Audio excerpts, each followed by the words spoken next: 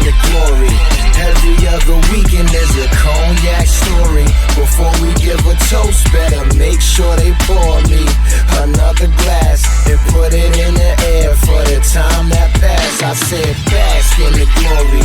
Every other weekend there's a cognac story. Before we give a toast, better make sure they pour me another glass and put it in the air for the time that passed. Instant messenger accounts, because I had one from when I had my page back in like 2016 when I deleted it because of like all the wild stuff going on. And then I had the one that I made when I created a new page, but both messengers are still up. And like my family hits me up on the old one because that's what they like added me under. And the new one, you know, is like what I talk to everybody else on. So it's like the last message I had from her on my like original page was from like 2012. And we were going out for Bone's birthday. You know what I'm saying?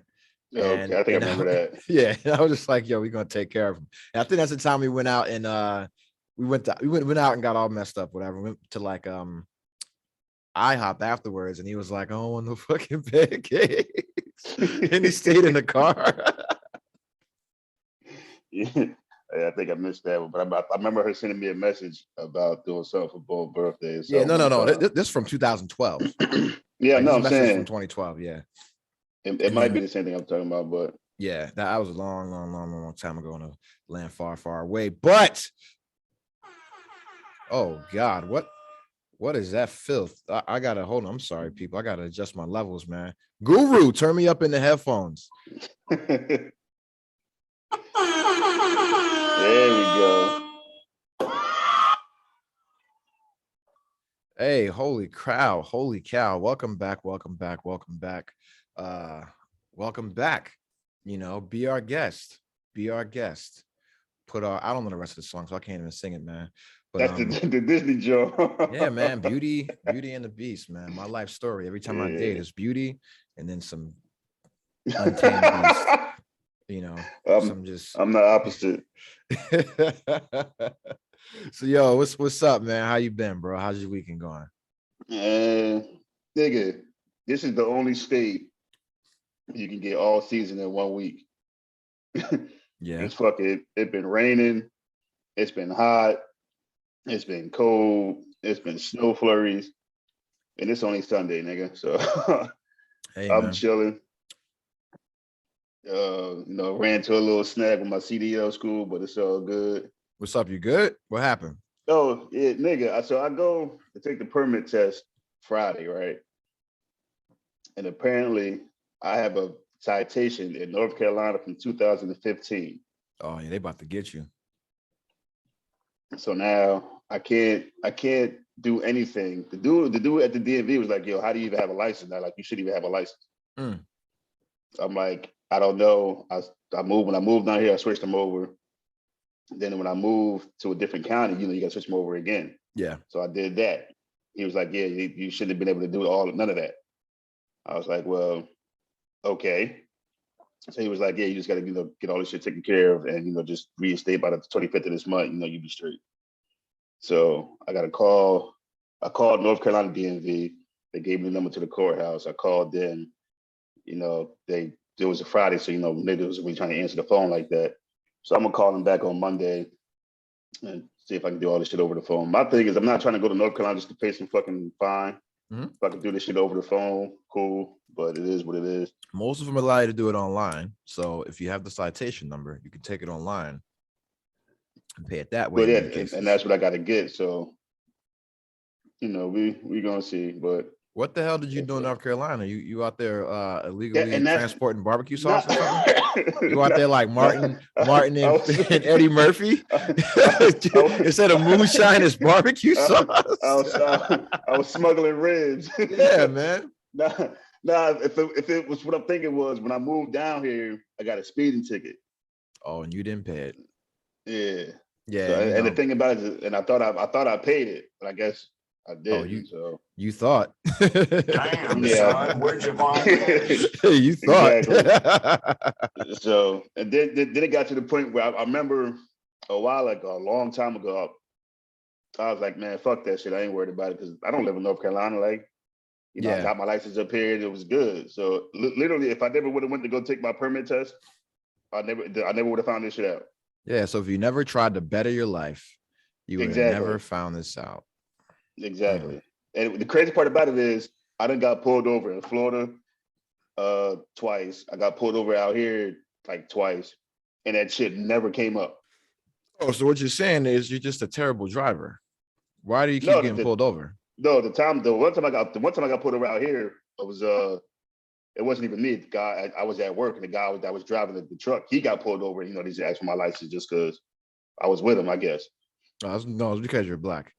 Yeah. Well, the cop was black, so you know. But you know, he drive. It was a DOT truck, so I guess they just had to make sure we both were straight or whatever. The 2 times I got pulled over in Florida, it was for speeding because I just bought my wife's car, and I don't know if you've been in the Buick or not, but them motherfuckers ride smooth as shit. Oh yeah, I've been in a Buick. So you could be doing 80, but it's like you're doing like 60. Like you don't. I was on the highway getting it. Like I ain't even realize I was going that fast. I mean, well, you know, they have this thing called an odometer that tells you exactly how fast you're going. Yeah, but I was you know, looking at the road. You know, I was focused on getting to Florida. So you know, I want to say I was in Villa Rica or something like that, and the cop got me. But you know, I paid that ticket, so I didn't care. Then there was one time I got a ticket for a seatbelt because I have a habit of when I pull out, then I put my seatbelt on. You know, so I don't get in the car and put my shit on the record. As soon as when I start pulling out the driveway, that's when I click my seatbelt. Okay. And I was coming from the bank, and as soon as I pulled out, I went to go reach for my seatbelt, but there was a cop like at the next like little intersection, like the little bike cop. As soon as I grabbed this shit, I seen him and he seen me. I was like, oh fuck it, you done got me now. So wasn't even no point. So he hit his lights, came behind. Nigga, that ticket was $15. But how much is your life worth? $15 for a cop to remind you to put your seatbelt on. He's doing you a favor. Yeah, but the ticket. So I like this to be an asshole. I waited to like the last day to pay that shit. So who are you exactly being an asshole to? Is you being an asshole to the cop or nobody? Like like when the cop gave it to me, you know, I wasn't, you know, arguing with him or nothing like that. Like I was like, yeah, you know, like I know I didn't have it on. I was about to put it on, but it was, you know, you already see me, blah blah blah. But when he gave me the ticket, he's like, you know, you can go to the courthouse and fight it. I'm like, oh, I'm not gonna fight it because I know I didn't have my seatbelt on. He's like, you can go online and pay it. So when I went online and looked at how much it was, the shit said $15. I said, man, fuck this ticket. I'll pay that shit. I just waited until the last possible moment to pay it. That was my way to get back at the man. Oh man, well let me tell you, man, you are definitely fighting the power with that one. Let me tell you. The man is like, holy shit, he got us with that one. Like, I don't know what we're gonna do. We might have to bring back stop and frisk because he is definitely fighting the power here. God damn, Spike Lee. Streets. Yeah, he told me to take this ticket and stick it up my behind, my keister. It is what it is. How was your weekend? Hey, let me tell you about my weekend. All right, first off, it's 9:27 a.m. The podcast almost started on time because I was taking photos. I'll send it to the group. I just posted it, so you know what picture I was taking. No, I actually didn't look at the post yet. Oh, well, if you look at my story, then you can see why the podcast started at 9:05 instead of 9 o'clock. Yeah, nah, man, it's been cool, bro. Like, you know, I was at work yesterday, you know, in the lovely, lovely museum, you know, just hanging out, teaching. You know, being an overall great human being. And but yeah, karate. No karate because they snitching on me, bro. They got cameras everywhere. That's why I don't have anywhere to do that shit, you know. But yeah, man, like we had a big VIP tour yesterday. And it was the Polish embassy, you know, and they were heavily involved in World War II and the Holocaust, with a lot, you know, Poles were being exterminated alongside the Jews just for the sole fact of being Polish. And so they had their embassy there, and we had a huge VIP. So everybody's like all dressed up and whatnot. And, you know, and it was just funny because I'm just looking at how they operate, like how, you know, I didn't want to start this morning with this, but like how they treat like people that say they're Nazis and how Germany treats people that say they're Nazis, and everywhere else in Europe that was affected by World War II, and in America just lets folks run around and say I'm a Nazi. Over there, it's a crime. You'll go to jail. Like they'll lock you up, right? Here we're just like, oh, freedom of speech. And it's like, yo, we just fought a whole war, bro. You know what I'm saying? Like over there, and they said, yo, it's a crime now. You do that, you're going to jail. Kind of like child porn, right? Like if you say, hey, I watch child porn, this is probably going to flap. You say, hey, I watch like kiddie porn or something like that, you'll go to jail. They don't even gotta have proof in America. They'll just need a jail until they don't find proof, right? And that's how it is over there. Or like if you're a suspected terrorist, right? And it's just like, yo, they treat that exactly like terrorism. And here, it's like you can say you're a Nazi and post all the Nazi stuff and you want, and you'll be okay, right? But if I have a gang tattoo or a tattoo that resembles a gang tattoo, or if I hang around with gang members or gang affiliates, I can go to jail for that. That's a felony charge because it's conspiracy, you know? And it's like, damn, why? Like, how, you know, I'm having this conversation with those guys and just like, yo, you guys, y'all didn't learn, you know? And they're like, hey man, like you guys didn't learn from what happened. And I'm like, yeah, you're right, man, because we're still doing the same stuff, man. But to backtrack, it's 9 a.m. In my glass here, I have some new I can't even talk, right? Fucking slurred. Some New Amsterdam peach. How long you been drinking? Since 8:30. Some New Amsterdam peach vodka. And a little bit of lemonade, a little bit of cranberry, a little bit of orange juice, you know, just to haven't eaten anything all day because, you know, I didn't get up until like 8:30. But I got some water as well, you know, but yeah. But really, before we even start the shenanigans off, man, I want to take a moment to be serious. All right. And if I'm smiling, that means I'm absolutely not serious. But let me be serious for a second. On last week's podcast, my sister was on and we had a discussion about her personal romantic relationship. And after reviewing the podcast and talking to some friends and family, I felt as if we came off entirely too harsh during our line of questioning. And at a certain point during the podcast, she was visibly uncomfortable, but I was on that Teramana tequila and my eyes were completely shut. So I didn't notice that. But no, seriousness, you know, after listening back and then after being counseled by my good friend Gordon Nance, who immediately called me after he heard the episode and said, hey, you guys were way too harsh. And then asking some other friends, and they said, yeah, you might have went a little too hard. I called her up this week in front of my parents on a group chat and apologized to her and said, hey, I am sorry. I was entirely too harsh. And she said, yeah, like she kind of gave me like, she tried to give me like a verbal cue and said I was wilding. And I was just in my head, I'm like, yo, why didn't you just tell me to shut up? Or why didn't you just tell me that you didn't want to answer the question? But at the end of the day, I should have noticed that. And I'm not saying like, why didn't you tell me? It's like, yo, I'm your brother. Like, you can tell me to shut the fuck up. Like, it's okay. I'm not going to take it personal. But yeah, I was entirely too harsh in that line of questioning. And I apologized to her in person. I apologized in front of my parents had no idea what the hell I was talking about. And I was like, well, if you listen to the pod, then you'll understand why I'm apologizing. You'll find out. Yeah. And today, you know, to the listening audience, I'd like to apologize to my younger sister who I love very, very much. And that is why I was a little hard, because I love my sister and I want the best for her. I call her for advice all the time. Like I call my sister for advice all the time. That is how much I respect her. And in that moment, I was being disrespectful towards her relationship. And so for that, I am sincerely sorry. And I will refrain from talking from that further line of questioning. Like we'll still have the conversation, we'll still talk, but you know, that'll be at her bringing it up, not myself. And yeah, man. Yeah, I just want to, you know, I felt really bad after Gordon called me, and basically, you know what's crazy, because like, you know, if I came off wrong, I apologize. I was hoping she was going to be on here today, so I could. No, you have to say I'm sorry. She might be on today. She might be on. She's driving her daughter to a birthday party. She did not quit the podcast. we didn't run her off. You're like, no, you're fired. but when how I took it, and this might just be, you know, me being a man and not having that sensitive side or whatever, but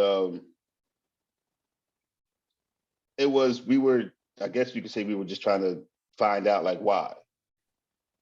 Like, did it go overboard at some point? Yes. And as I said, we both like we're sorry for that. Mm-hmm. If anything, I asked her or said to her, made her feel any way uncomfortable, I'm completely sorry. I did not mean to. I just was trying to find out. Yeah, and that's pretty much it. Like I don't know. I see it from like I guess both ways.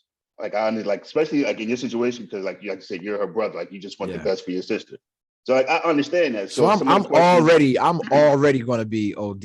I'm already going because at the end of the day you want what's best for your sister. Now me just as a friend like who the fuck am I like nigga like shut your ass up.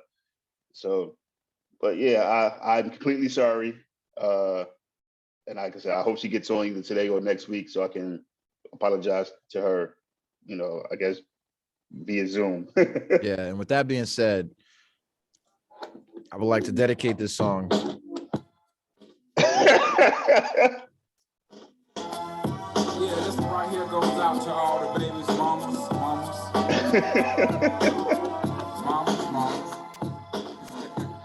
Baby mamas. Put your lighters in the air. Yeah. I'm sorry, Miss Meacham. I am for real. Never meant to make your daughter cry. I apologize a billion times. I'm sorry, Miss Meacham. I am for real. Never meant to make your daughter cry. I apologize a trillion times. And I think I'm gonna just do that anytime I have to apologize. I'm just gonna play Outkast. And that's perfect song for it. Yeah, man. But no, that's my sister, dog, and I love her, man. I'm telling you right now, like she helped me write my resume, bro. Like my resume was trash. You know what I'm saying? And she helped me clean it up. I call her all the time when I get these jobs. Like every job offer I get, I send to her.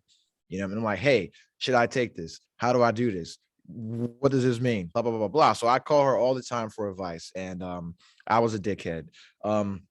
With that being said, the rest of my week was phenomenal. Can I ask you a question? I gotta be honest, and I really wish Gordon was here, but here's the part where I'd slander Gordon for not being on the podcast. But I'm not. Slander comes back. No. But I'm not going to do that. I'm not going to do that, especially after this week when he held me accountable like a friend is supposed. First off, you need to stop doing that shit. All right. It's like about the fourth time. It's like the fourth fucking time, all right? You gotta relax. You calm your ass down, nigga. Yeah, okay. You know what I'm saying? Relax with the accountability. You know what I'm saying? But nah, it's like this is where the G-Check slander will come in. But it's not because I'm saying, hey man, you're the guy. But I would need like you guys, your fatherly opinion, because you guys are all fathers, so you can understand. You've already been through what I'm going through, right? So I've been like debating buying my daughter a bed, right? Because like at her mom's house, she had like a crib that converts into like a bed or whatever. You know how to do that whole stuff, right? Yeah. When I set our stuff up here, I'm like, hey man, I'm just gonna get you an air mattress because one, you don't just fall asleep by yourself. I gotta lay down with you half the time. And that's when she was like younger. You know, when she was like, like a year old, like a year old, right? Like 11 months, right? It's like, I'm gonna get your air mattress so I can fit in that joker, blah, blah, blah, blah. I don't want you like pissing all over your diapers, blah, blah, blah, blah. But then, she grew out of that really quick. I can just lay her in the bed. She falls asleep. I just sit right next to her, read, and then she'll just fall asleep. Like, she'll play around for like 5 minutes and then she'll just fall asleep. Or, I can read to her things like I don't have to lay down where that stops when she was 13 months, you know what I'm saying? But yeah, and my concern was like, she's gonna like just pee through her diaper. Doesn't do that at all. She stays dry the whole night. You know what I'm saying? And so you good. Yeah, and so I'm debating buying her a bed, right? A big girl bed.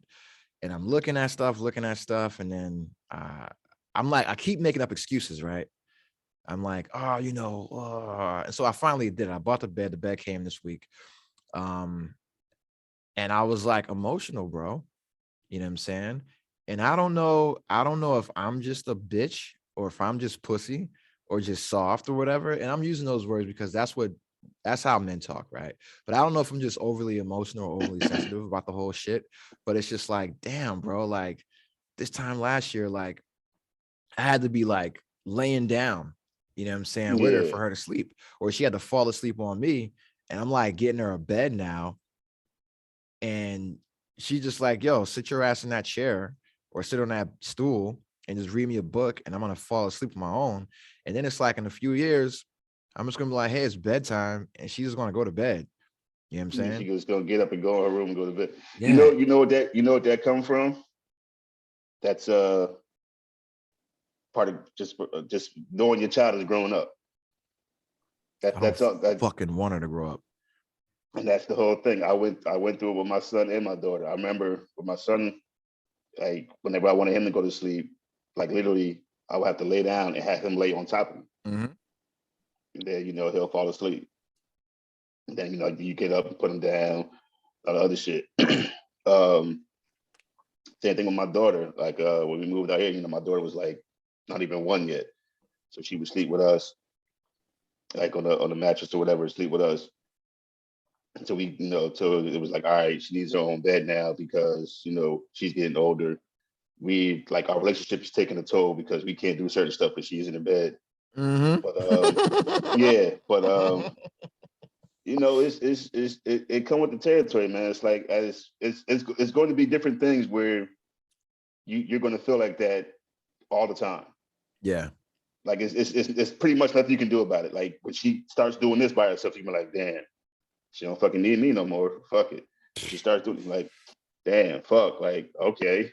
Like I remember I used to love it when because I always wake up first in the house. I'm always the first one up. So I would love it when, I wake up, they come run in the room, Dad, we want some breakfast. Can you make us some cereal? All right, cool. Get up, go downstairs, make some cereal. It got to the point where they wake up, Dad, we want some breakfast. Can we go get some cereal? All right. They don't fucking need me to do it no more. They go downstairs and do we shit about to fight, themselves. bro. We about to fight. Because It's y'all like gonna now, pour like, too much cereal and fuck the milk up. You know what I'm saying? But see, that's the thing though. I went from that to where I came downstairs one day. My son had a big ass Tupperware bowl. You get the And that shit salad bowl. it wasn't that big one. It wasn't that one. It was like it was about like that big. Had that motherfucker full of fruity pebbles. I'm like, yo, you better eat all that shit too. Like, then, you'll come downstairs and it'd be a bowl in the sink that got no milk, but like fucking half the box of cereal in it because they didn't want the rest of it. Yeah. I'm like, all right, like, if y'all gonna do this, you gotta do it this way. But, yeah, you gotta do it right, man. Yeah, it comes with the territory, man. Like I said, you as your daughter gets older and starts learning how to do things more independently, you're going to feel like that. Man, it's just going like you. And that's the thing about it. Like even last night, me and my son was playing Xbox together. Every now and then, because he mostly play like Roblox and Fortnite and shit like that. And he wanted to play Mortal Kombat with me. So I'm like, all right, let's play. I don't really play it like that because I'm, once you play a fighting game, once you beat it, it's boring. Yeah. But since he wanted to play, okay, cool, we play a little bit. I win, but I let him get some in just to, so he don't get upset. Because I know it's going to be a point in time where he's not going to want to do this with me no more. Mm-hmm. He can be like, man, fuck, I'm about to go to my man's house and play over there, some type of shit or whatever. Yeah, we're going to play fucking VR shit or something like that, bro. Yeah. He's going to get to the point where he can be like, nah, fuck you, Dad. I'm about to go out here and do this or whatever. So, like, it's just be prepared for it, man. Like, man, it's going to happen again, bro. Don't worry. I don't know about that. Maybe that's why, that's why you got to keep having kids, bro. Well, see, and that's the thing. You got one, so it's going to hit you a little bit more harder. And you got a daughter. Yep. So like now that's like that makes a difference. If it was my son, I'll be like, yo, about time, you little bitch ass motherfucker. You know what I'm saying? Yeah. My son started doing something like, thank God, now I got to do this shit for your ass no more. Your ass but like you still have that little bit of sentimental shit, but you feel more proud of it when it's your son doing it compared to when it's your daughter. Yeah. But it's you ain't gonna be able to stop that, bro. It's you can talk about this, something else next year, bro. Don't worry about it. Yeah, no, bro. Like, cause she's 19 months now. 19 months in like a couple of days, but it's like 24 months. They go to daycare, like for real, and it's like I already started. I've already she knows her numbers, and we're doing the alphabet, and we're already starting to do stuff or whatever. But And so I'm like buying more educational toys, and I'm like setting up the plan for like how I'm gonna start teaching her. And I'm like, yo, I could just homeschool her, dog. I could, right? No, you For can, like but an extra year. that But interaction with the kids is super big. important, super important. But that's the thing. So I'm like, especially now with the pandemic is like we don't really know when the hell it's just going to end. But it's like she has to go to daycare 2 years. You know what I'm saying? Because I need her to be around the kids. And it's like I can still teach her, I can still do whatever. Like I'm gonna still have my time. But it's just like, because the whole thing, because for me, when I moved out here, I was prepared to just do 3 straight years being in college all year. You know what I'm saying? So financially, I'd be able to just take care of her for 3 straight years, right? Monday through Friday or whatever the hell my schedule dictated. But just like, yeah, I'm like, and I'm not even concerned with passing my courses, right? I'm just like, hey, I'm just taking this check so I can stay at home and just raise her and do all that stuff. But it's like, yo, that's not like as cool as it sounds. It's like, okay, here's how it affects the child, because they don't get that socialization aspect. They don't get to be around kids. If they're with me all the time, like she's not going to understand the purpose of like the importance of sharing and being a good person, all this kind of stuff, and blah, blah, blah, blah, blah. So now it's like, trying to balance that. And and it's just like, fuck, man, I got to stop being selfish. Like, and apparently I'm not alone in thinking that, like, hey man, like you could just do that. But yeah, it's like, nah, people are like, yo, I get how you want to do one, but then you feel it's selfish on the other hand. And it's just about finding that balance. And now I start to like understand like mothers more, and shout out to all the moms at home, especially you stay-at-home moms. You guys are amazing. But it's like when the kids start going to school and then they don't have anything to do all day, it's like, damn, that shit must suck. You know what I'm saying? Yeah. Like, what are you doing? You watching Oprah? Watching soap operas, bro. Yeah, it's like, because you just waiting on them to come home from school. Waiting them to come home from school. It's like, how do you feel that time? I mean, as a guy, me, dog, let me tell you right now, if I was married to some sugar mama and I was out working 40 hours a week and all I had to do for the kids to come home, bro, I'd be Xbox Live Game Pass all day. You know what I'm saying? Just video games all day. I'd probably gain like 50 pounds. Maybe that's why they gain weight. Maybe that's why they gain so much weight, dog. But yeah, no, I'd be chilling, bro. I mean, I'd probably get like a part-time job or something like that, like a work from home job or something like that. But yeah, man, it's like, I get it, man, because you pour so much time and energy into these kids and they just start doing shit without you. And to go back to the legendary poet Cameron Giles, you like, yo, that's me. I potty trained you. Yeah. And now you want to take a shit by yourself? How dare you? But, you know what I'm saying? Hey, you know what's gonna fuck you up? I'm gonna let you, if this happens, it's gonna be 2 things that's gonna happen that's gonna fuck you up. One, if when she starts going to daycare and you drop her off and she holds on to you like she don't want to let you go because she don't want you to leave. Yeah. That's gonna fuck you up. And then the moment where you drop her off and she like, all right, fuck, I'm out and go start playing with her friends. That's gonna fuck you up. Yeah. Like, trust me, that got me with my son when he started going to daycare. He's like, like when I was trying to walk out the door, he would start crying. Like literally, the teacher would have to do something. I would have to sneak out. Then it got to the point where he's like, all right, fuck you, Dad, I'm out. I'm like, Dad, I can't get a hug, a high five, nothing. He's running around playing with his friends type shit. But, yeah, because I already get that. Now I mentioned this on the podcast previously, when I first moved out here. And yeah, because that's, oh my God, dog, it's been a year. First off, hold up. You know what I'm saying? Hold the fuck up. Let me hold on, man, because let me celebrate myself real quick, man. I'm gay. Oh, my bad. Wrong button.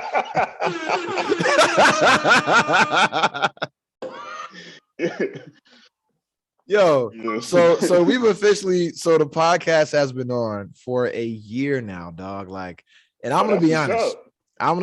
I didn't think it would last this long. You know what I'm saying? Like, because I figured I'd do something else, right? I'm like, yo, there's no way I'm gonna be doing this shit in a year.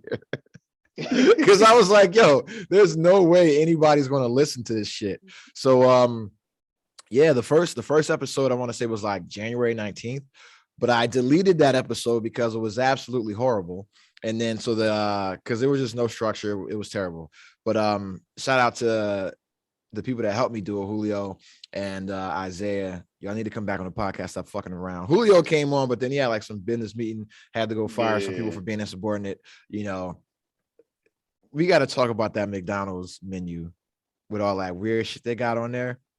You know what I'm saying? We'll talk about that. We'll talk about that later. But the podcast, okay. February 2nd, was the first actual episode, because we did an episode after the inauguration at the Biden one, and we did one like on the 19th. And I just called them like, yo, let's do this shit right now. And then the first real one was February 2nd, 2001, and now it's February 6th, 2022. So we made it through an entire year, and God, what was that? That was 40, I don't know, man, 45 episodes like Jordan. You know what I'm saying? So we did 45 episodes in a freaking year. And let me tell you, there was a lot that went on. There was a lot that went on, bro. Like, I was in Hawaii when we started this shit. You know what I'm saying? Yeah, you damn sure was. I was in Hawaii. You guys didn't want to fuck with the podcast at all. No. Not true. No, Slocks, you were down. You were down, but you had shit you were doing. Mike B said I was a fucking sellout. Shout out to my man Nuff. We was beefing. Were you on the Xbox Live? Were you on? The funny thing about that was you could tell you was sitting there, you know, taking it. At one point, it hit your mind like, man, fuck this nigga. Like, what? Nah, get your own shit, motherfucker. What the fuck? Yeah, because I'm sitting there trying to like explain to him like why I'm doing what I'm doing and why I wanted to wait, right? Before bringing you guys on, and I'm just like trying to explain this shit to him. And I was like, hold up. I was like, who put this thing together? Me. That's who. Yo, but he had a valid point. He had a valid point. Well, I mean, if the shit, and I think you understand it now, was like, this shit just ain't something you can just wing. You know what I'm saying? Yeah, nah. And for me, it's like those first couple episodes, I mean, the first 10 maybe, you know what I'm saying, where like we were trying to find, like I'm trying to find the voice and what I wanted to do, and a lot of this shit, because I didn't really want to get too personal at first. That's why a lot of the and there was so much like new shit going on because it was happening, like the pandemic was happening, right? And all this wild shit was going on, like that was what the focus was. But once we kind of broke through that, that's when it's like, okay, the personalities, you know, come out more. I'm super comfortable just talking about lifting my leg to get soap out of my butthole and stuff like that. You know what I'm saying? So it's like, okay, so I had to get comfortable just with, you know, because I mean, you know, people that know me know I do music and I've done poetry, and people know me, I was a recruiter, and I'm very comfortable public speaking, but it's a different conversation when you're in front of this microphone, you got the camera and people are listening, you know what I'm saying? And so it's a little bit different. So I had to get where I needed to be. I had to get comfortable just in the format of the show, you know what I'm saying? And now, you know, that's what it is. Give me 1 second. Okay, we're back. I had to go take a shit real quick. My bad, man. You know, I had some Indian food last night, and let me tell you, man, it is good. It's just like my man Shrek said. He said it's good going in and then good going out. Yeah, I've never had Indian food. I've always been trying. Indian food is good as fuck. But okay, let me be transparent with the audience. I just lied. I paused the podcast because I wanted to say goodbye to my lady friend who is leaving and going to the gym. And I made up a lie and said I was taking this shit because I didn't want to seem soft, you know. And to the audience, I apologize. I'm sorry for misleading you. I am sensitive. I'm soft. I'm a lover boy. Just like Shabba Ranks, Mr. Loverman. You know what I'm saying? And that's me. Kind of resemble each other too. Yo, eat my ass, bro. How about that? No, people, listen. All right. I don't know what I was talking about before I started. I paused this fucking podcast, but you motherfuckers out there with the goddamn jokes on my shiny ass forehead. Yo, the one your brother put up with you with the nigga from From fucking Vision. Yo, hey, Calvin Meacham, suck my ass, bro. Yo, How about Calvin, that? That shit is funny as hell, Cal. Bring your ass on the podcast. You know what I'm I saying? was cracking Bring the your fuck ass up back when on I the seen fucking that podcast, bro. How about that? But everybody posting the fucking jokes, and my boy Edward LeBron posted the Jerry Mouse meme where his fucking cheeks are all like puffy, he's looking high as shit. I'm like, yo, what the fuck, man? You know what I'm saying? Like, god damn. But you know that coming, your niggas gonna give you the jokes like that, so you gotta be able to take them, man. And that is why that's the good part about having good friends. Man. Oh my god, because let me tell you, because before we came on the podcast, Jamal said, hey man, you got to stop taking those pics in the museum because you're not cute, bro. You're not handsome. And I know I said I was handsome like 10 times on the podcast last week, just trying to be funny. But yeah, man, he's like, you gotta stop doing that shit. And I'm like, yo, I might have to, bro, because y'all niggas is roasting me too much. You know what I'm saying? Like, about to say the price might go for the chick, but not for us. I'm like, yo, hold up, man. The price ain't going up for us. I like a good joke every now and then, but Jesus Christ, man. You know what I'm saying? Fuck. Because it's just all these lights. It's all these lights in the museum. So you get like you get all these shadows, all these angles, all these lights. So you got a fucking big ass head like me. Wherever you are, there's always at least two lights. And the way the light hit my head was like from both sides. So it made a big ass bright shiny spot in my fucking head, like like the Mind Stone is there. And I already got a big ass forehead. You know, I'm getting a little old, so my hairline is still strong. But you know, that's the thing, is I'm looking like fucking Vision with the Mind Stone and shit. You know what I'm saying? So, you know, shout out to y'all that brought the jokes this week. I like a good joke. I'm very self-deprecating. You don't have to stop at the jokes. I enjoy the jokes. I enjoy a good laugh. I talk shit about people all the time. So listen. And that's the whole thing. As long as you can take the joke and know it's a joke, you cool, man. All that sensitive shit. It's oh shit. Hey, I gotta pause one more time. I am fucking up right now. Stand by. But yo, hold up, man. Yo, bro. Think I had too much New Amsterdam vodka. I had to plug my Ethernet cable and I was wilding, man. And now I got that smooth internet. Even though I'm a little smizzed off that New Amsterdam. Hey, we on the pod, man. Hey, what happened to her, yo?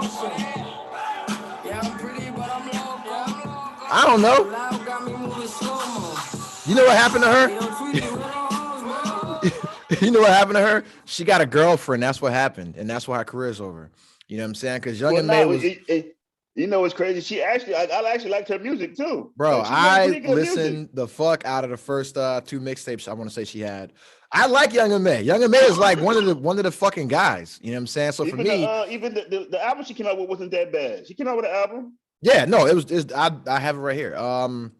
Her Story. That shit was dope. And then she had another one. Let me pull up right now. Let me not. For those of you that don't know who we're talking about Young M.A. She is the female rapper who came out with the hit single Ooh. Yeah. But because she got a couple. She had Her Story in the Making. That was the album in 2019. That shit was dope. And then she had like a mixtape, I want to say, in 2020. And then she put something else out in 2021 called Off the Yak. And you know what it is? I like Young and May. Right? And I think most guys that appreciate New York rap like Young and May.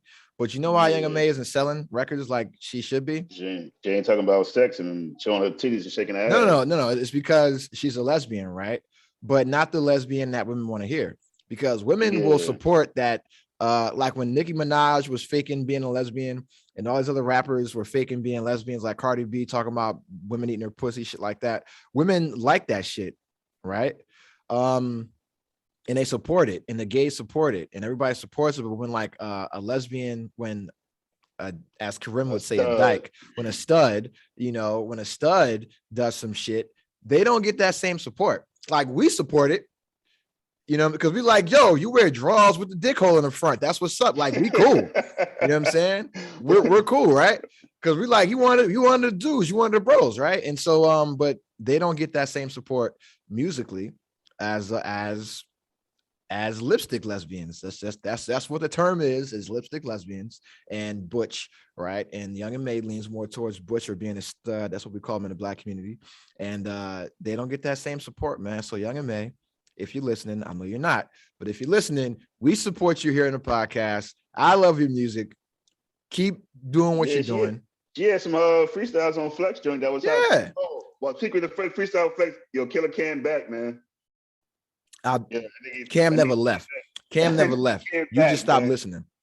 I was just on Cam last. I feel like every month I say something about Cam. Yeah, I feel like every month I say something about Cam, man. But Cam, Cam back, man. Yeah, man. Cam is the F. You don't know who. Listen, the thing I don't like about the demographics on my Spotify and Apple Podcasts and everything else, they don't break it up by race, right? Which they shouldn't. They just do it by gender, right? And I'm like, yo, I need to know exactly how many white people are listening, so I know when to explain certain shit, right? Because it's like, yo, if you don't know who, I know my man Mike Wang, and I know he knows who Cameron is, right? But it's like, you have to know who Cameron is, all right? Fucking hip hop legend, icon, fashion legend, fashion icon, killer Cameron Giles. I don't understand how you cats sip daiquiris, man. Listen, man, the flea god, you know what I mean? My guy, but that's what it is, man. Freestyle. So, Cameron Giles is a rapper from Harlem. Harlem is on the rise. Harlem was getting some W's the last couple. Hey! We've been getting some W's the last couple because we're going to talk about one of my favorite rappers. And I feel like I had a whole podcast segment on him a couple months ago called What Would ASAP Do? You know what I'm saying? Like, what would ASAP Rocky do? Because we were talking about everybody that just kind of fucked up with Rihanna. And I predicted that, hey, he's going to get her pregnant and marry her. And lo and behold, guess what happened? But we'll talk about that later. We're still getting through the weekend bullshit, bro. He shot the club up crazy. Yeah, and I don't blame him. Hell no, I did that shit too. Got them same lawyers as Diddy. You know what I'm saying? But that's what it is, man. I'll be shooting that shit up right now. Yo, she be sleep, bro. She be sleep. I'd be fucking jerking off in the turkey base to shooting up in her, bro. You know what I'm saying? It's like, yo, you gonna get pregnant. I don't give a fuck. You know what I'm saying? Like, we can use a condom when we have consensual sex, but you ain't say nothing about when you sleep. You know what I'm saying? Shit. And I am not advocating date rape or anything like that. This is a joke, obviously.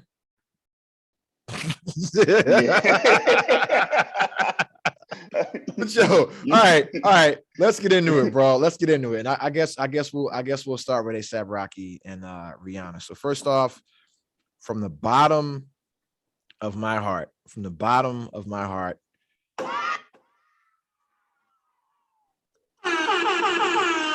I just want to say congratulations are in order for ASAP Rocky and Rihanna. There is no one who is happier about this than I am, right? Because I'm a huge fan of ASAP Rocky. Anybody that knows me knows I fuck with ASAP Rocky. Have a huge fan of ASAP Mob. You know what I'm saying? Rest in peace, Yams. Wasn't the biggest fan of Rihanna until 2013. My boy Linton Morgan, my boy Justin Williams, educated me on the genius that is Rihanna on our 2013 Westpac deployment with the Bitch Better Have My Money video. And after that, I've been Rihanna Navy. I've been the captain of the Rihanna Navy. You know what I'm saying? What was the thing behind the video? Bitch Better Have My Money? When it was just her in a chair, in a pole, and just dancing with money.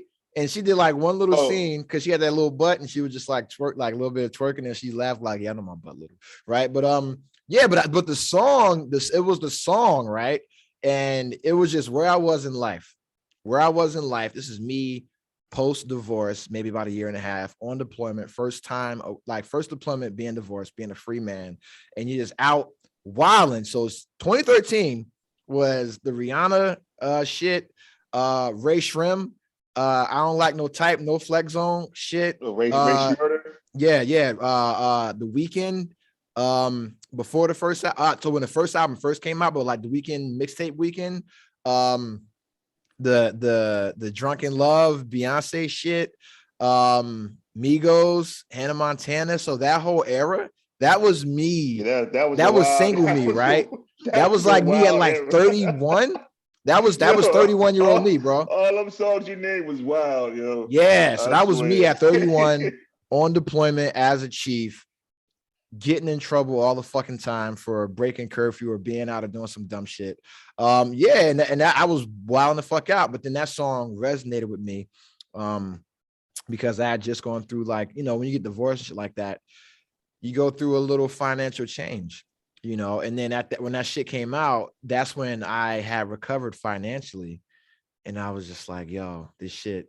Because she had just went through an issue with her lawyers and accountants where they were stealing a ridiculous amount of money from her royalties and her contracts, right? And she went through it, and that's when she, you know, changed her management, got with Rock Nation completely, because she was just signed a Def Jam, but she wasn't on Rock Nation. And that's when Jay-Z got her out of her fucked up ass contract, and that's when Rihanna blew the fuck up. You know what I'm saying? And that's what happened, because now it's different when your money's coming back to you, you know, as opposed to the lawyers, managers, things like that. And so that's the thing. And so and I've been Rihanna Navy all the whole time after that. And so I love them, man. And I love them together. When they dated back in 2011, when A$AP Rocky first came out, I was like, he better not fuck this up. But that was Rihanna post Chris Brown. You know what I'm saying? So she ain't really what she need to be. And she was like dating Jamie Foxx, Leonardo DiCaprio, all these fucking wing dings. This is when A$AP first came out, like when when the fucking the Long Live A$AP mixtape just came out. This is like Purple Swag, Peso A$AP Rocky, and he's just a young motherfucker, just a young, hungry, jiggy motherfucker from Harlem. We ain't know who the fuck A$AP Ferg was yet. You know what I mean? All you knew was Rocky. It's 2011. And it's crazy. I didn't even know when A$AP came out, then Ferg came out. I didn't know they had like an A$AP mob type thing. I'm like, how the fuck y'all both got the same A$AP shit? Like, what the fuck? Yeah. And like later on, I found out they got a whole little crew called the A$AP and mob.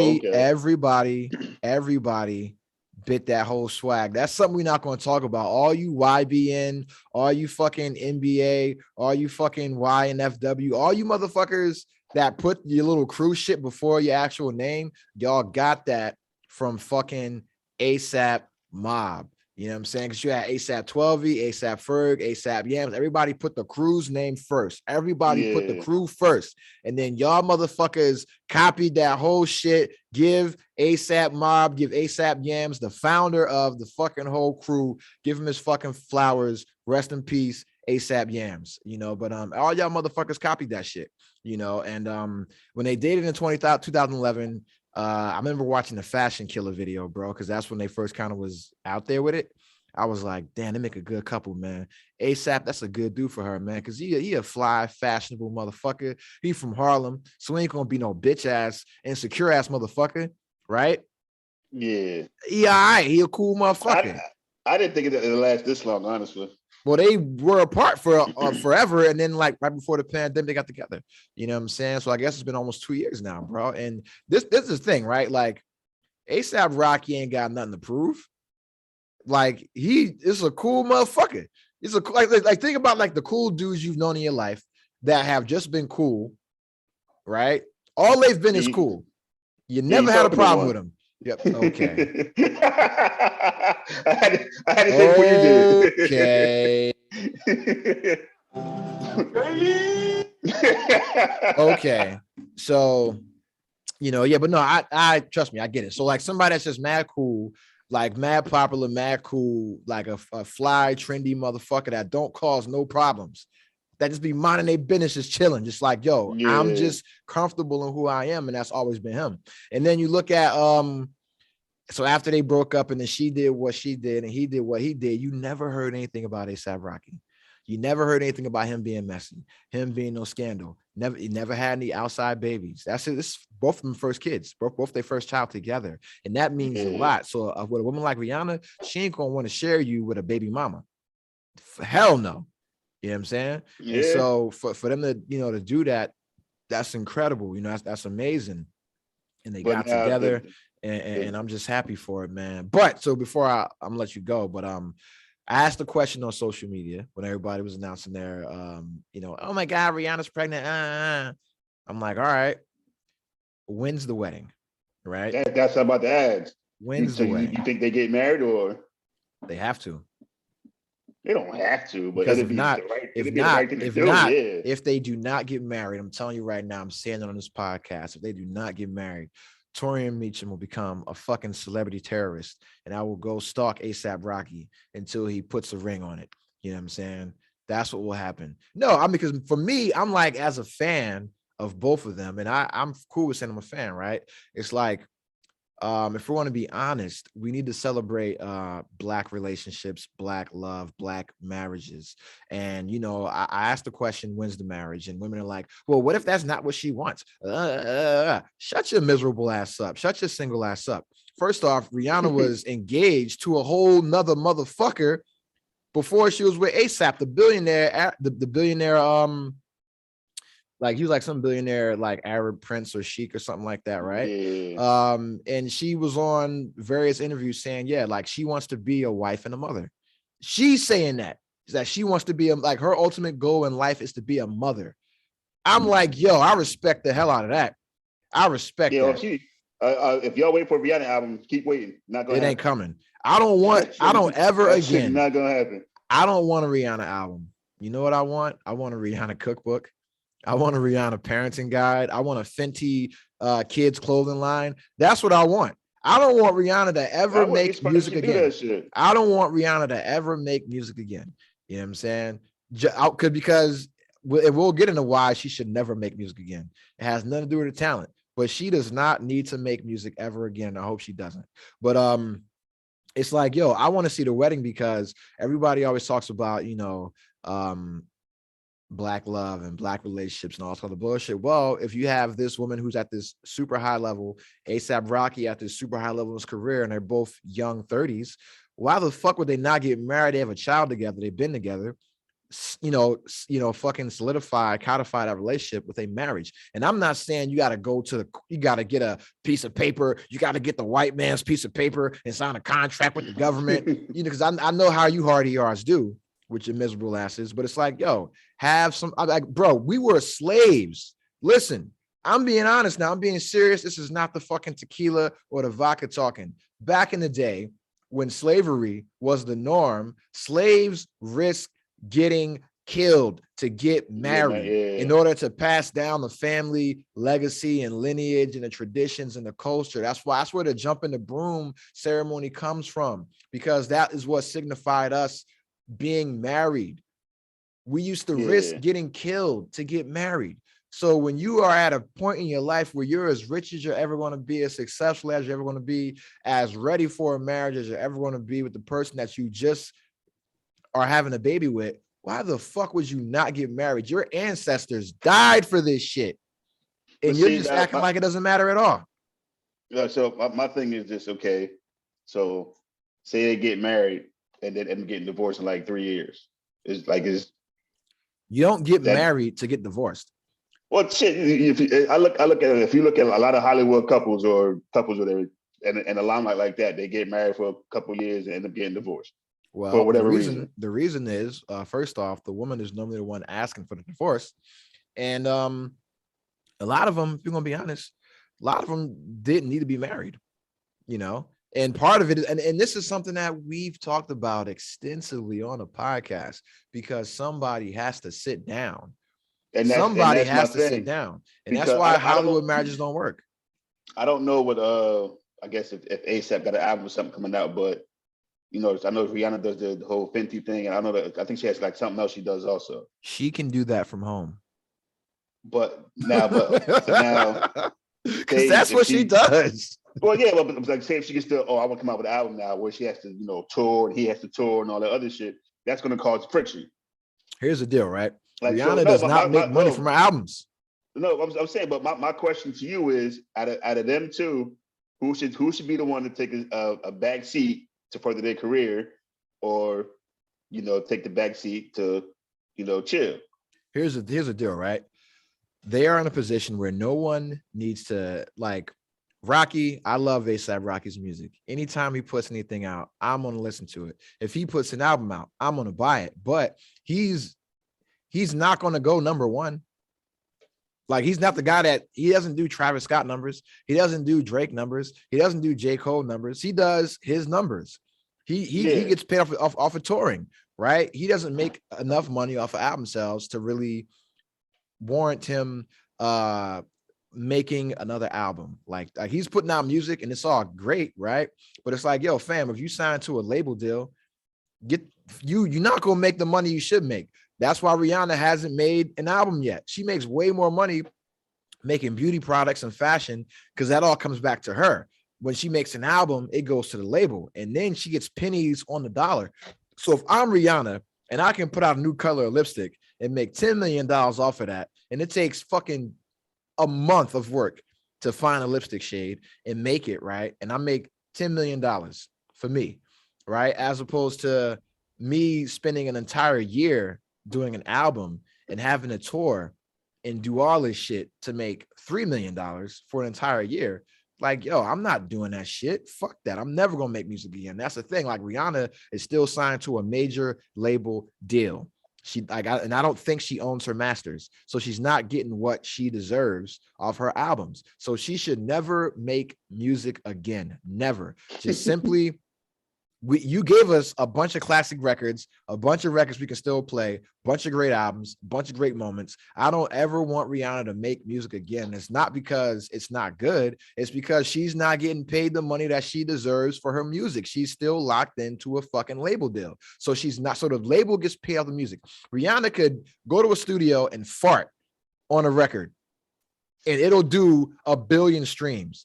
And she's not going to get paid the money that she would get off of that fucking shit. Or as opposed to her doing an entire album, 15 fucking songs touring, she's barely going to get that money. So it's like, yo, fuck that. Don't make any more music ever again. You gave us what you gave us and you gave us some classic shit and you're still young. Be a fucking mom.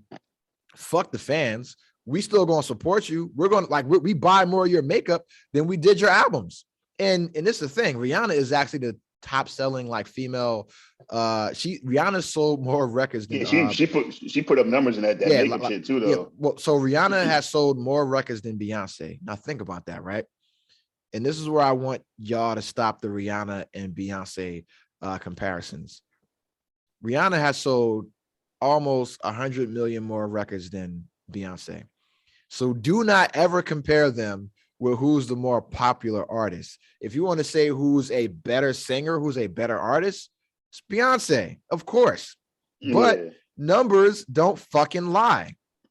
Rihanna has sold 100 million more records than Beyonce. And that's not saying anything about Beyonce, but it's like, yo, her primary shit is music. Ivy Park doesn't sell out numbers because it's not available. You know what I'm saying? Her clothing line, the House of Darion, that didn't do shit, you know, because we don't look at Beyonce in that regard. We look at her as a super talented singer who can just do whatever, who can do no wrong. Entertainer.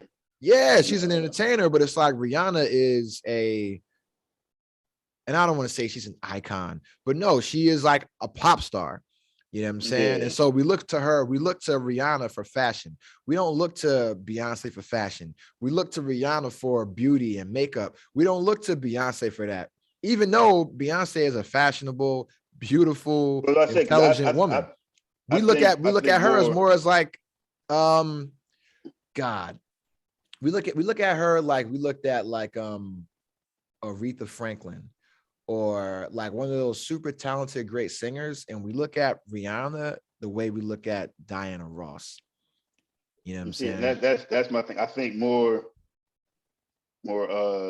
white people mess with Rihanna than Beyonce. I know, like, in the black community, Beyonce is huge. Beyonce, but we ain't the ones going out there buying all the shit like that. No, like, we're not buying albums. You got to go out and get the white audience, and I think Rihanna has a lot more of that than Beyonce. It's not just white people; it's worldwide, man. Worldwide, people know Rihanna record because Rihanna makes pop records.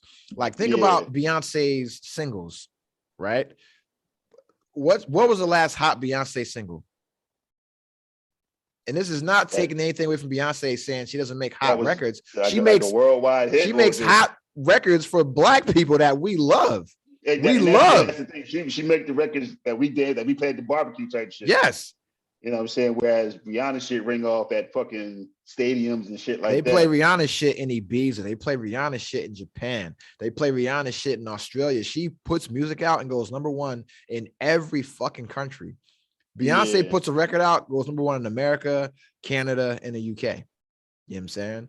But but it's like, and that's the thing. And I respect Beyonce for making the music that she makes, because her shit is like this is like the soundtrack for a culture, for a community.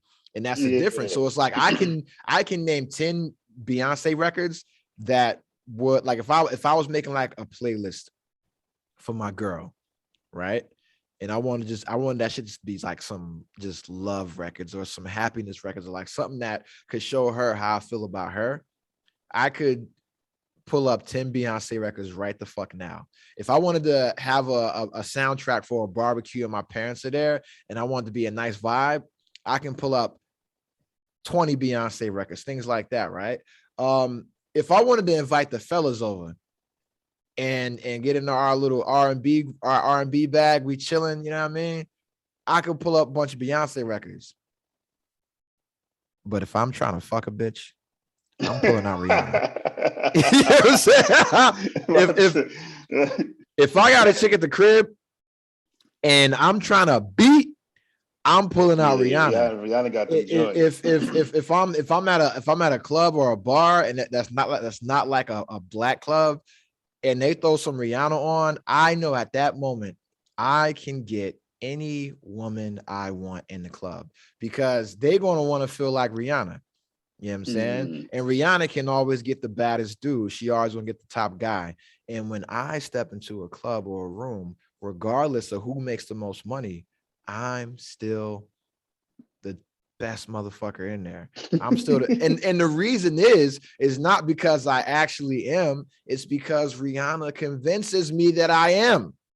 You know what I'm saying? Because I can listen to Rihanna and I feel like a bad bitch. You know what I'm saying? That's what it is. If you put on Rude Boy, she's talking to me. You know what I'm saying? That's who she's talking to, you know? And even though she's not, I believe it because she makes me believe it. You know what I'm saying? If you put on like Only Girl in the World, like, if you get man, like I'm the only man in the world, she talking to me. I can do that. You know what I'm saying? California King Bed, she talking to me. You know what I mean? Yeah, damn. She talking to me. She do got some joints. Beyonce, when she makes Irreplaceable, she ain't talking to me. She's talking to that nigga. You know what I'm saying? You're talking to that nigga right now. Yeah. You know, but that's the thing, man. It's like, yo, when Rihanna makes these records, bro, Lemonade, she talking to me. You know what I'm saying? And that's the difference between Rihanna and Beyonce, bro. When Rihanna puts a record out, she talking to me. You know what I'm saying? So I'm a bad bitch. That bitch better have my money. That was my shit. I ain't gonna lie. That's what I'm saying. Off, bro. She talking to me. She talking to me, bro. You know what I'm saying? That was definitely my shit. But I hope pull it up. I hope pull it up. Pull it up. Pull it up. She talking to me.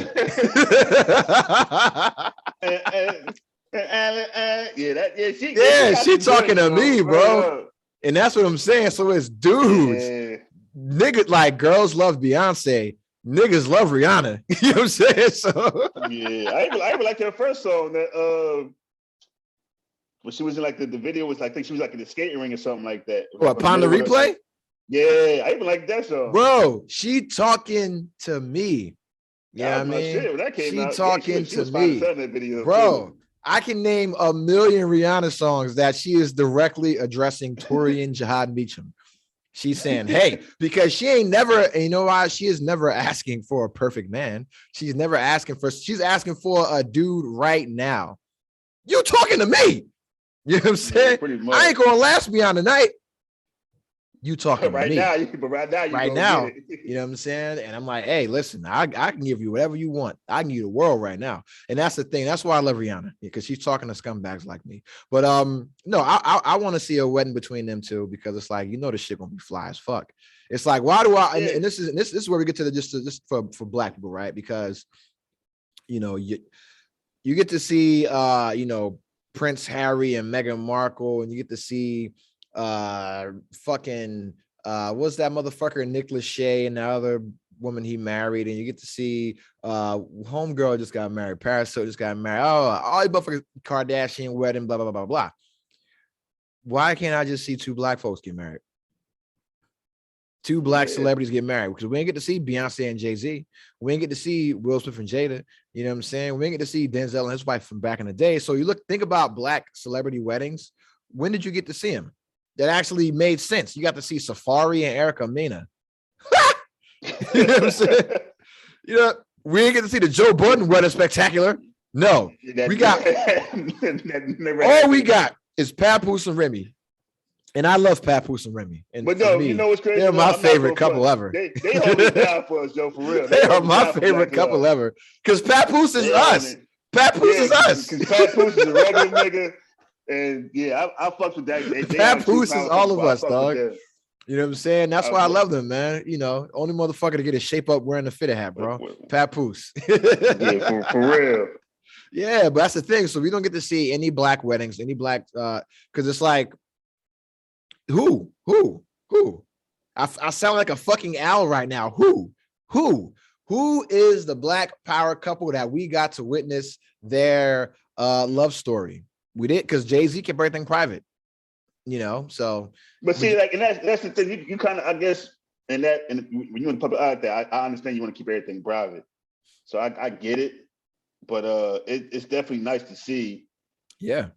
Black people, make that movement, and it's broadcasted and showed, like, this shit can actually work. Black love matters and all that other good shit. Hell yeah! If Black Lives Matter, it definitely would get be married. nice to see. If Black Lives Matter, get married.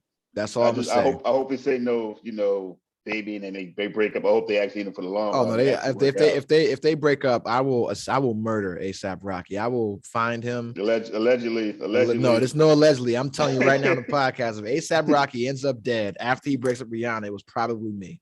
You know what I'm saying? Yeah. Okay, allegedly. Disclaimer. I'm not trying to be like Joe Rogan or some shit, but no, I'm just saying ASAP Rocky secured the bag, and he secured the bag. Congratulations. He in a good spot. Bro, neither one of you guys have to work. Like, he doesn't, because he already got money, but he ain't as rich as her. She already got money. She ain't got to work, right? So it's like you guys can literally just stay at home, be married, travel, be parents, and just be cool. Never got to do shit else again. You can literally just watch your money make money, and you never have to do anything ever again except be a married couple and raise kids. And that's why I want them to succeed, because ASAP is in his 30s, already been a successful rapper, nothing to prove, already made his money. To me, already legend status, right? Never put out a whack album. I love ASAP, but I'm biased. Rihanna, I don't got to explain this shit. But it's like, yo, you got two people with nothing to prove in their careers, already made their money, already rich and famous, already celebrities, already respected. And it's like, yo, you can just be a married couple and just travel and do whatever you want to do. Never work, never go to the studio ever again. Just raise your kids and just be happy. And that's why I want them to get married, because I want them to be happy, because it will make me happy as well, because I'm selfish. Because when they get married, if they put that shit on TV, I'm getting dressed up. You know what I'm saying? And I'm gonna sit on my sofa. I'm gonna sit on my sofa and get dressed up for this fucking wedding. You know what I'm saying? Because that's just me, And I know folks that know me know I'm not a fan. I'm not a groupie. I don't give a fuck about any celebrity, anything like that. However, ASAP Rocky and Rihanna get married, I'm gonna have on a tuxedo and Timberlands in my fucking living room. You know what I'm saying? And celebrate their fucking wedding, bro, because I care. And if you care about Black love and Black lives, then get your ass a Black marriage. All right. And and so for the white audience out there, if a Black person ever says Black lives matter and they're not with a Black woman, don't say all lives matter behind it. No. If you're a white person and you have black friends and they say Black Lives Matter and they're not with a black woman, I want you to tell them that they're a hypocrite, because the blackest thing they could do, or the most pro-black thing they could ever do, is make a black family. And so this is me. I'm telling you, white people, if you got friends that say Black Lives Matter and they're not with black women, tell them they're lying to themselves, because if Black Lives Mattered, they would make black families. You may not have those black friends afterwards. You know what I'm saying? Yeah. depending on how you work, you might get fucked up. So. Yeah. And don't substitute black for the N-word like Joe Rogan and say, hey, if nigger lives matter, then you'll get your nigger wife and make little nigger babies. Don't do that. Don't do that. Don't be Joe Rogan. But yeah, that's the thing, man. Cause it's like, yo, because that's a question, man, like that people ask. Something that I've talked about on the podcast myself is like, yo, if you think Black Lives Matter, make a black family. Prove it. You know what I'm saying? Prove it. That's it. And because we have a activist in our culture, Tamika Mallory, very smart, talented individual. And she's married to a white guy, but she says Black Lives Matter. I don't believe her. If Black Lives Matter, get a black man, make black babies. What's crazy? It's a lady on the news out here. I want to say her name is Sharon Fox. And the whole Black Lives thing was going on because I follow her on Instagram. Mm-hmm. She had posted a picture, Black Lives Matter, blah, blah, blah. But somebody in the comments said, yeah, you say all that, but you got a white husband. And she and people was like, I kind of upset about it. I'm like, he got a point. Mm-hmm. Like, you can't sit there and say Black Lives Matter, but yet you got a white husband. Like, what the fuck? Yeah. And that shit, it do hit different when you really can't say that if you not trying to, if you're not trying to make black lives, Yeah, like it's a slippery slope with that one, boy. Like, motherfuckers be catching flack for that shit too. Yeah, man. Yeah, and this what I want to get into, man. Because there's so many topics, because it's Black History Month.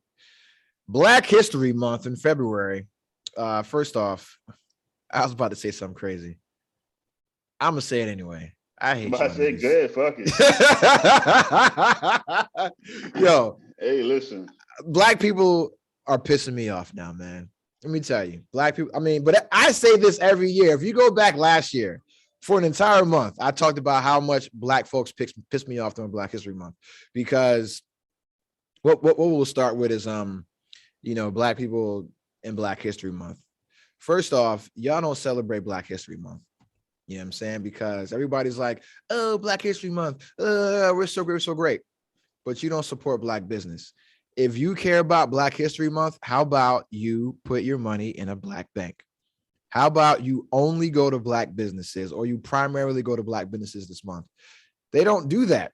They go one day a week, or they put up their little posts and they go back to doing some bullshit. There's no way you're going to build a community, build a future, because Kanye West came out and said, we're not going to call it Black History Month. We're going to call it Black Futures Month. Kanye West, you have created nothing but white futures, because you were married to Kim Kardashian. You're dating Julia Fox now. You have mixed children, and none of them are being raised around actual black people. So Kanye West, please tell me what black women that you have raising your daughters. You're so concerned about, your daughter North having a TikTok, and you're trying to like paint Kim in this light where she's doing something against your will. Bro, you asked for a divorce. You're not in the house. Sorry, buddy. You lost that privilege, right? So when she comes to your house, you can delete the TikTok, right? Simple as that. But it's like, yo, fam, if you cared about black futures so much, you would have married a black woman and made black children. Or if you had mixed kids, you would at least have black family around these kids to be positive influences as black women. You have your wife, Kim Kardashian, God bless her. She's trying to raise black daughters, and she's not a black woman, and she's a white person who's always been accused of cultural appropriation of black culture. So if you care about black futures, get some black women around your kids to help raise them and mentor them. But what does he do? He goes out and gets Julia Fox, who is the whitest of white women. And no offense to Julia Fox, I got no issue with her at all. Great actress, probably a great person as well. But don't say you care about Black futures when you're parading around this white woman, right? You're parading around this white woman when you're still married to this other white woman. You know what I'm saying? You can't talk about Black History Month or Black futures when you are doing the exact same thing that you said in your records on Gold Digger. When he get on, he leave your ass for a white girl. Kanye, eat a dick, my nigga. You know what I'm saying? Fuck out of here, bro. Fuck out of here. No Black future for you. No Black future at all. It's crazy because, like you said, like on this month, like we don't really celebrate the way we should. And it's, you like you said, people, they'll post something, every day. You'll post something here and there during this month or whatever, just to get their little Black card off. Yep. But it's like at the end of the day, y'all don't really get down with it like the way y'all supposed to. Yeah. They don't love Black people. Black people don't love Black people. Yeah, we have to do better. I ain't gonna lie, because I'm the same way. Like I need to start, investing in more Black business, using Black bank and all other stuff.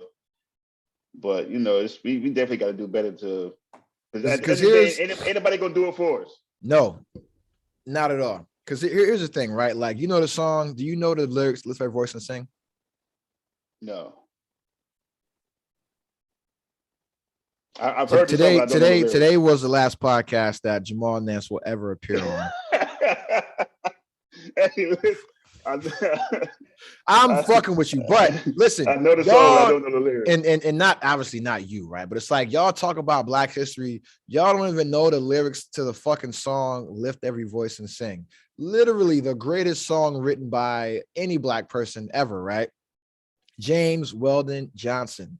I have the lyrics right here. I can sing the shit myself. I've sang it a million times. I'll give you the first stanza. I'm not going to sing them. I'm just going to read the lyrics. And if you read the lyrics of these first two fucking stanzas, these first two verses, right? That is what Black History Month is about. And you'd be able to look at our history and be inspired, be motivated to create this Black future without Kanye West telling you. The first verse, I'm gonna just do the first two. Lift every voice and sing till earth and heaven ring. Ring with the harmonies of liberty. Let our rejoicing rise high as the listening skies. Let it resound loud as the rolling sea. Sing a song full of the faith that the dark past has taught us. Sing a song full of the hope that the present has brought us. Facing the rising sun of our new day begun. Let us march on till victory is won. Now, if you are listening to this podcast right now and you're not fucking shedding a tear, all right, if you don't listen to those first two verses and like, yo, I've been fucking up Black History Month my entire life, and a motherfucker gave me a song on how to celebrate it. It's about learning from the past and moving forward to the future and using all the lessons and all the hardships, all the atrocities, all the pain that our forefathers and our ancestors endured, and using that as fucking fuel to power us moving forward, because we don't have to go through that. Hov did that, so we don't have to go through that. but see, like, honestly, like, it's fucked up because in our community, we don't like to see other people get ahead of us. You know what I'm saying? It's like we can't come from the same spot, but you get to point A before I do. And we hold mouths to other people that do that. Instead of sitting there asking how'd you do that, or how can I do that also? We hate on it and try to bring them back down. How they say the crabs in the bucket mentality. Crabs in the fucking bucket, man. And it's crazy because I'll tell everybody at the same time that to me, that whole product of my environment thing to me is bullshit.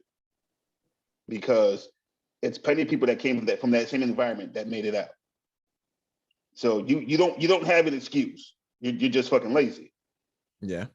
When it comes to like the words of that song is, if we actually sit there and learn from what happened and try to progress to make it better, we can have a lot more than what we had.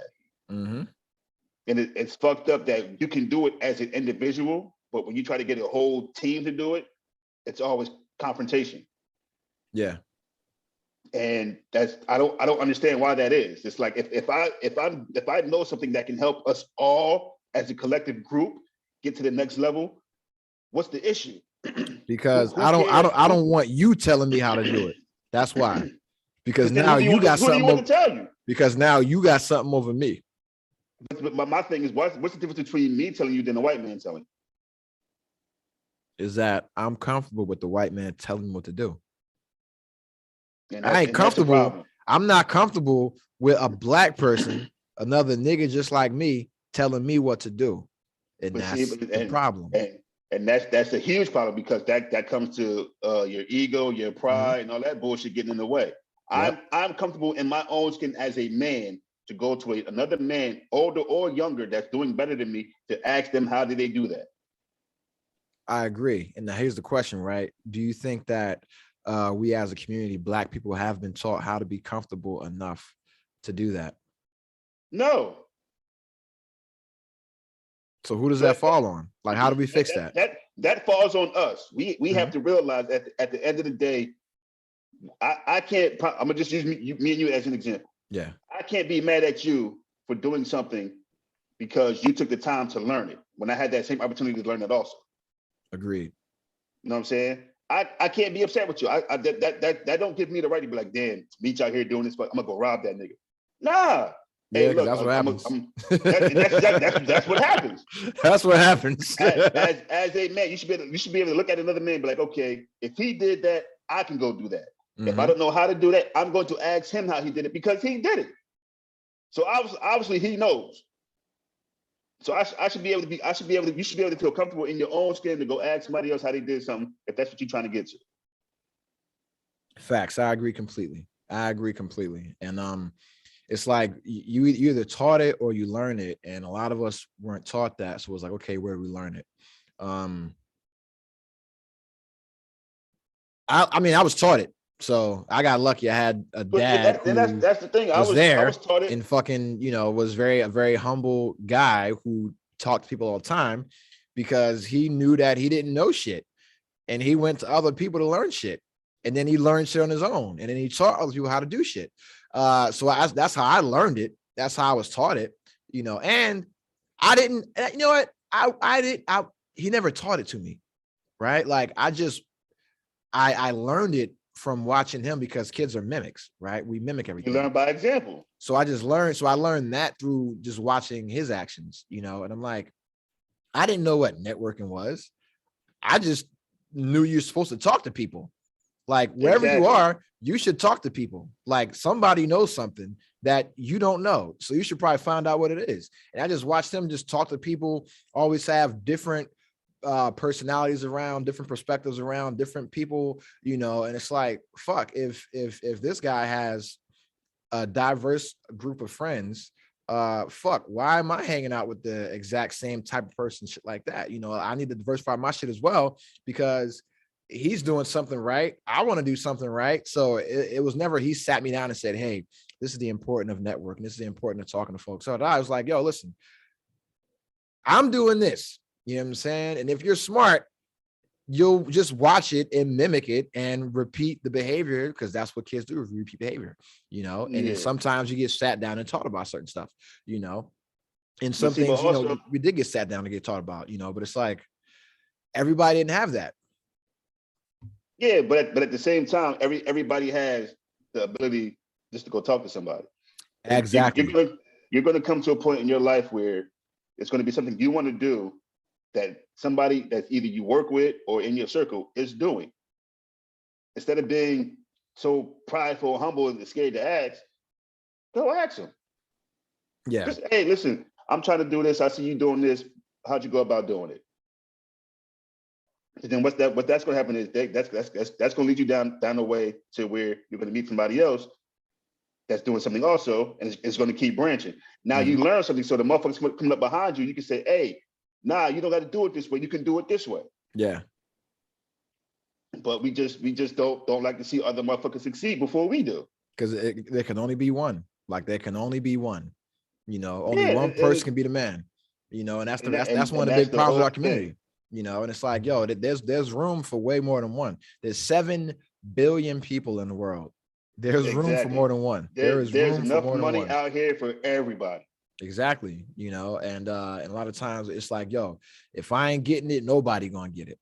You know what I'm saying? That's a problem. And that's a huge problem in the community, you know. But yeah, man, you know, the Black History Month, man, these folks out here making these little fucking posts, but you don't have a black bank account. You know, you making these posts, but after February, you're gonna bash and talk shit about your black baby father. You know, come on now, that ain't Black History. You talking about Black History 365?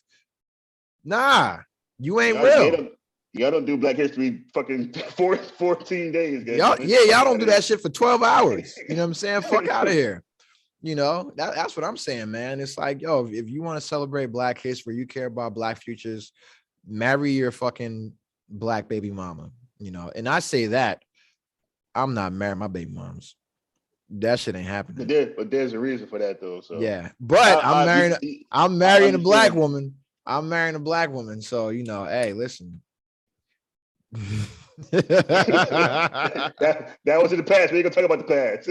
Nah, the past. Hey, listen, man. Sing a song full of the lessons the past that have taught us, man. I'm over here sipping. I'm sipping, but you know, hey, you gotta learn. You learn the progress. Learn from that shit. You learn from that shit. You know, you learn. I mean, because during that whole time, it's like I learned that, yo. You know what? I remember, and I've talked about this on the podcast, and I remember.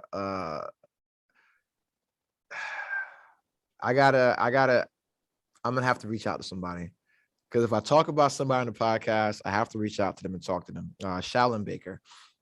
I remember, you know, we were good friends for a time, and we kind of had a little falling out. No issue with that at all. Wonderful person. I love her. Still got a lot of love for her. Her husband, Tori, love him as well.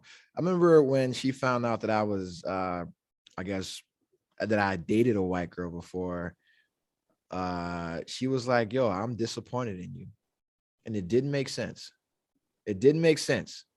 As I got older, it made sense. You know, it made fucking sense, because it's the same thing that I say now, right? It's like, yo, if you care, if you're pro-black, or you care about black people and black, whatever the fuck, whatever, right? You're captain, you're blacked in America, right? You know what I'm saying? You fucking, you know, you care about this shit, go find a black woman. You know, fuck all the bullshit where it's like, yo, you know, this one did me dirty, or that one did me dirty, or blah blah blah blah blah. There's a million people. There's a billion black women out here. Go find one. Stop being attracted to the wrong ones and go find the right one, right? And obviously she did not say that, because we're like fucking 20, so we're not thinking like that. But it's like, she was like, I'm disappointed in you. And I'm just like, man, you fucking hating. But then I'm like, nah, it makes sense now. You know, it makes sense now. Like, I should have been as pro-black as I was, you know what I'm saying? I should have actually been pro-black, you know what I'm saying? And I'm like, you know what? I applaud her for holding me accountable and calling me out on that at a very young age, you know? And that's something that plays a huge factor in my life now after my divorce. Like, that's something that plays a huge factor in my dating and mating now, you know? So just know, if we ever dated and I used the condom, it's because you weren't black.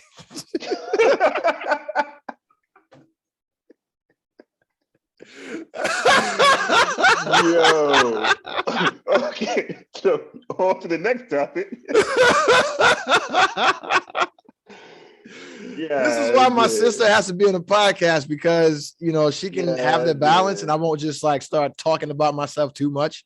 But No, that's the thing, man. So listen, Black History Month, man. There's so much going on, so many Black things to celebrate, so much actual Black history and Black milestones, Black first.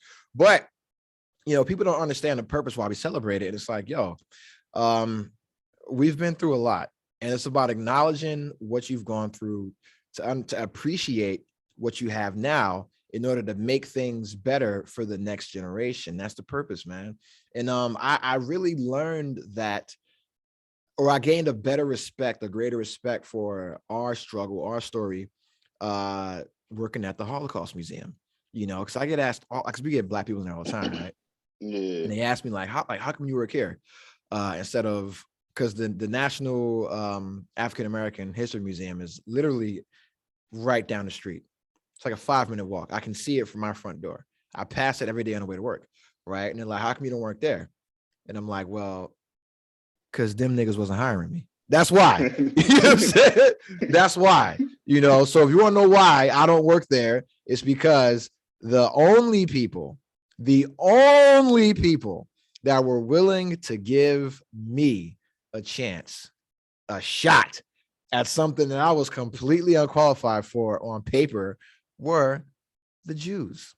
You know what I'm saying? The Jewish community, the fucking Jewish people who run the Holocaust Museum said, hey, that guy might be okay. He doesn't have a master's degree like everybody else at my job. He doesn't have any of the paper qualifications like anybody else at my job, right? On paper, I am the dumbest person at my job, including the other Black people. They all have master's degrees. You know what I'm saying? And they've been there 20 something fucking years, and I'm like, hey man, I gave him a resume that did not make sense for the job I was applying for because it didn't.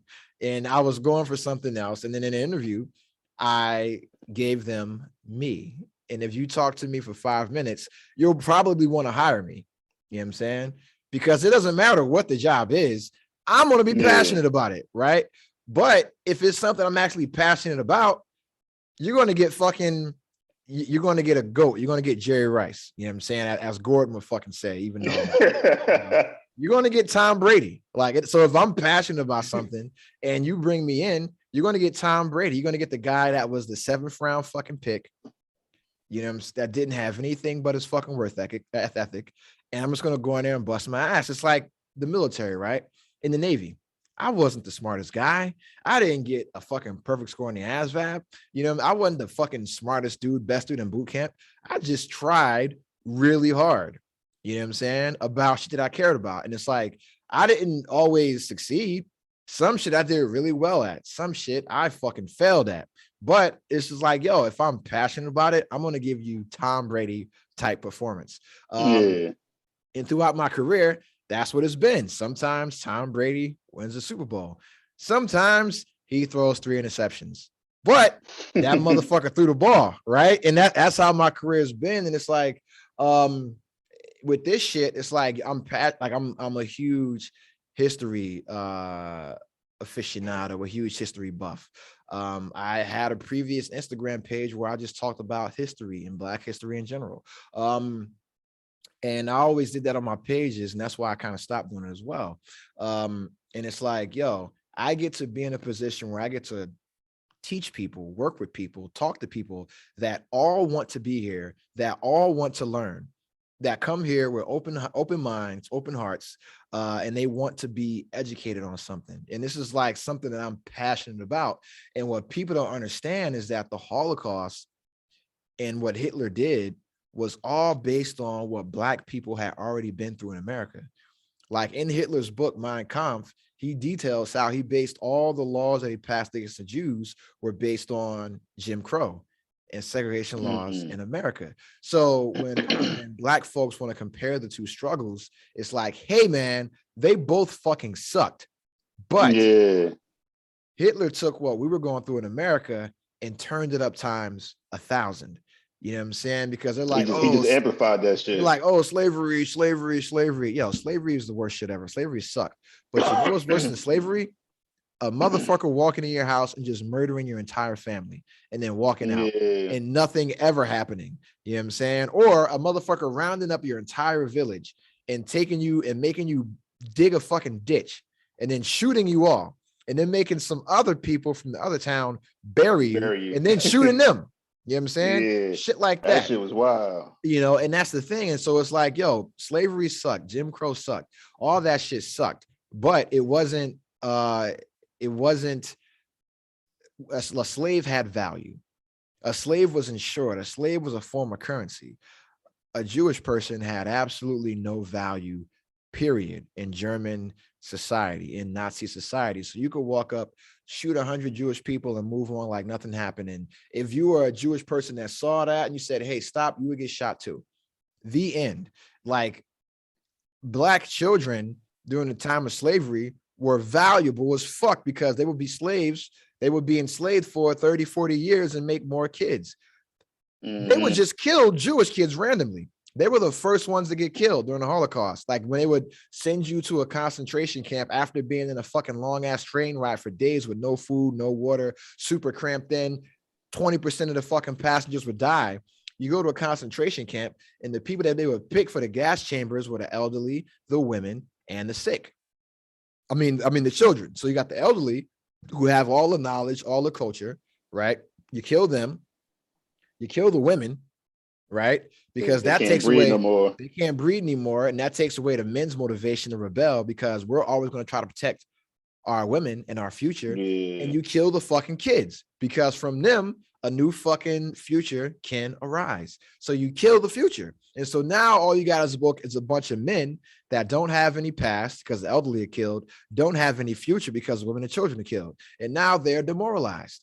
And now you work them for 12 to 16 hours a day until they die. So it's like slaves had food and slaves had days off. Slaves had clothes. Slaves had holidays. Slaves could go in a big house with master. Slaves could eventually buy their freedom. No, nigga, not during the Holocaust. You worked until you fucking died.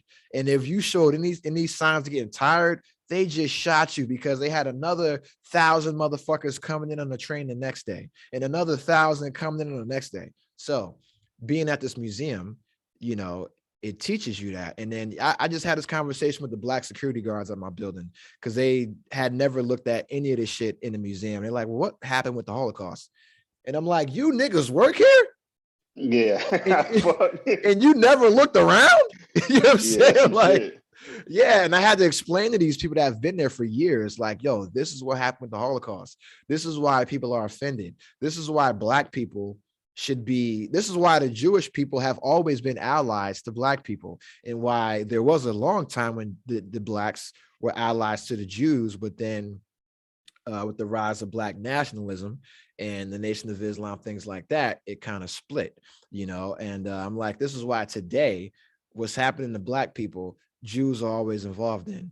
And the struggle that Jews go through, Black people have to be involved in, because when Thurgood Marshall was trying his cases for, you know, fucking Melendez versus Westminster and Brown versus the Board of Education, the lawyers that were with him as well were Jewish.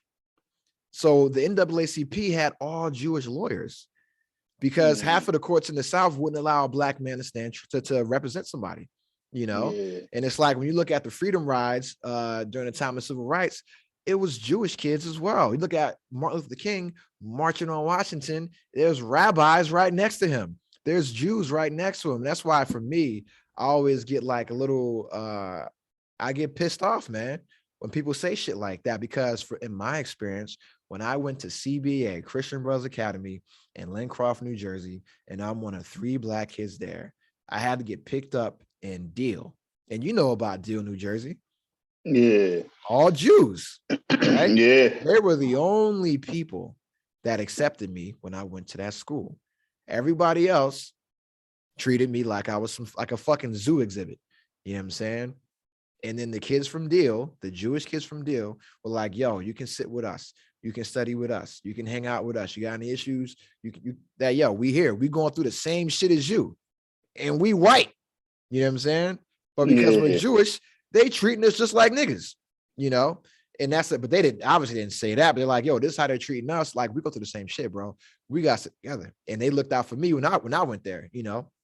And it's like, and I go and I see people talking, just saying dumb shit like, oh, you know, Jews control the media, Jews control this, Jews do that, Jew. And it's like, yo, bro, you got no fucking idea, bro. You know, it's like, you have no fucking idea. The reason why they're like that is because when they reached out to America for assistance, for help to take the children, to take refugees, America said no. Yeah, that's fucked up. America watched from 1933 until 1942 when we entered the war. That's 9 years. We watched Jewish people get killed, get murdered, get massacred without doing shit until the Japanese attacked Pearl Harbor. That's when we entered the war. Not because we wanted to liberate the Jewish people from Holocaust, from concentration. It's because Japan attacked Pearl Harbor. And if Japan never attacked Pearl Harbor, we would have never gotten a war. We'd have never gotten a war. You know what I'm saying? And that's the thing. And it's like, yo, you know, so all you black folks out there that are anti-Semitic and prejudiced towards other groups of black people, yo, y'all the worst. Y'all the worst. And I'll give you that in a second. But you know what's crazy though? With the whole history thing, I've noticed mainly, I guess, with white culture or whatever, they're trying to erase certain shit because Absolutely. they don't want their kids to see how nasty America was, you know, coming up. And my Why whole would thing you? is, and that's the thing, it's like, if y'all trying to erase this so bad, y'all must know y'all did some fucked up shit back in the day. Like, you can't sit there and just erase that shit. Nah, let them motherfuckers know how fucked up y'all was, so the shit can change. Yeah, because that's going to inspire these kids to not be like their parents and grandparents, because we naturally want to rebel. We naturally want to exceed our parents, right? We want to be different. We want to be better than our parents. So if I can look back and see the Little Rock Nine going to school, getting spit on, getting shit thrown at them, getting death threats, and I see grandma in that picture, oh no, I'm not going to want to be like grandma. You know what I'm saying? I'm going to want to be better than grandma. I'm going to want to be better than mom and dad. I'm going to want to be a better person. And the problem is that when you have a problem, you have to first admit you have a problem. And America doesn't want to admit that they don't want to admit that shit at all. Founded on racist ideals, on racist principles, and essentially executed those plans until 1968, you know? Because I even find it weird that on you know, they don't do it that much anymore with the whole pandemic shit, but like during Thanksgiving they have the little parade. Don't be no Indians in that motherfucker. Yeah, there's no Native Americans. but like, yeah, I'm sorry, Native American. Yeah, but and nobody bats an eye about that. I'm like, y'all realize y'all having a parade for them that they're not in. Because it ain't for them. It's for the white people that fucking survived because Native Americans helped them out, and then they returned, they murdered them all. You know, like, hey, diseases, gave them smallpox and all this other crazy shit. Thank you for teaching us how to make corn, how to raise corn. Now I'm gonna murder you. You know what I'm saying? Now I'm gonna kill you now. Thanks for this big ass feast, but now you gotta die. Yeah, exactly. Like, you know, it's and crazy that's what it is. That nobody really, you know, wants to like take the time to dig deep into their history. Yeah, because it's nasty. I mean, humanity in general is just vicious and evil and nasty, disgusting, immoral. And our job is to all, like, as a species, is to evolve and become just better, right? And with that means that some things that were the norm back in the day can no longer be the norm now, because they're not it's just not conducive or efficient for the evolution of the species. And so, you know, if you look at, and you can just take the past 30, 40 years, right? When we were growing up, we were kids, obviously, so none of us did this shit, but date rape was not a crime. If you went out with me and I paid for dinner, I could just take the pussy. Obviously not me, because we're talking about things that happened in the 80s. I'm 2 years old, but that was a normal thing. You could just take a girl to make out point, and just make out with her whether she wanted it or not. And then if she said no, you just kicked her out the car and drove away. And that was fine. and you went back to school the next day. You know what I'm Niggas like, saying? oh, she was a tease. She was a tease, right? Yeah. You could like purposely get a woman drunk and just sleep with them, and that was fine. Bill Cosby, you could give a woman quaaludes and take advantage of her. You could hit your wife, you could beat your girlfriend. That domestic violence wasn't even looked at as a crime. It was like, y'all married, so you know, yeah. I thought my phone was going off and it's right in front of me. But that's the thing, right? And so it's like, that's the feds about to tap my shit. But yeah, it's just like there's so many things that were a social norm. Beating your kids in public was like socially acceptable. You know, now you'll probably call the police on somebody you see beating their kids in public because it's, you know what it leads to, you know. And so we're always trying to become better versions of our parents, better versions of our grandparents, trying to be better than them because we know how this shit affected us and what it's done. And so it's like, yo, man, just look at where we all came from together, right? So don't look at it as an insult. It's like, yo, that's just how shit was, and it was wrong, and we got to be better. So yeah, my grandmother was a fucking racist. I'm not, because I know better. And yeah, you were wrong, grandma. You know what I'm saying? And I'm going to learn from your mistakes. I'm going to be better than you. The end. That's it. Exactly. And that's the thing. It's like you can't sit there and just try to wipe it out because you don't want your kids to know about it. Now let them know that their ancestors was fucking monsters, so that way they don't go to be fucking monsters. And that's the thing. Like, they don't want to use that word, a monster, because that's what the fuck it was. That. People were fucking monsters. I mean, men, a lot of us were monsters. Like this country is built on some nasty shit. Like, let's be real about it. You know, the civil rights movement, motherfuckers were monsters. Jim Crow, monsters. Public lynchings, monsters. You know, going into a whole Native American village, wiping everybody out, monsters. Slavery, you're a fucking monster. No matter how many slaves you let in the big house cook, guess what? They were all slaves, monsters, right? And it's like, hey man, that's just how it is sometimes. Motherfuckers were monsters, and we're trying to be human. So you got to acknowledge that and teach that, so we don't repeat that same barbaric behavior. And that's what they're trying to prevent, because it makes them admit that, hey, granddaddy was a monster. Mm-hmm. Like that white robe in the closet wasn't him pretending to be a fucking 6 foot tall ghost.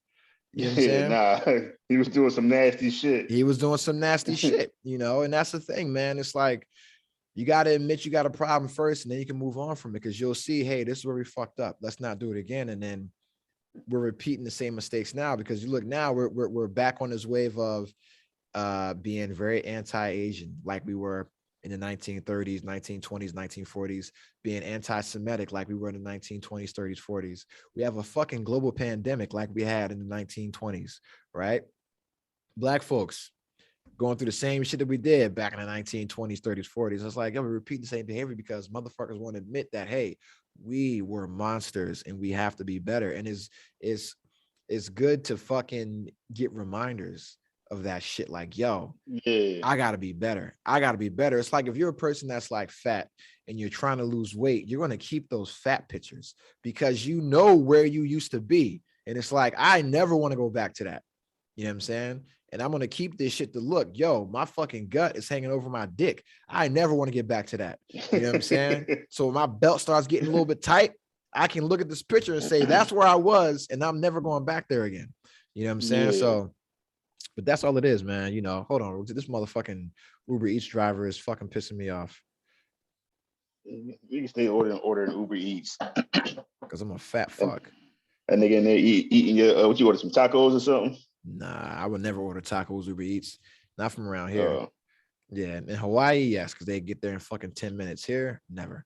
You know what I'm saying? But and that's the thing, man. It's like, and that's why, you know, that shit, you know, it just really grinds my gears. You know what I'm saying? But see, my thing is, it pissed me off too. But like, I can respect the ones that say something and are trying to do something about it. Yeah, I can respect you on that. But if you're just the one that just sit there running off at your mouth and you don't know shit about it, shut your ass up. Yeah, and that's what happens a lot of times. So I got a question, man. Do you know any Black people that are racist or prejudiced towards other groups of people? Because I do. Yeah, I do. So how do you deal with those people? First I ask them why, and it's usually from either experience that they dealt with a certain person or a certain group of people, or something that was handed down to them from their grandma, their great grandma, something like that. For the longest, my great grandma, God rest her soul, she used to always say, "Don't mess with white people. Leave them alone. If they call the cops, you're gonna go to jail." So for the longest time, I always thought, leave white people alone. Growing up, from living with her to moving to Asbury to being around different environments, you get to learn not all white people are assholes. Yeah. Just like with Mexicans, not all Mexicans come over here just to work and steal your job. You know what I mean? It's something that you can't put everybody in the same category. You have to broaden your horizons, Doc. Yeah, Doc Flanagan, R.I.P. Yeah, and you got to experience some shit. You can't just because these two white people did something wrong, assume all of them going to do something wrong. You know what I mean?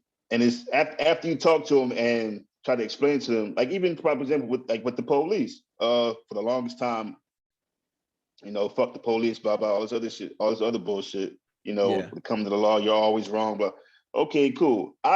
In my life, I've ran across some cool cops where I was doing something completely wrong and they could have locked me the fuck up, but they let me go. So it's just about, trying to explain to them that you have to give everybody a chance or the benefit of the doubt before you put them in a category. Some people, they got their mind made up and they ain't gonna change them. Okay, if that's how you want to move, fuck you, I can't rock with you because the niggas you don't like, I'll fuck with and they not doing nothing wrong to me. As long as you try to hope that they break out of that. But like I said, it's been some people that they didn't been brainwashed for so long, they don't know no other way. And it's fucked up because that way of thinking is holding us back like so much. Yeah. So, it's, if I see you on that type of vibe, I say what I got to say. I try to hear you out. And if that's the way you continue to rock, okay, well, you go rock over there, take that shit that way. Because I ain't on that. Yeah, because I just cut motherfuckers off, man. I'm be honest, bro. Like, if you on that weirdo shit, you know what I'm saying, where you blaming other people that ain't got shit to do what you got to do, you know what I'm saying? Like, yeah. Bro, I take that shit over there. I can't deal with you, man, because it's like you're gonna find an excuse for everything, and it's like we sitting around chilling, and it's like you'll have black friends, right? You'll have black friends. I'm not racist, I got black friends, but you'll be with your fellas, with your people, whatever like that, and they'll just start blaming shit on white people, and it's like, nah, nigga, that's your fault. You know what I'm saying? Like you in your position because of your choices, bro. You know what I'm saying? Not because of anything the fucking mysterious white man did. Like, we understand that there are systems put in place by people way older than us. You know what I'm saying? And shit that is a way because the country was founded on racist principles. Yes, we all can agree upon that. But your credit is fucked up because of you. You know what I'm saying? Ain't nobody say to go out there and get that 2020 Escalade when you couldn't afford that bitch. Yeah. You got to do that shit. Yeah, like shit like that, bro. Like, ain't nobody listen, man. You got way like, more opportunities, bro, than your ancestors had, and you're just fucking wasting them right now. And that's the whole thing. If you actually look how it is, you have plenty of opportunities to do other shit. You're just being a dumbass and not taking them. So it's like you can't sit there and blame, like you just said, blame somebody else for your fuck ups. Stop fucking up. Admit that you're fucking up and fix the shit. And that's the thing. We don't want to admit when we have a problem. It's easy to be in denial. That's that accountability. You're not holding yourself accountable for something. It's easier to be in denial. And denial is a river in Africa, man. Fuck out of here. Yeah. Yeah, man. But that shit is common, bro. You'll see a lot of black people who are racist against Hispanics or racist against Asians, because they'll be like, oh, well, how come it's always a fucking Chinese food store in the hood or a fucking Asian beauty supply store in the hood, but there ain't no black businesses in the hood? Because you don't go to them. You don't spend money with them. You always want a discount when they open. That's why. Exactly. You know what's crazy? When I was living in Camden, my barber, he was Puerto Rican. And he had hit me the game. He was like, the reason why, if you go, a lot of barbershops out there was Dominican. Mm-hmm. He was like, that's because when we come over here, they do the shit the right way. And if they had a like a little, I'm not gonna say a law, but like something to where they would get business loans. And if you go about it the right way, you can keep the business loan without paying taxes. Yeah, because you just transfer it. You just transfer it to the person in the family. Yeah. Yeah. Everybody does that except us. Thank you. Because while we were sitting in the barbershop talking about this lady had her son in there and was like, yeah, but that's fucked up because black folks. I'm like, no, if they can do it, we can do it. The problem is we'll see that person doing it and get mad and go rob the liquor, or rob the store, or want a discount, like you just said, or whatever. And it's like, nah, like the way you support, the little pop spot over there, go support that motherfucker too. Exactly. And it's like you can't be mad at somebody that's taking, I look at it, not even taking advantage, but that learned the system and figured out the loopholes to progress when you can do the same exact thing. Mm-hmm. And that's the thing, man. It's like, because they don't want to share that power, because it can only be one.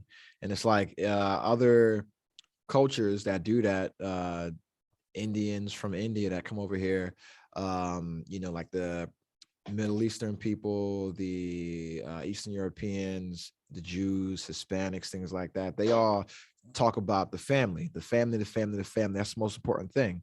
And here in America, because we're a country of individuals and blacks were raised in America under the American society, it's all about the individual. And so it's like, I got to be the man. I got to be the one. I got to be the boss, as opposed to this benefits the family. This benefits the culture. I'm trying to set this shit up for my kids. You know what I mean? And my grandkids. And we don't look at it that way. We look at it as there can only be one. There can only be one. Right? It's crazy because like, yo, you go to Mexico, this is a horrible comparison, but it's a comparison. You go to Mexico, there's a million drug cartels. You come to America, nah, there can only be one. Like if you're getting money, I gotta kill you. You know what I'm saying? You go to other countries, there's a million drug cartels, a million crime families, things like that. Look at the mob, right? The mafia. There was a bunch of different crime families. Never happens in America. There can only be one.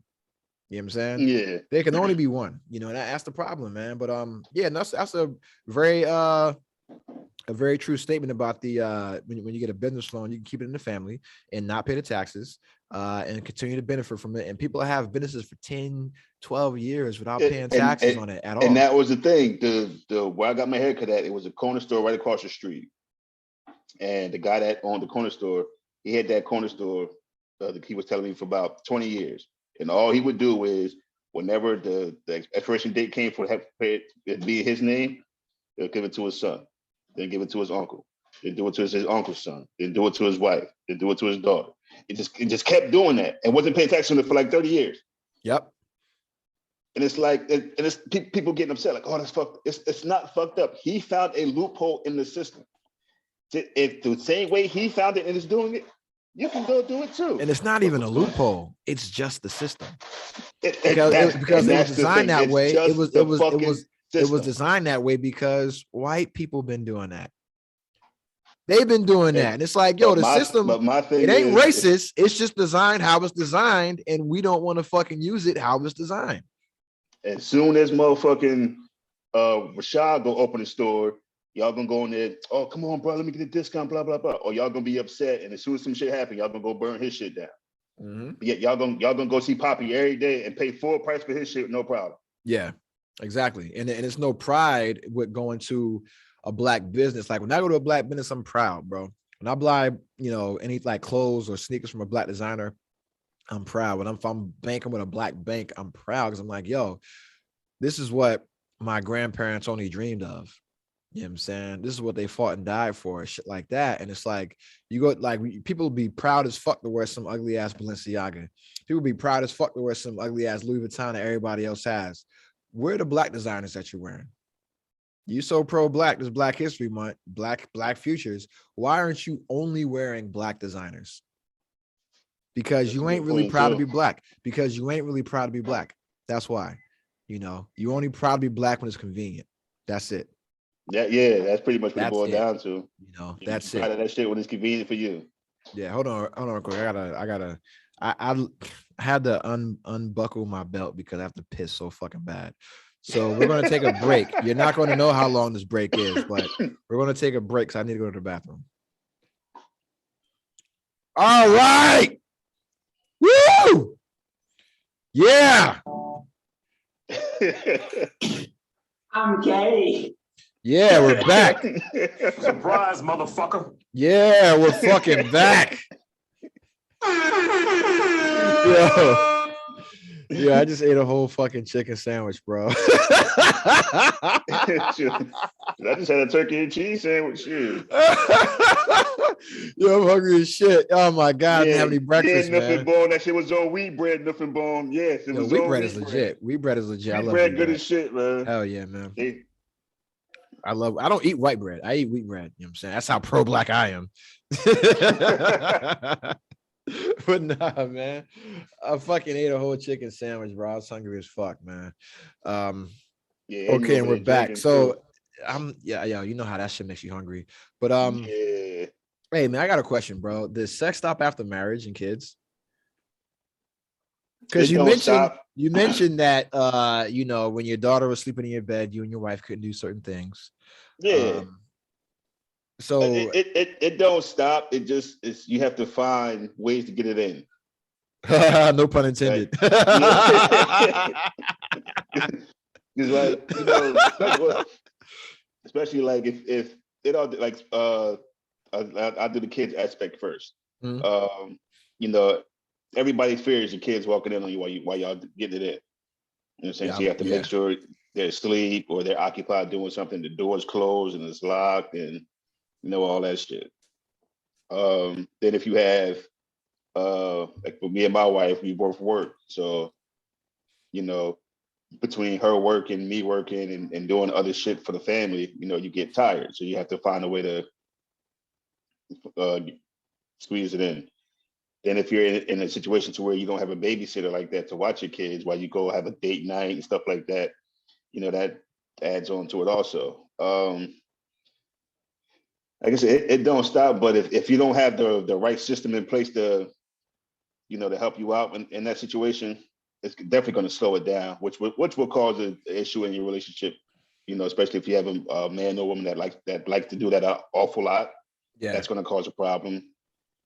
But it's just trying to find a way to, you know, to keep it all going without, you know, because you have to realize at some point before, you know, marriage and the kids, y'all were, you know, a couple. You know what I'm saying? Like y'all was doing shit. So it's just you have to remember that before all this serious shit started happening, y'all used to go out and have fun and do all the other shit. So just trying to find a balance to where you can still do that, and you know what I mean? But it don't stop. It just slows down. Okay. So because you don't want like the kids walking in, because I you know, I'm obviously not fucking with my daughters here, but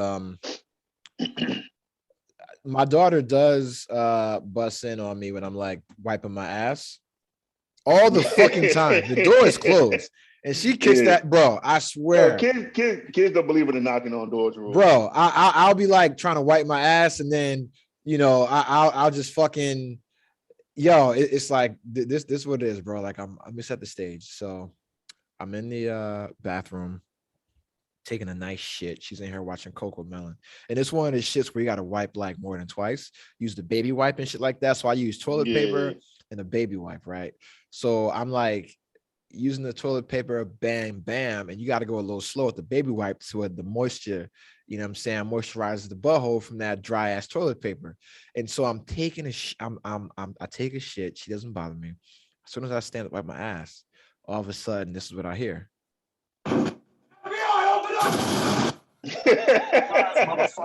That's it. And then she busts in the fucking door, and I'm like turned to the side, and I got my hand in my ass, mid-wipe, back arch, looking back at it.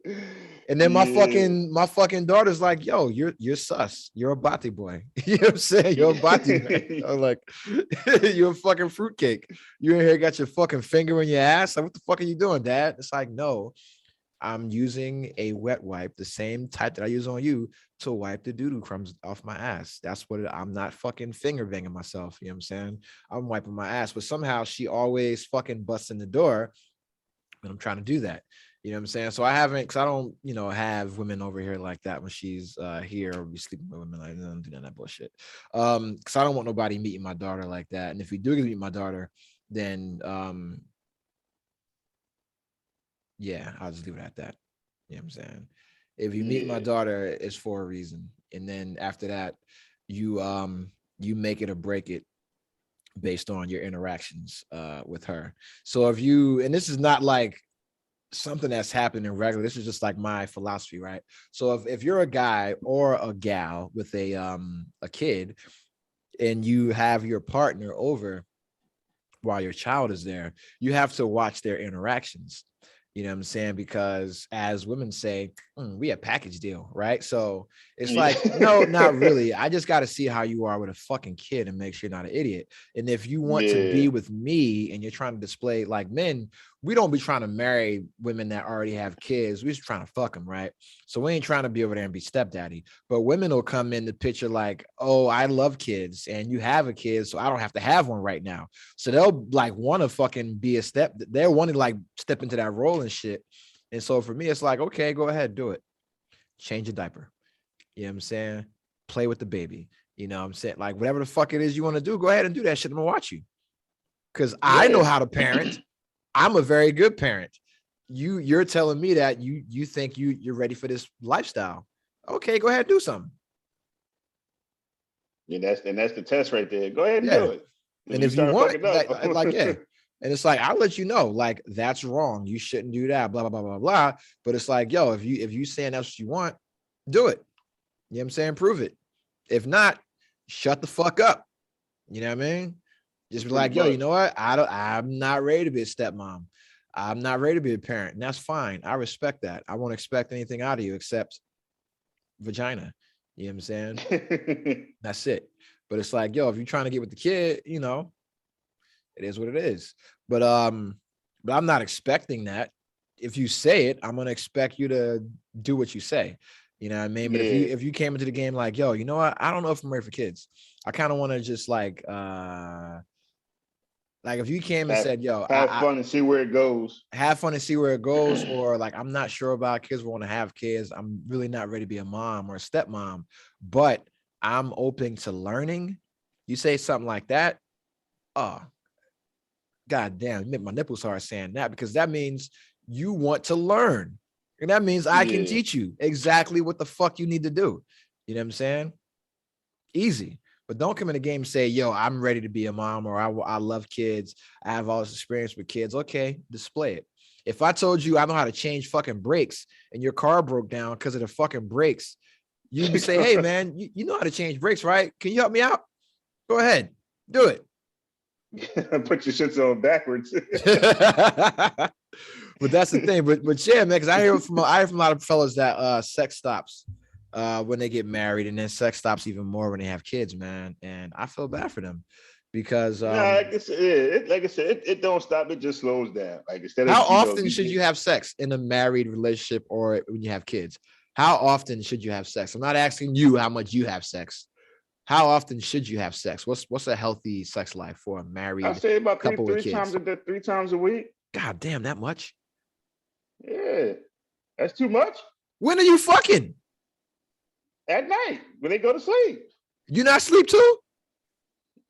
Okay, first of all, kids got a bedtime earlier than parents do. Okay, so 7 o'clock, kids are in bed, bam. And now 7 my kids o'clock at 8.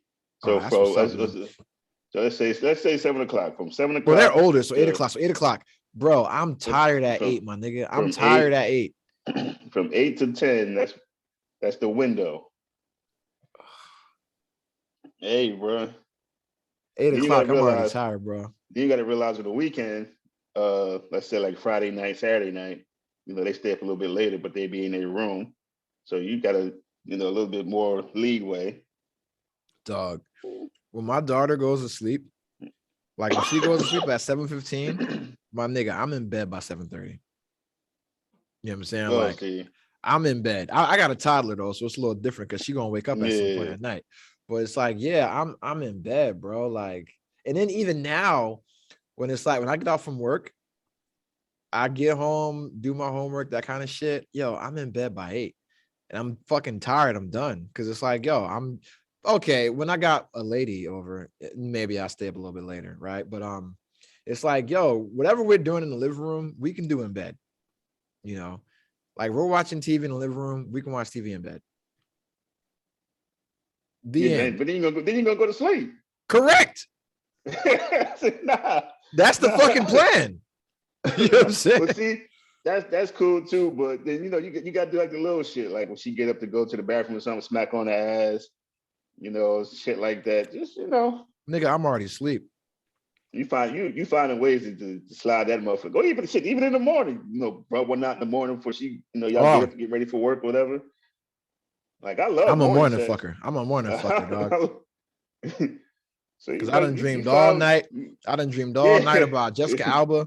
You wake up with that extra hard stiffy. Like, yeah, you about to you find ways to move the word in. But my daughter is also a morning person.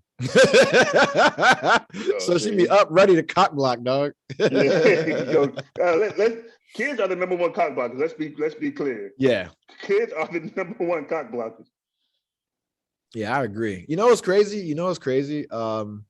I was reading an article, and this is allegedly that Venus Williams, tennis legend, 41 years old, is that she is still a virgin. If that's true, that's crazy. And I read that shit and I laughed immediately because I'm like, her sister isn't, right? And then I started looking at like a bunch of articles and stories, and she's been, because they're Jehovah's Witnesses, right? And I'm like, Serena she ain't witnessed nothing. Hell no. Hell no. Like, you witnessing Serena be a fucking young thotty out there, but Serena's also married to a wonderful dude who's rich as fuck. And they have a lovely daughter. And I'm like, Serena was not Jehovah's Witnessing that much. After she left the house, she was out there fucking. She thick as hell too. Hey. Compared to her sister. Hey, well, because Serena is taller. She's like 6'1". I mean, Venus is like 6'1". She's tall as fuck, But it's tall, like, thick women. I'll be honest. I think Venus is prettier. You know what I'm saying? I'm not comparing them, but I always had the biggest crush on Venus. Nigga, I always had the biggest crush on Venus Williams, man. Serena. Reading that little Sports Illustrated for kids, and I was like 12 years old. She was like 14, winning tennis matches. I'm like, yo, I'm gonna get her. Guess what happened? I didn't that little black shit on in a little tennis match. Oh my God. Everybody be on Serena dick, bro. Like, relax. You know what I'm saying? Bro. I love the curves, man. I love the curves. Venus got curves too, man. But how you a virgin at 41 years old, man? Fake ass AC Green and shit. You know what I'm saying? Like, 40-year-old virgin. Yeah. Like, you ain't gonna be no good for dick right now. Like, you got a 41-year-old vagina that ain't never had no dick in it. Like, what the fuck? Like, that shit gonna fall apart. It's gonna crumble. You know what I'm saying? Like, if you think about it, you don't ever hear nothing about her dating nobody, nothing either, though. No, because them shits don't last. They be like, "Oh, you a virgin? Check, please. I'm out." You know what I'm saying? Because I'm gonna be honest. If I was dating a woman and they said they're a virgin and they were over the age of 20, yo, I'm out of there. Fuck out of here, man. And that makes you wonder, like, okay, you obviously you're famous, so you run across a lot of people in your lifetime. No, like, you haven't thought the fuck none of these motherfuckers? Like, at least once? That fucking tennis racket handle worn the fuck out, bro. That's all I'm gonna say. Bruh. Yeah. she got one at home, and that's the fucking nub, man. It's just a fucking nub, bro. It's like this. Yo, hold on. That shit, man. Tennis racket looking like a curl comb right now. That shit is gone. Yo, goddamn! Shout out to Venus Williams, bro. Hey, if you want some dingling, holla at your boy. I'm not going to give it to you, but I can direct you where to get it. Get an escort at this point, because you don't want to be whack at sex in a relationship with a motherfucker right now. So go get you some escorts, learn how to ride some dick, and then you'll be good, because ain't no man trying to teach you how to fuck. Yeah, I mean, like that is not something that we're trying to do. If she like just like real wild with it too, Like a fucking. What if she got like the best head? Well, women that I know that claim to be virgins, they still be sucking dick. Cause I know mad women that be like, I'm celibate, I'm a whatever the fuck, and they still be sucking mad dick. You know what I'm saying? But maybe she might be doing that allegedly. I doubt it, bro. I doubt it. And I'm not trying to like debate or figure out how much dick Venus Williams is sucking. I just like that just makes you wonder, like I said, she's famous, she's in the public eye. What she be doing, bro? She's a world traveler, so you've seen plenty of dudes across your lifetime, and not one of them. How you not fucking at 41? Because no man, unless you like, I don't know.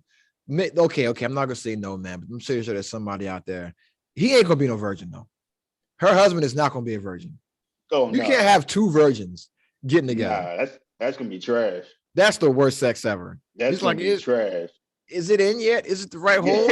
Why is it bleeding? Ain't gonna have to put a condom on. Yeah. That shit gonna be trash. Yeah, that's gonna be she gonna try to suck dick with a condom on, bro. I gotta divorce you at that point. You know what I'm saying? Maybe God, imagine, because she's an athlete, right? She's an athlete, right? And imagine how strong her hymen is. You know what I'm saying? Imagine how strong her fucking hymen is, bro, if it's still there. She's a world-class professional athlete. You're never breaking past that shit. It's like a fucking piece of goddamn sirloin, dog. Like, you got to put your dick through that. That shit well done. Yo, it's like a fucking piece of well done strip steak, bro. Yeah. I think he was trying to get to the Great Wall with that motherfucker. Oh my God, the Great Wall of fucking hymen, dude. Oh wow, that's fucking crazy.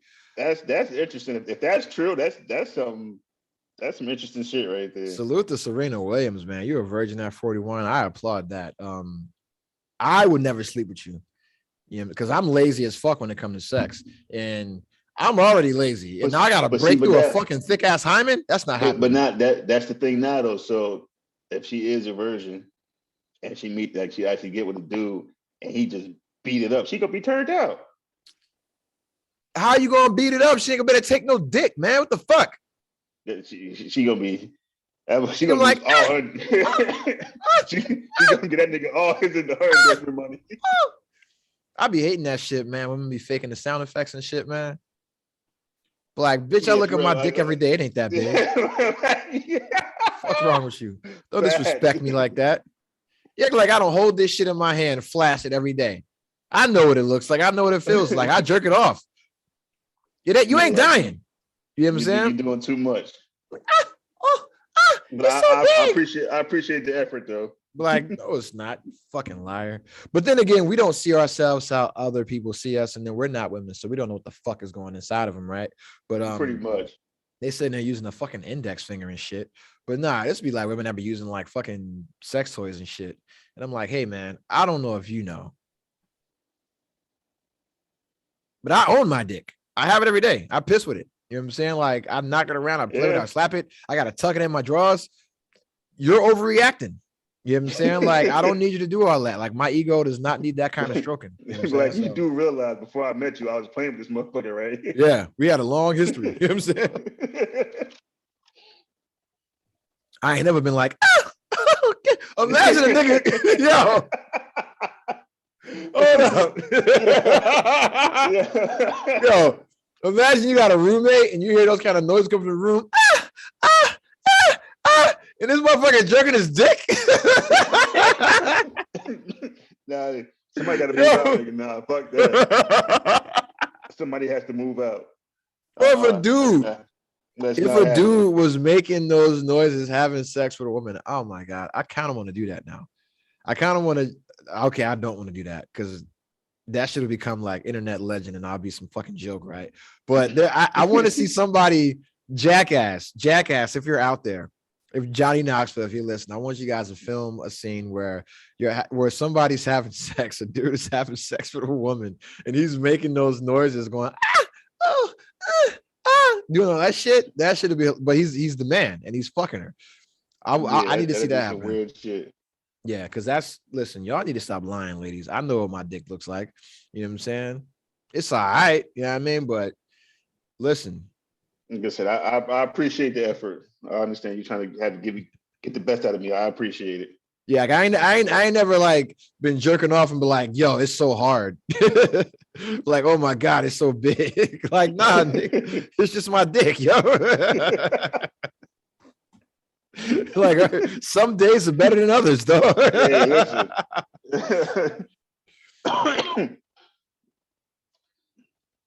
That'd be what it is, though.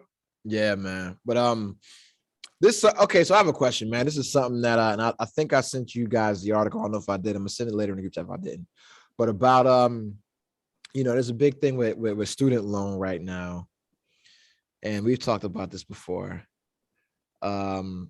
It's a big thing with student loan. You know, the people want, they want Joe Biden not to take them out to dinner, but they want Joe Biden to forgive their student loan debt. And they waived the shit for a couple of years, but then it's like, okay, y'all got to pay this shit back now. And so there was this article about a married woman who is upset that her husband won't pay off her student loan. And her student loan came from before they were married. So all her college debt is from before they started dating at all. And she's like trying to find a way if there's a way to make him have to pay for it or whereas mandatory that a man has to take on her premarital debt. And the internet is in a tizzy right now, and they're saying, you dirty bitch. Then they're hoping that this guy sees this so he divorces her. But that's the question, man. Do you think that as a man, if you marry somebody, you should be responsible for paying off their premarital debt, whether it's college loans, credit card, whatever? No, not at all. It'd be a nice gesture, to help her out, but I'm not responsible for that shit. That's something you did before we met. Mm-hmm. If that's the case, then help me pay my shit off then. Shit. Fuck out of here. I'm not gonna, fuck that. Just because you decide to go to 4 years of college to be a fucking astronaut and now you work at Waffle House. It ain't my fucking problem. The fuck out of here. Yo, the astronaut, the Waffle House shit is crazy, bro. but that's what it feels like. Like for real, like how many men included in the situation that go to school for something, then graduate, have all this debt, but they don't do what they went to school for. Oh, I agree. 100% facts. 100% facts. So now you have all this debt, and what you went to school to do, you don't even do. Why am I paying for that shit? No. Yo, and there's only men that have to deal with that. You never hear a woman talking about, yo, I paid off my husband's suit. I mean, okay, 1 in a billion, right? But it's like, you don't be hearing like, women like, yeah, I took on my husband's debt and I paid his college loans off, or I paid this off, or blah, blah, blah, blah. Or I gave him $100,000 for him to start a business. It's always men that's doing like that. It's always men doing shit like that. And it's crazy because I'm even mad she's actually trying to making this a thing. Like, that's not his fault. Like, no. Like, what the fuck? Like now if we both went to school type shit, okay, that's different. But you can't ask me to pay a debt for you that you acquired before we got married. Nah. I mean, for me, like, if I was with a woman who wanted to go to college after we're married or go to some kind of schooling, and if I'm paying for the debt, I'm picking what you're doing. I'm picking your career. That's a good balance out. Yeah, I'm picking your career because I'm picking. You're going to make money. You're going to make money doing whatever it is. You're not going to get no fucking degree in communications or English or some other weird shit. I'm going to pick your career, and I'm also going to pick your fucking job. That's what's going to happen. And I'll pay it off, but you're bringing something. You're using this degree to do something. And I know people that are married to wives that are consistently in school and get degrees and don't do shit with them. Like, you got 3 degrees and 2 masters, 3 bachelors and 2 masters to be a stay-at-home wife, and you don't even make dinner. The fuck? You know what I'm saying? Like, Nah, fuck out of here, bro. I A ain't paying dude, that shit a off. guy doing that kind of shit, you be called a fucking bum Pretty much. Or a fuck boy. or a fuck boy. You know what I'm saying? And it's like, we got to start calling it what it is. You got fuck boys, you got fuck girls. You know, sometimes you're a Pretty fuck much. girl. You know, if you trying to get a motherfucker to pay your goddamn debt off because you ain't made no payments on it, you're a fuck girl. Sorry, you know, that's just what it is. I'm sorry. You know, But I like, don't but mean to be a dickhead, but if you look at it though, in my opinion anyway, I could be wrong. I think women acquire more debt than men do.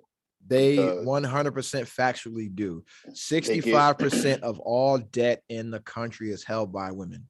80% of student loan debt is held by women. These are all facts. If you have a question about these facts, email me. I will send you the references. They go get student loans, then they get credit cards, then they go back to school to get more student loans, then they get more credit cards. Like it's like a cycle. Yep. And it's like before you know it, they got fucking 4 student loans and 6 credit cards that's all maxed the fuck out. Yep, because they'll use the credit cards to pay off the student loans. Yeah. Or they'll buy mad shit that they can't afford with no plan on being able to afford it. Like they'll buy shit on credit with no job because they're trying to appear to be living their best life.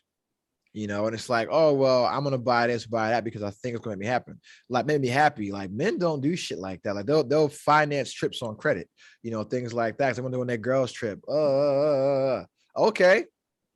Men don't do that shit. Men are like, I gotta fucking save. I gotta pay this shit the fuck off.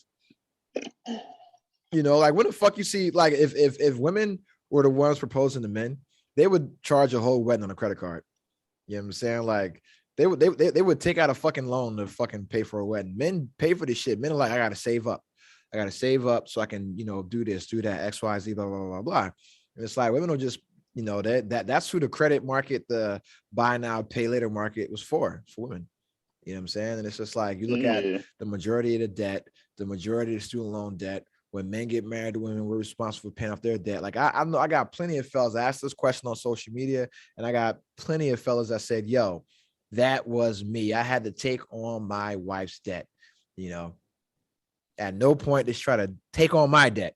I had to take over her debt. I had to take all her payments and pay that shit off because she wasn't working or whatever the case may be, or she was overwhelmed or blah, blah, blah, blah, blah. Or she got a degree in something that she can't get a job for. It's very rare that you see men do that kind of shit. You know what I'm saying? Because we're very result oriented, you know, result oriented. And so it's like, if it ain't going to make dollars for us, it don't make sense. You know, it's like, I'm going to go to college to get this degree because it leads to this job, which will afford me this type of lifestyle. Women are like, I'm going to get this degree because I'll feel good about it. Okay. Or men would be like, I'm gonna graduate high school and get this trade because they're gonna pay me. Yeah, because they're gonna pay me. And I'm gonna do this to get this because it'll get this in the end. 3 steps ahead, 4 steps ahead, thinking long term. And women are just like, I'm just gonna spend money that I don't have. And then hopefully a man will come and save me. You know, but they're independent. They're independent. They're so strong and independent. That's why we have let me chill. Because I'm about to fucking say some shit that'll get me canceled, bro. Yeah. Yo. God damn, man. Are you aware of this Joe Rogan shit? Not really, but I heard he getting out of hand with shit though. So what it was is that Joe Rogan, there was a lot of artists and celebrities that were boycotting Spotify, right? Boycotting Spotify because they paid him like $100 million, $200 million for his podcast, and they only get fractions of pennies when it comes to streaming revenue. And he's been putting out, you know, information about COVID that hasn't been scientifically proven constantly, right? And so, you know, all the white people have been like, I'm taking my music off of Spotify because Joe Rogan said, you know, masks don't work.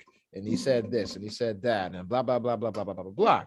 And everybody's like, yeah, you know, Joe Rogan, he's making people die. And then India Ari came out and said, hey, This motherfucker said the N-word a bunch of times. And that's why I'm taking my music off. And everybody's like, what? And then her, whether it was her people, her team, whatever, I don't know, some fans, they put out a compilation video of Joe Rogan saying the N-word a bunch of times and encouraging other people to say the N-word. And he also has some comments in the past 2 weeks about him saying that a person that's like not dark skinned isn't black. And then saying like a black neighborhood is like Planet of the Apes, things like that, all this wild shit, right? And she's like, that's why I'm taking my music off of Spotify.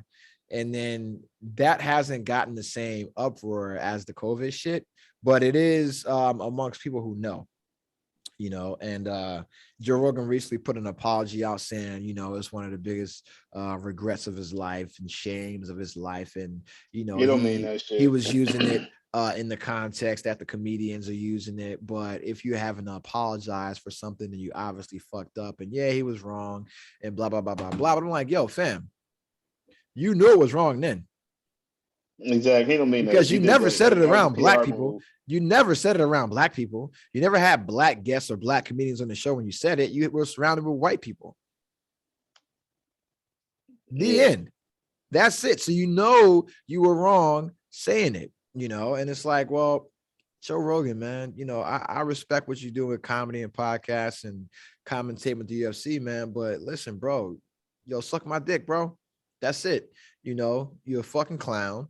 Yeah, I didn't even know he had a podcast. I just thought he had the UFC shit. Nah, his podcast like the most popular podcast on Spotify on the internet, period. That's why he got a $200 million deal from Spotify. That's part of the reason why Joe Budden left Spotify. Yeah, okay, I do remember that now. Okay, yeah. But yeah, and it's just like, yo, man, like you getting paid all this money, and not only are you peddling like fucking false COVID information, but you're also, he's like, I'm not a racist. Well, if I oh no. Well, hey, listen, I'm gonna say something. Right? If I were to use, obviously from this, but I need you to understand what I'm saying. If I were to say cracker and spick, you know what I'm saying, and gook and chink and kike, things like that. If I were to use that in various segments of my podcast, or if I were to use those words out in my normal life, but I don't say I'm around those actual groups of people, I'm a racist. That's just how it works. If you're a non-black person and you say nigger, but you don't say it around and you using the ER, because that's what he was doing. He was saying ER, nigger, not nigga. Can I borrow a pen, nigga? You know what I'm saying? No. He was saying it with the ER. He was like, it's like, yeah, and she's calling him a nigger. Like that. And it's like, yo, like, hey man, hey buddy, that's a red flag. Flag on the play. You're bugging the fuck out, right? But yeah, it's like if you're doing that shit, but you don't do it around those people that are in those groups, then you're a racist. The end. And you may not be the type of racist that, yeah, it's not like you out there hanging black folks, or you're out here burning crosses, or you're fucking in the fucking Nazi fucking supremacist group, but you are a racist because you are in a position of privilege and you're using terminology that has been used to discriminate and just terrorize groups of marginalized people, and you are not using it in their presence because you are scared of the repercussions, you know. So yes, you are a racist, because if you weren't a racist, first off, you wouldn't use those terms, those words, things like that, because it's like, men, we know that, you know, or straight men, right? We know that there was a time when the F word was freely flowing from our mouths, you know, and then the LGBT community said, hey man, don't say that shit because we died over those words. So we're like, hey man, we're not going to say anymore, you know, we'll just say sus, because that's what we really mean. We don't mean gay. We don't mean that you love men, you know, we mean that you're just sus. That's it, you know, and that has nothing to do with who you sleep with. It just has to do with you being sus. And just shit like that, right? Or the word bitch. It's like we say bitch, but we don't refer to women as bitches like that. We don't fucking call women bitches to their face, or call women bitch, period. Like we'll talk about dudes and be like, yeah, he's a bitch. you know. Yeah. But I'm not about to talk about the fucking vice president or Rihanna or some other female or some other woman and be like, yo, this B, you know, no, it's like she's just a fucking jackass, just like a dude would be, you know. And that's the thing, man. And it's like, yo, if you're using that kind of language, I'm texting my baby mom right now, but if you're using that kind of language and you're not doing it in front of those same people, then you are a fucking racist. That's it. The end. You know, and it's crazy because white people always be like, "Oh, that's not racist." Well, if it's not racist, then do it in front of the people. yeah, and you don't get to determine. Racist, do it in You front of them. don't get to determine what's racist. The people that you're offending get to determine what's racist. Just Exactly. like straight men, we don't get to determine what's homophobic. People in that community get to determine what's homophobic. We don't get to determine what's sexist. The opposite sex gets to determine what's sexist, you know, things like that. And so it's like, yo, you're not looking at yourself from having this person the privilege of being able to say this shit, and you're just abusing it. You know, I saw it, man. And Joe Rogan, listen, hey man, Joe Rogan, big fan, or was a big fan of the work. Haven't fucked with you for a couple of years because because you just been a fucking weirdo, you know. But yo, eat my ass, bro. You know what I'm saying? That's it, man. Like, you're a fucking wingding, you know? I wonder if Spotify is gonna hold him accountable for the shit he was doing. Well, they came out, so 70 episodes of his podcast have been mysteriously removed from the show, from the library. But they were saying that might be because of COVID and other shit, blah, blah, blah, blah. Because it has like over 1,000, 2,000 episodes, something crazy like that. But yeah, it's like, so for the N-word usage, they haven't said anything about that. They only addressed the COVID shit. Yeah, they ain't said nothing about him saying nigger. They ain't say nothing about that, you know. And my whole thing is, I'm always curious to like other people that have like, this is when it's like, hey man, all you other podcasts that are, you know, like y'all, I don't want to say y'all big and bad, but y'all big podcasts, you guys have a voice. I want to hear, I would love to hear your thoughts on this. I would love to hear, I mean, I think Joe Budden just put something out about it or said something about it on his podcast. Haven't listened to the JBP damn near all year, you know. I stopped when he left. What, Spotify? Yeah, and you know what's crazy? You're a bitch ass motherfucker, bro. It's go on YouTube. It's on YouTube. I ain't got time for all that. But I told you now, I fuck with Cognac stories, and I like the Rory Mall joint. You a traitor, dog. Truth be told, I like the JPP because of Rory and Mal. I give a fuck about Joe. I like Rory and Mal. I do Mal. Too. My only thing is that and this is me being selfish, I don't want Rory and Mal to do a podcast. I want them to do interviews and like skits and go out into the world and just do things. I don't want them to do a podcast. I fuck with their podcast. They shit good to me. It keep me entertained. Yeah. So you know, but yeah, ever since he left Spotify, I stopped because I'm not about to sit there and buy Patreon or watch some shit on YouTube. It's all on YouTube. That's why I need YouTube Premium. It's YouTube Premium is the shit. It's the greatest thing ever. Hold on, I gotta get my daughter real quick. Give me 2 seconds. Hold up. Yo, welcome back. Welcome fucking back. I had to go get my daughter from downstairs. You know, my lovely daughter is here. I had to go pick her up, and then these guys just tell me that they used to prank call one of my favorite teachers from back in the day. Who was one of my mentors, David Osis.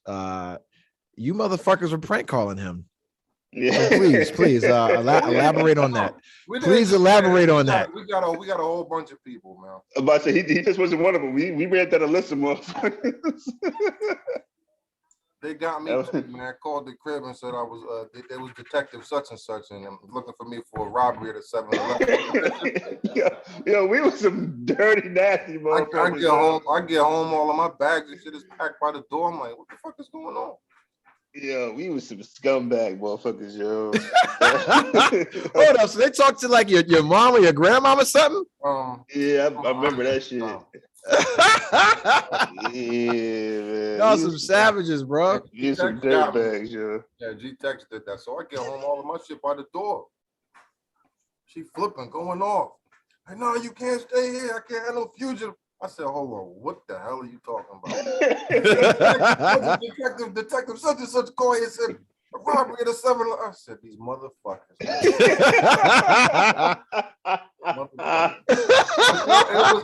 It was all his fair love and war, man.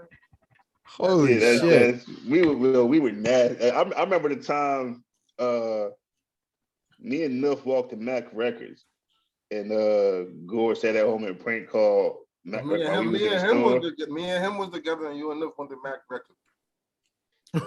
That shit was hilarious. We have been doing it. We have been hitting Mac Records up for a minute and they couldn't find out who it was. So this was they was in there going crazy, trying to figure out who it was. So one day, I think y'all was in there. Me and Gore went to the payphone up the street, called them. So when the number finally popped up, Gore made it look like it was a mistake. He forgot to block the number. He said, yo, Sham said, yo, we got the number, motherfucker. G-Tech said, oh shit, I hung up. And then that's where y'all was in there like, yo, fuck that, we out. They closed the store. They go in the back, get all these baseball bats and shit. Like, yo, we know who that is. We about to fuck that up. Yeah. Listen, whoever they called that day caught it back. They got demolished, whoever they caught. Yo, we was some scumbags, man. That Pizza Hut too with the food.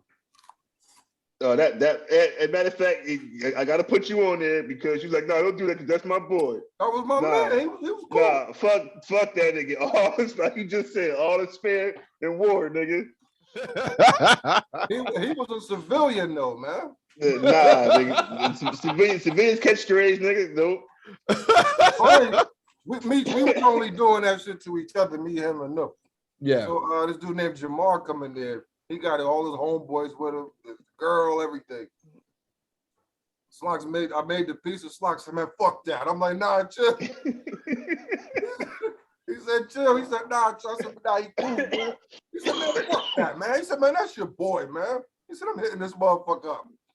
That motherfucker opened up like 4 packs of Sweet and Low and put it on the pizza and push it in the oven. They fucked that shit up. They tore that shit up. They killed that shit. He was like, yo, how was that pizza? I said, this motherfucker. He said, man, it was good. He said, man, we were really hard. They fucked that shit. Sugar, Sweet and Low on the pizza. Yeah, we was dirty. That's like when your man Nuff made old boy. I don't know if he was there when he made old boy quit his job and cursed the lady. That was was big tall dude. Yeah. He lied and said Jen and them was in the back talking about him. They wasn't even talking about him. Cause remember he went and asked Duff. He said, "Yo, they back there talking." But Duff just thought they were just talking. Duff said, "Yeah." That motherfucker stormed back there, slammed the money back, like, "Yo, bitch!" I said, "Oh, he done. He done."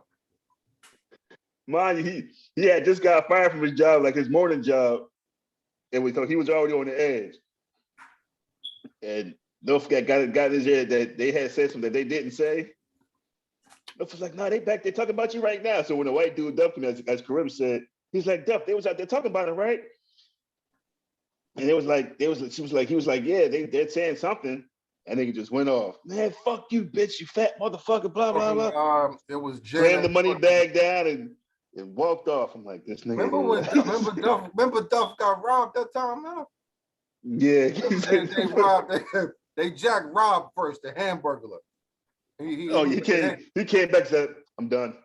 Rob was cool. Rob was cool as shit. How the fuck he landed a job fresh out of high school making $55K? I don't know. But that motherfucker, he was calm about it. He walked in and said, I'm done. And that's when Duff was in there. He played the hockey sticks. Tough white boy from the Midwest and shit. So he coming there, he banging his head on the door like, dude. He said, I wish these motherfuckers would rob me, man. He said, I got the hockey sticks in the fucking car. Hockey sticks. Pancakes. That motherfucker, man, he went on the delivery the next day. That motherfucker came back with a black eye, grass stains on his jeans. What happened, man? He said, man, the son of a bitch is robbed. You know, I know what house he talking about too. Though that's the crazy part. Right? Yeah. It was on Lisa Langford and Monroe. I knew exactly who did it. So was that? So Was it him? But somebody else got robbed by a house over there by like down the street from Brothers. Yeah. He was like, yeah, when he came out, when he said he had to walk through the little gate with it to get to go up the stairs. He said he gave him the pizza. When he turned around, they had closed the gate. There was like 3 niggas there standing. Oh, you done? Like, yeah, you already you already know what that is, nigga. Running. Yo, Meech, I always wanted to know, how the fuck did you find out star 67? What is it? Or 1016868 or something like that? Block the number. Who found that shit out? Or how to make the phone ring back. We used to be on a payphone at McDonald's. Your audio. We can't hear you, Meech. Ow! Fuck! My daughter just bit this shit out of me, dog. Yo, no. So what it was, you know what it was, and it's crazy you asked that question because I literally just talked to this nigga like 2 days ago. Master Sanders. He taught me that shit. You know what I'm saying? Because there's some code that the fucking that like the maintenance motherfuckers or whatever who worked on the shit, they could fucking call and they could like check the phone, you could make free phone calls, things like that, and they would do that shit. And he taught me that shit. You know what I'm saying? So I didn't know shit about no goddamn phones like that. He taught me that shit. Shout out to Matt Sanders. I just talked to him like 2 days ago. Because he ran into Bruce at PetSmart. You know what I'm saying? Some random ass shit.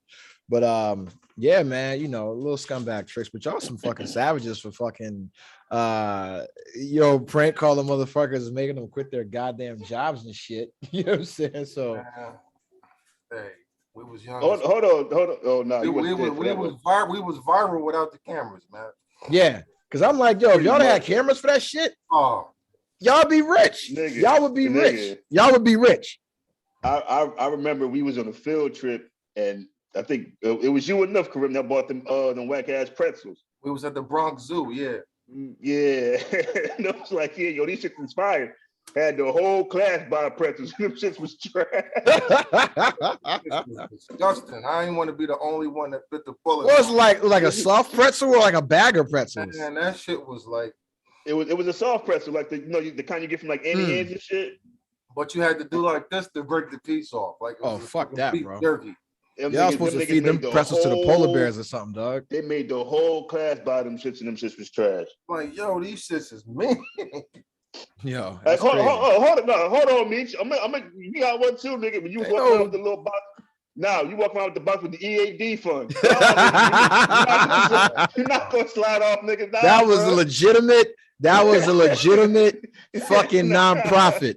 All right. Nah, bro, nah. Educational ability disorders. That was a legit nonprofit. Bullshit. Right, nigga walk around with a box of something for the EAD fund. For those that know EAD means. Yeah, whenever I see those initials, I just be like, yo. Yeah, motherfucking Doc snitched on me, bro. Dr. Flanagan, rest in peace, bro. Man. Doc snitched on me. He was like, I know what that means, Torian. And I'm like, nah. Whenever I see EAD 3425 or 323, I just start laughing. Yeah. Like, what the fuck's so funny? I'm like, you nothing. Yeah. Or even, bro, even if I see like number 8 from the Geo number 8 shit. Yeah. I'm like, oh laughing. Shit, motherfucking nuts. Oh, the sport, yeah. Because if you turn it was crazy. It's double entendre because number 8 was Nuts, the fucking squirrel. For those of you that don't know, this is from McDonald's. If you ever worked at McDonald's, we had a Beanie Baby promotion. They had like a bunch of different numbered Beanie Babies, and for that, the week number 8 or whatever, it was a squirrel called Nuts. And so we'd always say, "Get off my nuts," all that kind of dumb shit, right? The squirrel was Nuts, number 8. So we just say, "Yo, get off number 8." But if you turn the number 8 on its side, what does it become? Because then it went to get off my what was it? The G. We just say Geo number 8. That's all we would say. Geo number 8. Yeah. They knew, but they didn't know. Like teachers, Yeah, teachers ain't know. We would say that to them. They never really. It's knew. the fucking Da Vinci Code. and you know what's crazy? Till this day, I can be having a serious conversation with somebody that I don't know, and if I say something and they say what under my breath, I'll be like, brain, like just keep going. Yeah, I light them up too. Yeah. That's crazy. I still do that to this day. I killed my supervisor one day just on the Wambug. He was sitting there saying something. I was like, yeah. He said, because he one of them always, what you say? It's like, brain. Then I said something else. And I'm sitting there cracking the fuck up. He just looking at me like, what are you laughing at? I'm like, you won't get it. Never mind. Just let it go. He's looking at you like this stupid fucking nigger. Probably. But yeah, we was some we was nasty. Now we got one time. Remember we got your brother got Marlena number off the caller ID in your room.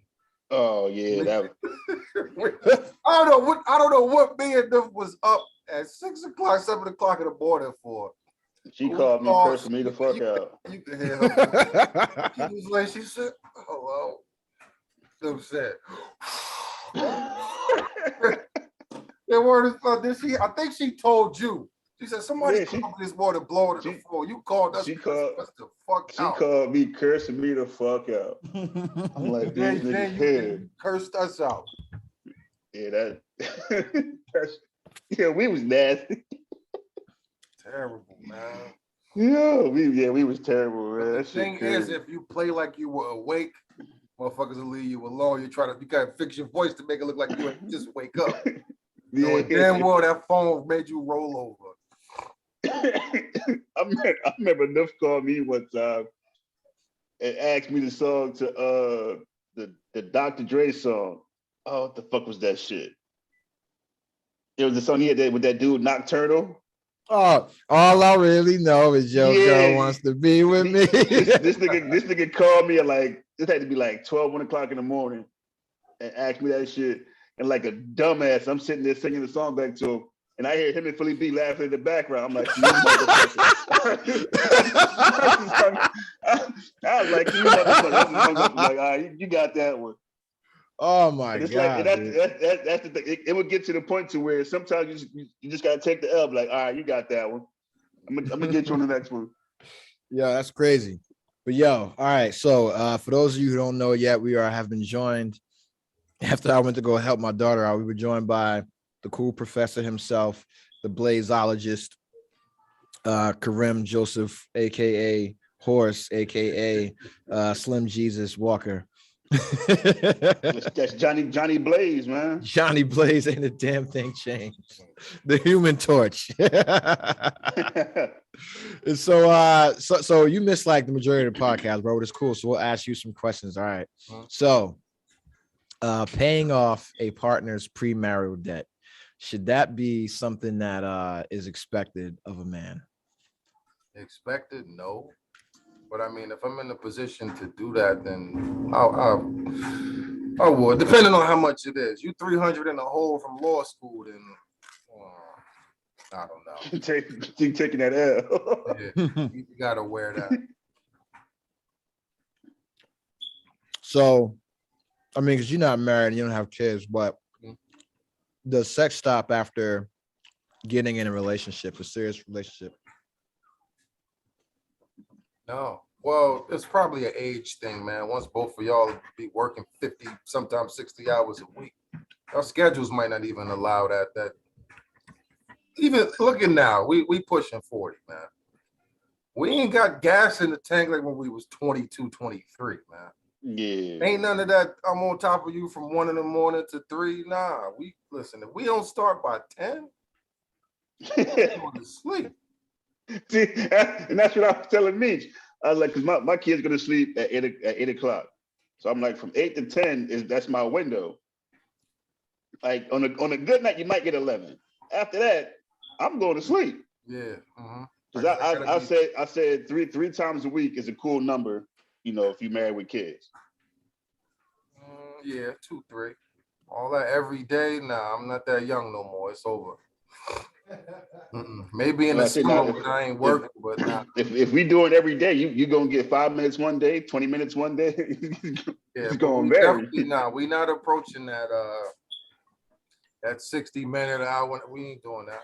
60 minutes of funk, like 60 minutes of funk. That's not happening on a daily basis. And that 60 minutes, 10 minutes of that is me stopping every couple of minutes and stretching my whole ass legs out. Yeah. Well, that's 20 minutes of foreplay, 10 minutes of a bathroom break. The foreplay is most. If you take a bathroom break during sex, something wrong, bro. You gotta go take a leak, bro. Nah.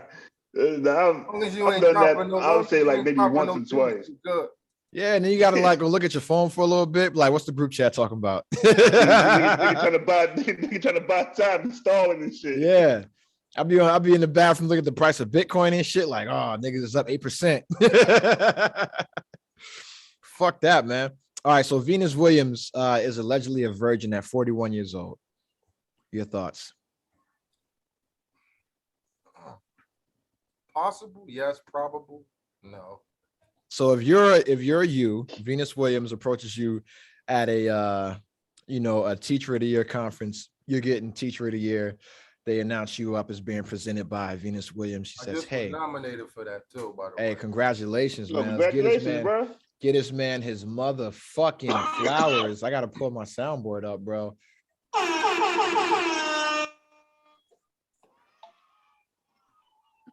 Yeah, man. It's Teacher of the motherfucking year. Motherfucker. Run that shit. You know what I'm saying? But so it's Venus Williams presenting the award, and she's like, "Hey, Big Daddy, I heard you had a mean overhand and underhand serve."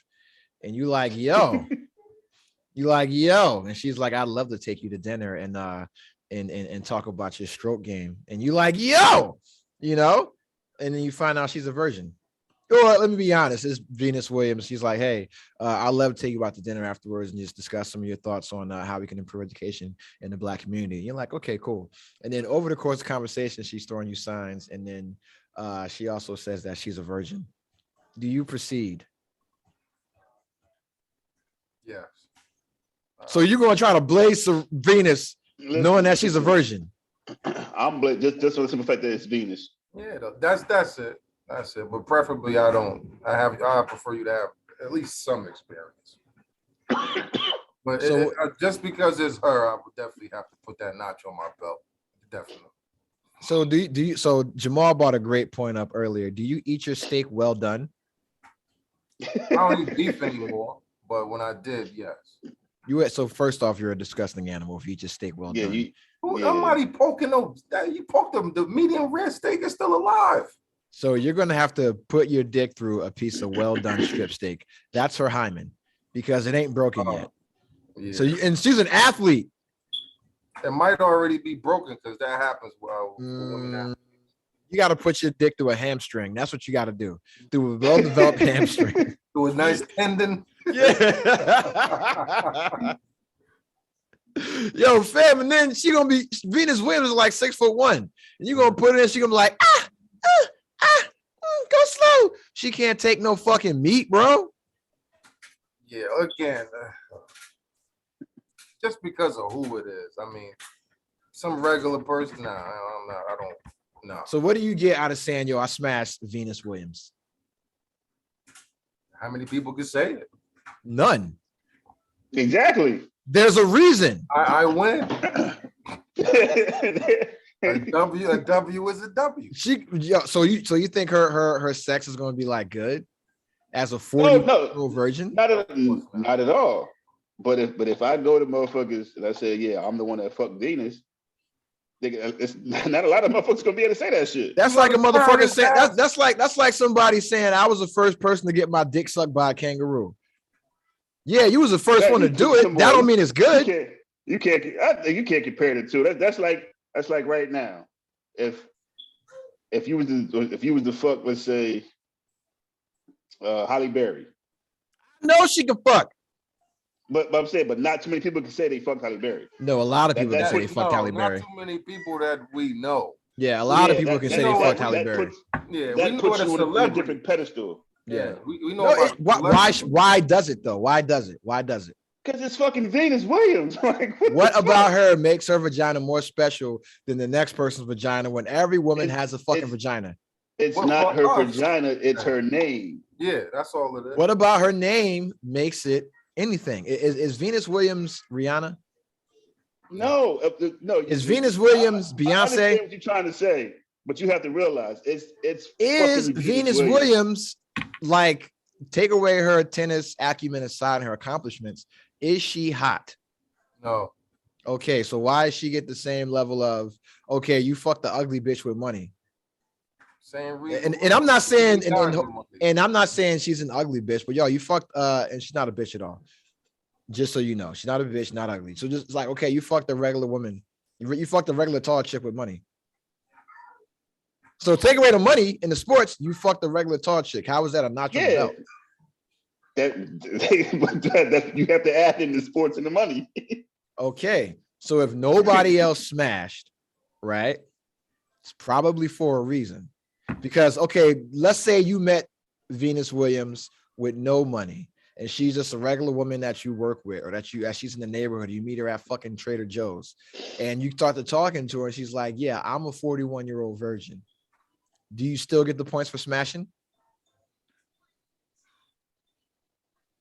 Yeah, it depends on who you talk to. No, they'll look at you like you're a manipulative fuck. Where we're like, so you took this virgin's virginity with no intention of being with her just to say you smashed a virgin. She's 41 years old. She's about to go fucking kill herself. I can't smash unless she allows me to. Yeah, but she trusted you. She trusted you. She thought you were the one to break that 41-year cold streak, that 41-year losing streak. Like she's a Boston Red Sox. Regular person, I would not. Because it's like, yo, imagine, okay, before Serena got married and you got Serena, it's like, yo, what's good? It's like, okay, you're measuring her against the dude she's been with. You know what I'm saying? Or just with her level of, you know, because it's different with men and women. Like, why the fuck do we look at women like, oh, she's successful, we get some points for smashing? We're not getting nothing out of it but pussy. That's it. That comes standard on every woman. And just because they make money don't mean they got some good pussy. That's true. I'm just gonna be honest. The women that have the most have the least when it comes to vagina. If you go in there and shoot the clip, you might come out there with a like regular women, regular chicks, regular women, be having better pussy than the women that are like successful, because their shit is not dry. It's not fucking worn. It's not like already worn out without even having sex, because these women are so fucking tired and emotionally drained. They can't put any kind of energy or effort into fucking. So you get some mediocre pussy. Listen, if Venus came to you and came to the Holocaust Museum, it's like, hey sir, I like your cardigan. And Nope. You might be saying no now, but you might look at it like, I wouldn't. No, I wouldn't. Absolutely not. Because I would not have sex with a virgin. Absolutely, I would not have sex with a virgin. I can say that. Unless we're talking about anal, and then I'm all in. But yeah.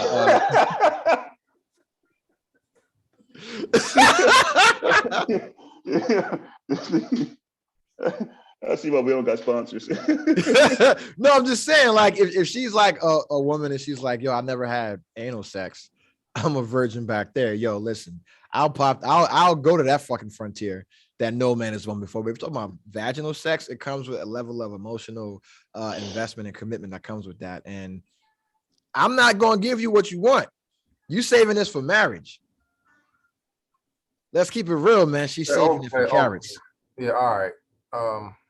If it's somebody that I'm talking to and dating for the purpose of marriage, yeah. But if you just have the scenario you saying, like, she just want to get it on, now I'm not taking that. I'm listening. If it's a regular chick, no. But no. Venus, yeah, I'm digging that down. Just because of who it is. So I can say. So what about Venus is going to get your dick hard?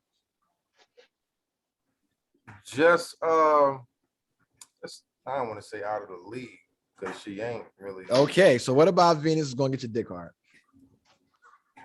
Nigga, my shit get hard with a wind blow, nigga. So I'm cool. So I'm cool. Because you and Venus sitting there in the bed, y'all both naked, or y'all, she undresses you, you undress her, and you're staring at each other naked, and you're like, oh my God.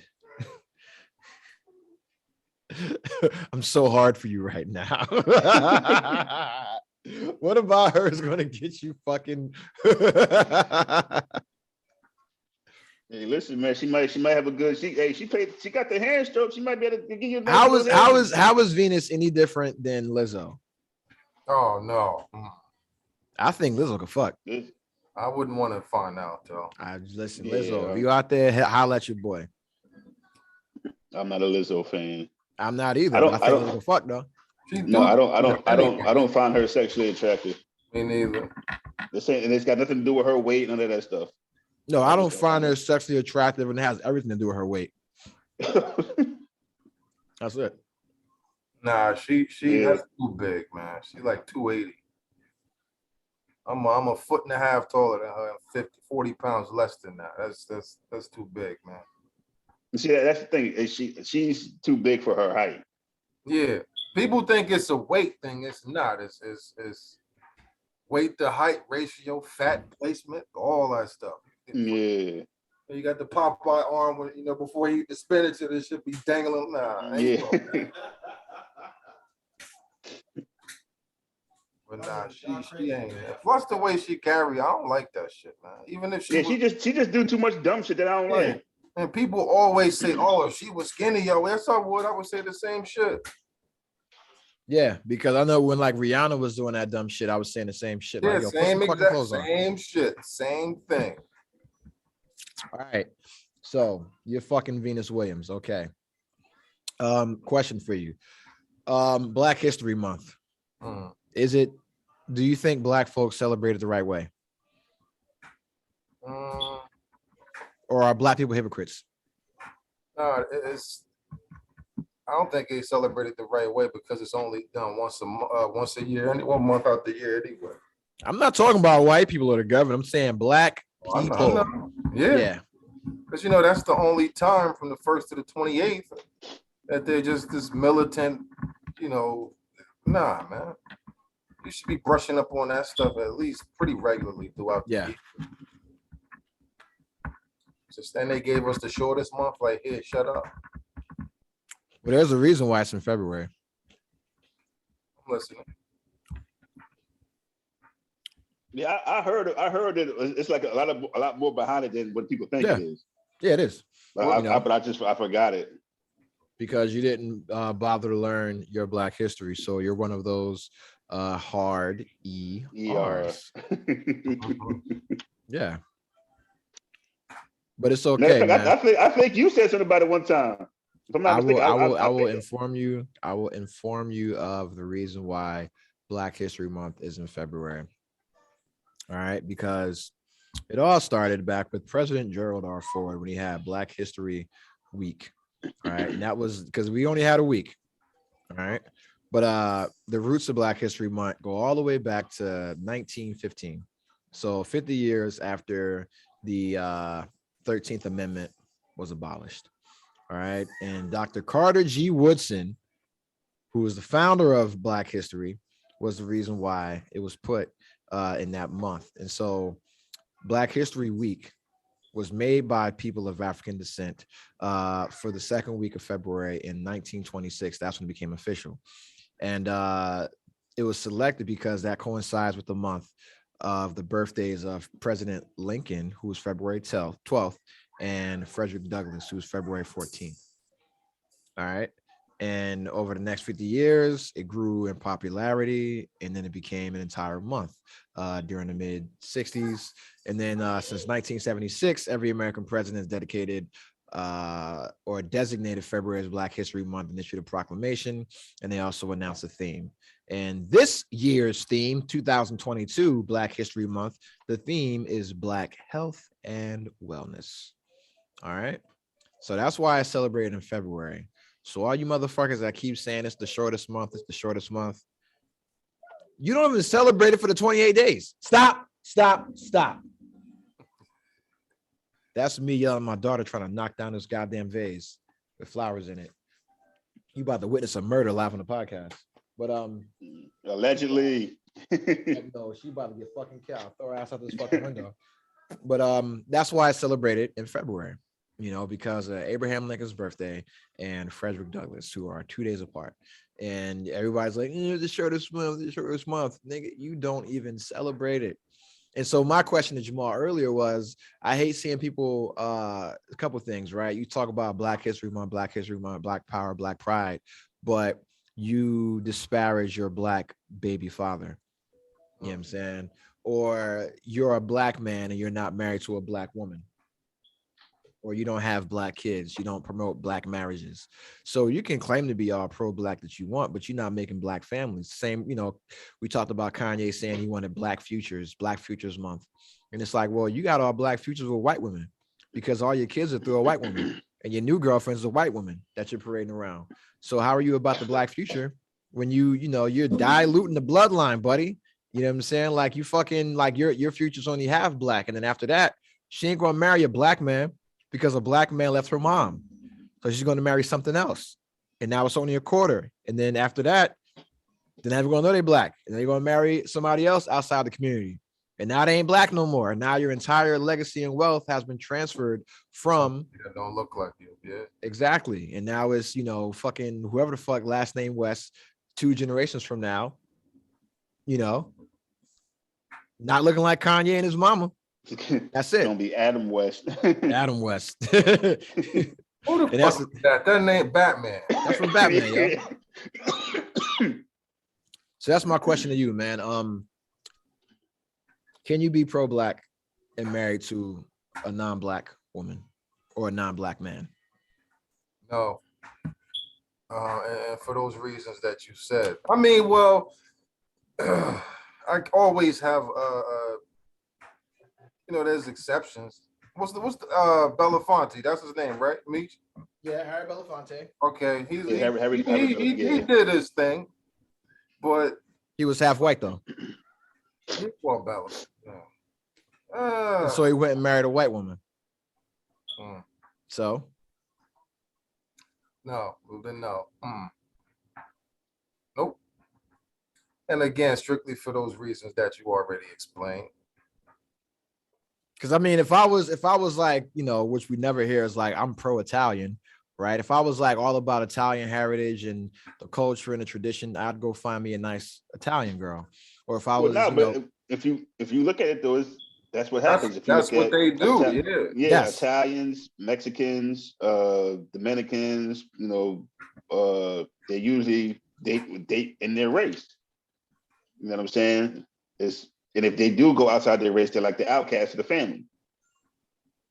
Yeah, like you don't see that in like people from India and Malaysia and shit when they come over here. Excuse me.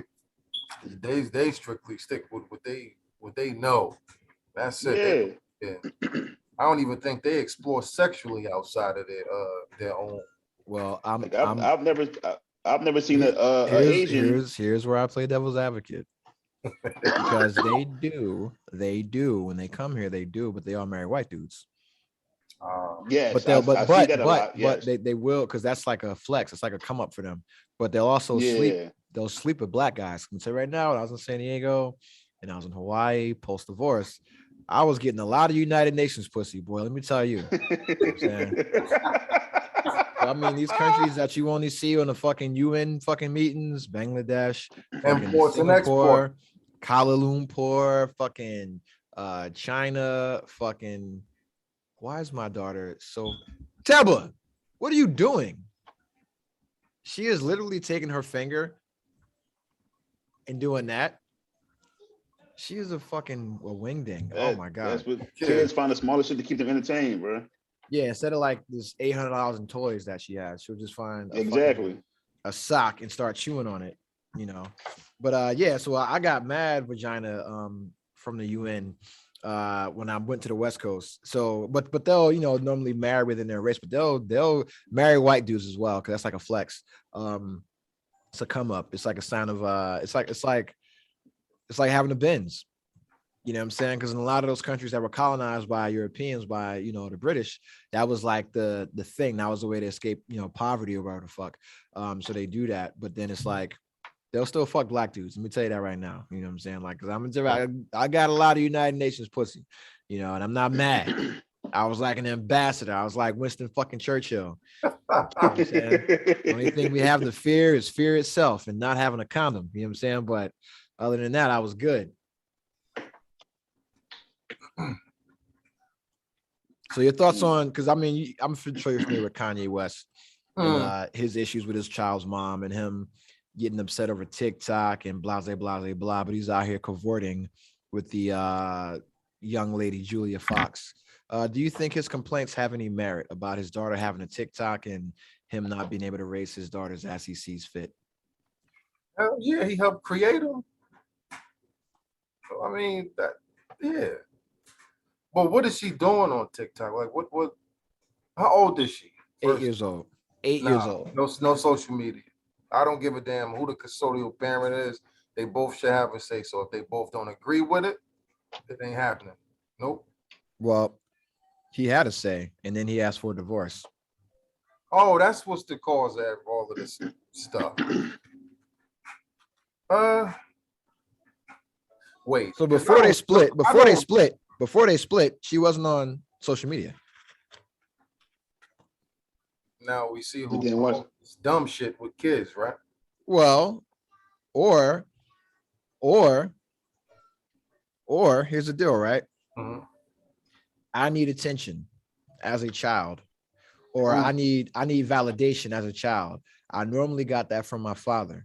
My father chooses to leave the house. So now I have another outlet where I can interact with other people and get that attention that I'm not getting from my father because he chose to leave the house. And we're not looking at it from that perspective. But I give you that. I'll take that into consideration. Yeah. Got me there.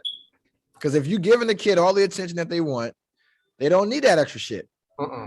They just want attention and validation from other sources when they're not getting from home, you know? And it's like, if you're a dad and you're in the house and you're giving your daughter all the attention and shit she needs, she's not going to go on TikTok. She's not going to go on social media, you know, because daddy's love is better than anything else that they can get. You know what I mean? And that's the thing. And so when we stop giving that, that's when they go somewhere else. We just got to find other ways to give it to them in the way that they fucking want, you know, whether it's, you know, taking them to sports or showing interest in their hobbies or just spending time with them. Cause we all had tea parties and we play dress up. We do all this shit. And at some point we're like, man, I ain't doing this shit no more. And that's when they go to seek outside validation and attention from other sources. Let me ask you this though, with how, I guess her mom gets a lot of attention from social media. Do you think that has plays a factor into it also? No. Because the child doesn't have access to the mom's social media. No, but I'm saying, but like I know the child only knows that the mom is famous. And the child knows her dad is famous. But she has to ask them at some point, like she the dad gets a lot of attention from social media. The dad gets attention from social media. The kids aren't on a TV show like that. No, but I'm saying, but like her mom gets a lot of attention from social media. The kid does not know that. The kid doesn't have an Instagram. No, but the kid watches TV. Like you can see the shit on the fucking news. The kid sees the dad on the TV. So for you to single out Kim means you're ignoring the fact that Kanye gets the same amount of attention from social media and the news. I'm just saying, like I don't think it's all Kanye's, you know, doing.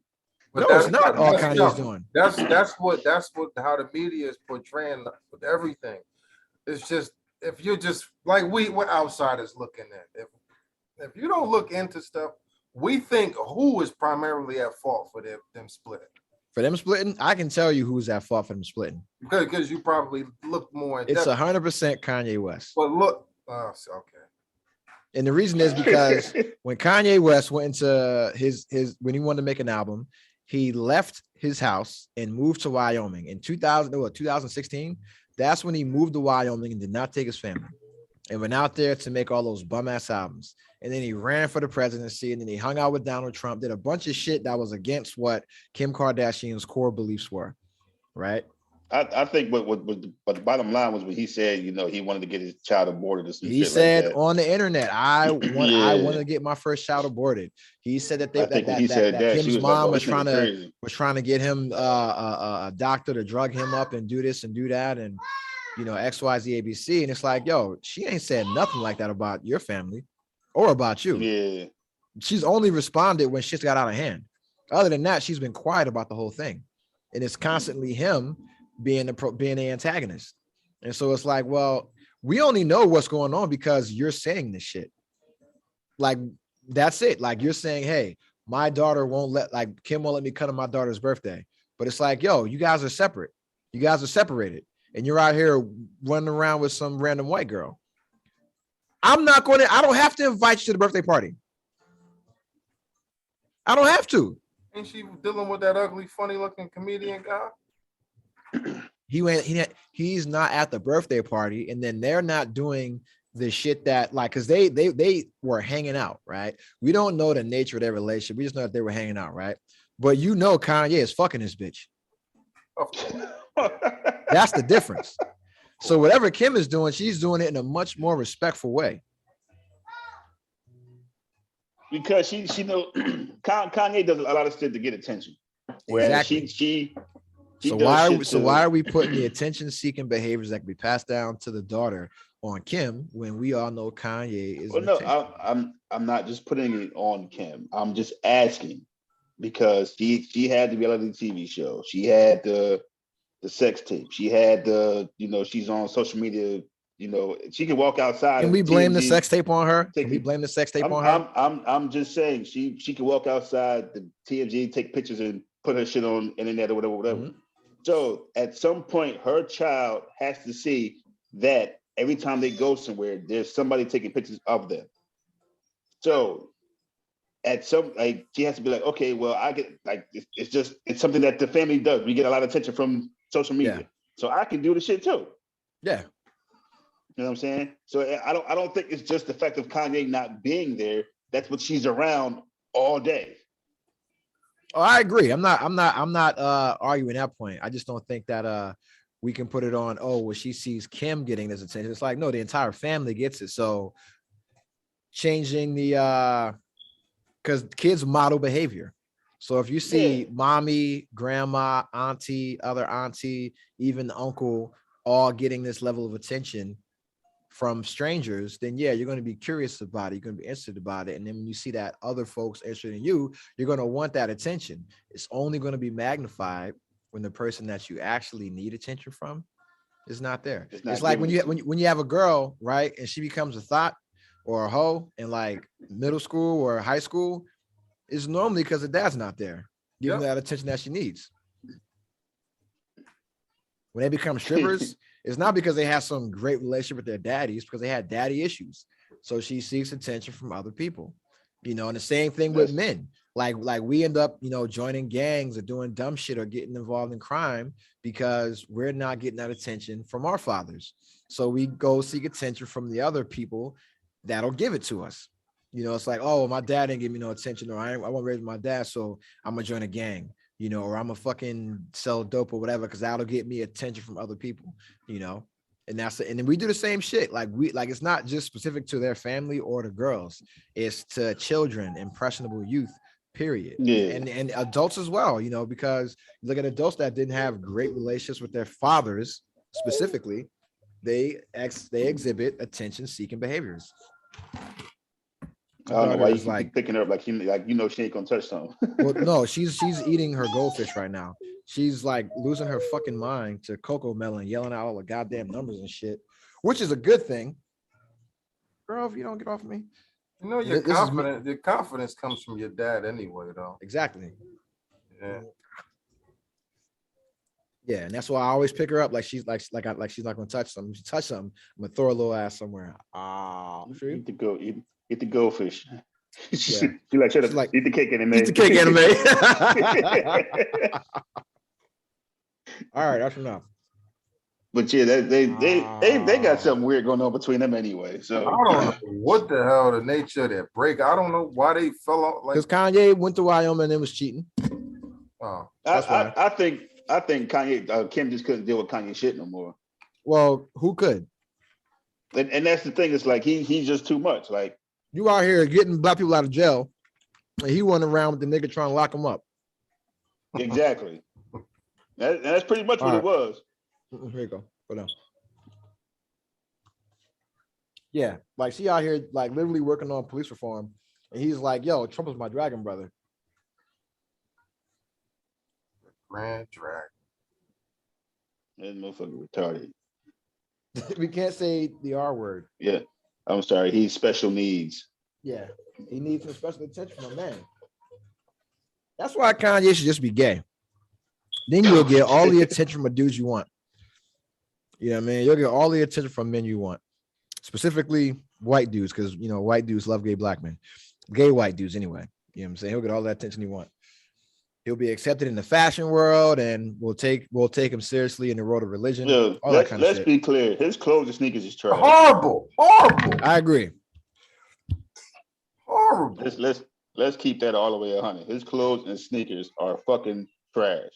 There's like one pair of the sneakers I saw that I thought were okay, but I'm not like the shits from Nike, the Red Octobers, those the old Yeah, Yeezys. when he was with Nike, I could see myself wearing those. But I never was a fan of the Adidas sneakers anyway, like that. The shits he got out now, fuck no. Them shits really, they look like potato sacks with rubber on the bottom. But I heard Bone said they comfortable as hell. Man, fuck Bone, man. So, They comfortable. They comfortable as hell. Air Max is comfortable too. Yeah, extremely comfortable. All right, so question. Oh, go ahead. I'll do that later. So question, man. Are you guys aware of Joe Rogan using the N-word on his podcast? No. Yeah, we talked about this, Meech, before you took the break. Yeah. So Joe Rogan, this is for you, Karim. Joe Rogan is a compilation video because a lot of celebrities have taken him or artists have taken the music off Spotify because Joe Rogan was spreading COVID misinformation. India Ari said, "Hey, fuck the COVID shit. This motherfucker uses the N-word on his podcast and has for the past 12 years. And none of you guys cared about it. So that's why I'm taking my shit off." And she put out a video of him just using the N-word and encouraging other non-black guests to use it as well. And then he put out an apology saying, "Well, I was just using it in the context that Richard Pryor was using it," or blah, blah, blah, blah. No, you can't do that. Yeah.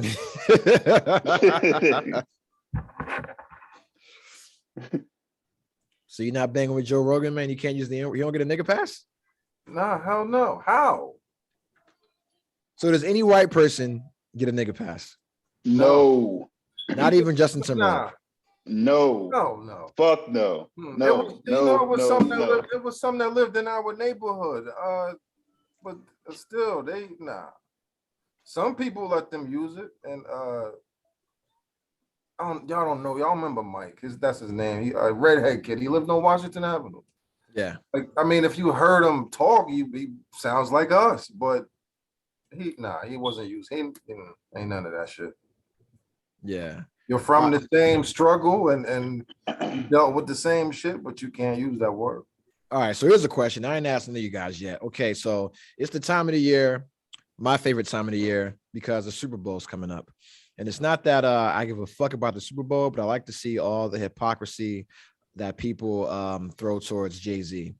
And they say, "Oh, Jay-Z partnered with the NFL and he didn't what came in that." You just had Mike Freeman, NFL wide receiver for Tampa Bay Buccaneers, said, I don't feel that Jay-Z's partnership with the NFL has done anything. And he's like, what really is going on, and blah, blah, blah, blah, blah, blah, blah, blah, blah, just criticizing shit. And then every year you see at this time, Black folks criticizing Jay-Z's partnership with the NFL, asking, why are we doing it? And what is he doing besides getting the bag? And I take that personally. I take offense to that. I take offense to that. But I just want your thoughts. So have any of you guys seen this type of shit? And do you have any thoughts on Jay-Z's philanthropy with the NFL? I think people just want to scrutinize and talk about him because it's Jay-Z. That's it. Like leave people the fuck alone, man. What is he doing that's wrong? Well, people aren't even looking to That see they what he think has is done. wrong. Huh? And that's the thing. I think when he partnered with it, everybody thought he was just gonna get Kaepernick his job back. Yeah. Oh, okay, he's there, get him his job. And then when that didn't happen, they was like, "Oh, what the fuck are you doing then?" Like, you have to actually look into what his plan. Yeah. You know what I'm saying? I for one don't know. Like, I didn't look into it that deep to know what he's trying to do or whatever. But I guess I could say you've noticed like subtle, like different changes about the way the NFL is going about certain things when it comes to black players. But at the same time, you have some hard ERs, Antonio Brown being one of them, that do shit to fuck it up. Like, Yeah. We're in a situation to where when one person does something, it takes away from all the good. So when that one bad person does something, when that one person does something bad, I mean, it takes away from everything else. And you know, it's like any other thing that you got to give it time. You got to give it's a process. It just ain't gonna happen overnight. You know what I'm saying? But like Karim said, just because of who he is, they just want to scrutinize him because they don't see the transition right away. You know what I'm saying? And they probably don't even know what he's trying to do at all. But it's just because they don't see nothing, or they seem like they not to see nothing. They got something to say. Yeah, they don't see it with like the behind the scenes. You don't know really what's going on with the real motive. You don't know. Yeah, because like you said, just getting to the money bag. That's it.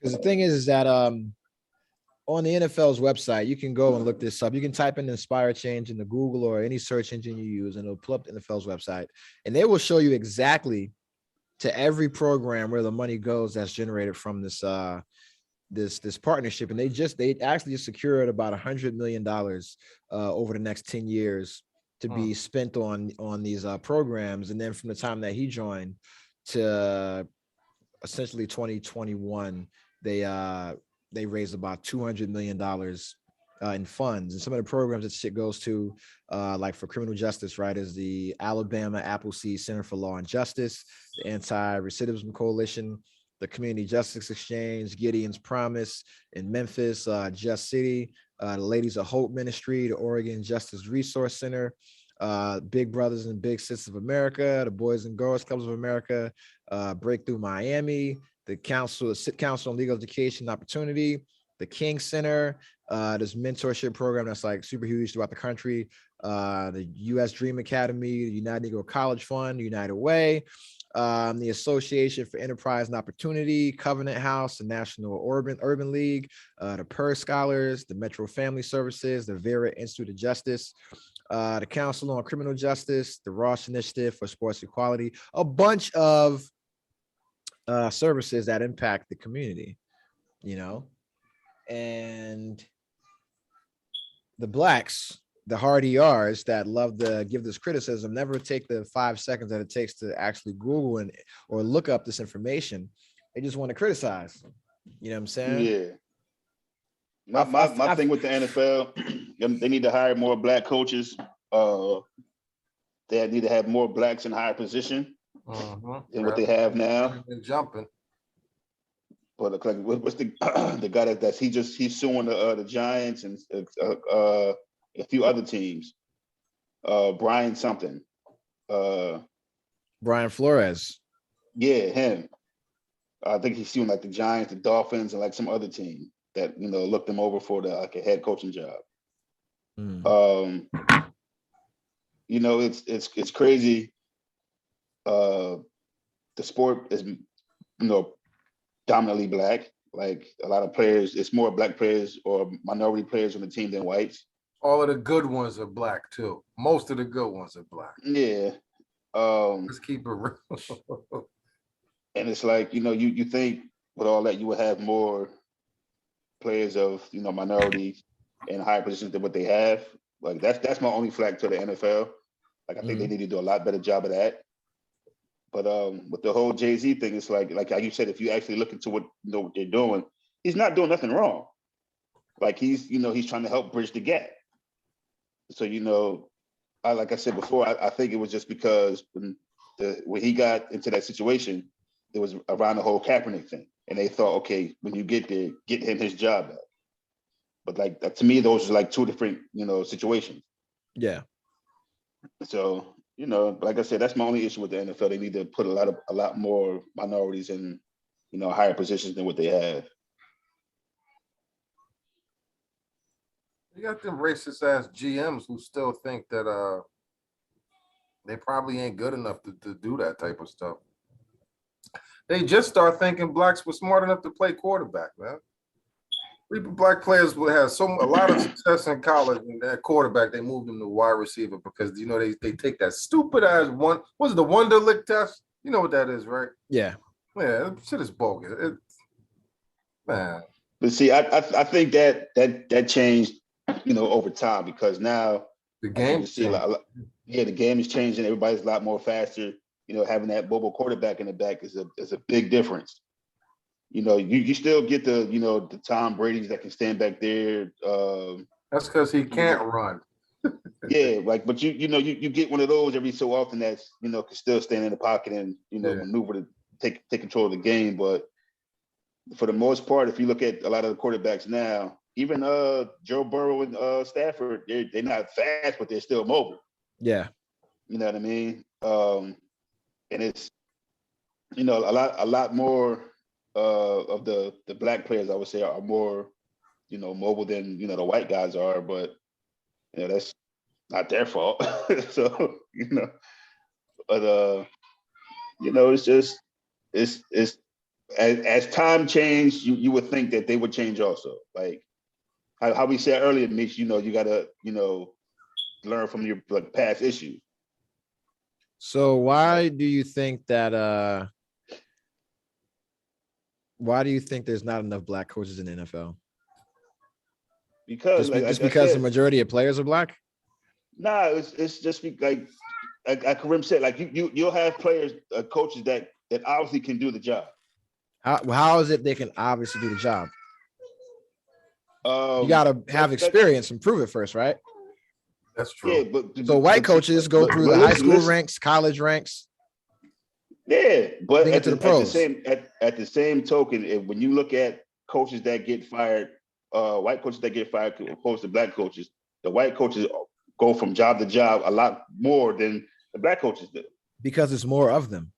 Hold on, let me stop you here. Jason Garrett and the Dallas Cowboys. That was a black coach. How long you think he would have had that job? I don't know, because the Cowboys always have a whack coach. So yeah, because if you're looking, Barry Switzer, how long did Barry Switzer have that Cowboys job? 2 years, 3 years, and he won a Super Bowl. So that was some personal shit with him. Okay, so the Cowboys situation is a little bit different because everybody loved Jason Garrett because he was a player for them. Look at when the Falcons made it to the Super Bowl, their offensive coach, who was he? He coaches the 49ers now. He blew that fucking game. Did the defense blow that, or did no bullshit? No, he blew that fucking game. He managed that game terribly. Instead of sitting there passing the ball, he should have ran the fucking clock out. He managed that game terribly. But after that game, he got right to a head coaching job. Look at fucking Tony Romo. Tony Romo, after he retired, went right into the fucking the broadcasting room. Okay, so black players and coaches, you know this. Are you saying that black players don't go from the league to broadcasting? No, they don't do it as quick as he did, though. They don't. You mean Pro Bowl quarterback Tony Romo, who played the game at a high level for 10 plus years? They don't do it as high as they don't do it as quick as he did it. Listen, because I know mad niggas on broadcasting jobs that should not be there. Romo was average. He wasn't trash. He just didn't get the big job done. He could play, man. There's a lot of quarterbacks that get that done. Yeah. Oh yeah. Now listen, when you have guys like the analyst Trent Dilfer is always on there, like, shut up. Well, because quarterbacks make the best analysts. He was a terrible. Quarterbacks make the best analysts. Quarterbacks make the best analysts because they have to know the entire game, offense and defense. A defensive player only has to know the defensive side of the ball. And a quarterback has to know the entire offensive scheme and the defensive scheme of the opposing team. The quarterbacks make the best analysts. But okay, what do you want to hear Michael Irvin as an analyst? Hell no. What position on defense is equivalent to the quarterback on offense? I would say linebacker. Okay, Yeah. If you look at the analysts, the majority of analysts are quarterbacks and linebackers. Yeah. The majority of analysts are quarterbacks and linebackers because the linebackers are the defensive captains, and they have to know the entire offense to call the adjustments for the defense. I have a question. Ray Lewis, Romo, I got a question. Tim Tebow. Do you think if Tim Tebow was black, he would have that chance? I think if Tim Tebow was black, Tim Tebow would be a starter in the league. He's a likable personality. Also, he wasn't. If Tim Tebow was black, he'd be a starter in the league. With his skill set, you think he would be a starter in the league? Yeah, because he'd be Steve McNair. Stop! No. This what you drinking again? I'm just saying. Okay, listen. McNair. Tim Tebow. Kareem said Tim Tebow was a likable person. Tim Tebow is a super likable person, right? How long did Brian Leftwich have a job? Brian Leftwich had a job longer than Tim Tebow. Because Brian Leftwich could pass the ball. Brian Leftwich. I think he can pass the ball. He's an assistant coach right now, and he's about to get a head coaching job. He's the one. He's at Tampa Bay right now, ain't he? Yeah. Tom Brady just said just went on fucking media and said he should be a head coach and was calling a bunch of people telling he needed to be a head coach. If you go to Brian Leftwich, his play, Brian Leftwich can play. He couldn't. Brian Leftwich was not a better player. Brian Leftwich was not a better player than Tim Tebow. You are absolutely out of your mind. Who has more playoff wins? Who has more playoff wins? Who has more wins? Period. Who has? Oh, that's all you need. He had that Denver defense was pretty good, man. So who has a national championship and a Heisman? Brian Leftwich or Tim Tebow? That nigga went to Marshall. Like, survey says Tim West Tebow. Virginia. You know what I'm saying? So you can't compare Tim Tebow to anybody. Tim Tebow is fucking Jesus, bro. But look at who was a piece of shit black quarterback. Who was my Geno Smith? He was a piece of shit. He kept the job. A backup, yeah. Okay. What was Tebow wasn't no fucking career starter. He had like 2 seasons where he started. And Geno Smith still plays. I'm looking it up now. Exactly. A fucking bum. Hold on. Look how long Seneca Walker was in the league for. You know what I'm saying? A bum. Oh shit, I forgot about him. All these bum ass black quarterbacks. So don't compare Tim Tebow to any of these pieces of shit. Don't get it twisted. It's a lot of bum ass white ones too. Yeah, but no one's advocating for them to have a job. No one's saying that they should have a job. We're saying that they're bums, and we all agree on it. Vinny Testaverde played almost 20, if it wasn't 20. Vinny Testaverde has NFL, or he had NFL records until Brett Favre broke it. But interceptions, yeah. Until Brett Favre broke it. And he threw 35 picks in a season. Yeah, Vinny T had winning seasons though. That's the thing. So let's not fucking jump on the fucking Vinny T hate train. You know, so it's like, yo, the NFL was a very rough game, man, and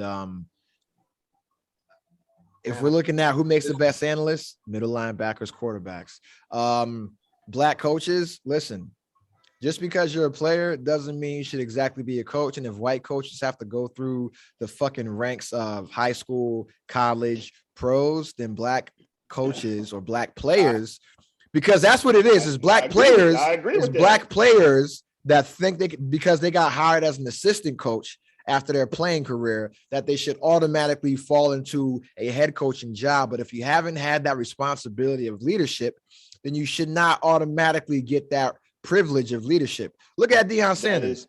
Look at Deion Sanders. What did he do? He went and took a fucking coaching job at a HBCU. So all these black coaches, if you want to be a fucking coach in the league, go resurrect an HBCU program. They won't do it. They won't do it. They won't do it. Go to a fucking D2 school, because that's where the white boys go. That's where they go. Yeah. They go back to their alma mater and fucking win there and recruit there and get the buy-in there. And then they have this huge amount of leverage to take to the league and get a job 4 years later. Perfect example, Jim Harbaugh. For the He Ravens, was at right? San Diego, right? He coached there for a while, I think. Which one is the Ravens? Is that Jim or John? Number 4, that's, I don't know. Jim Harbaugh, I want to say, is at Michigan right now or some college right now. Okay, but he was in the league though. Yeah, and he did trash, and then he got fucking fired and went back to college. No. He did not do trash in the league. When he was coaching the 49ers, there was not trash.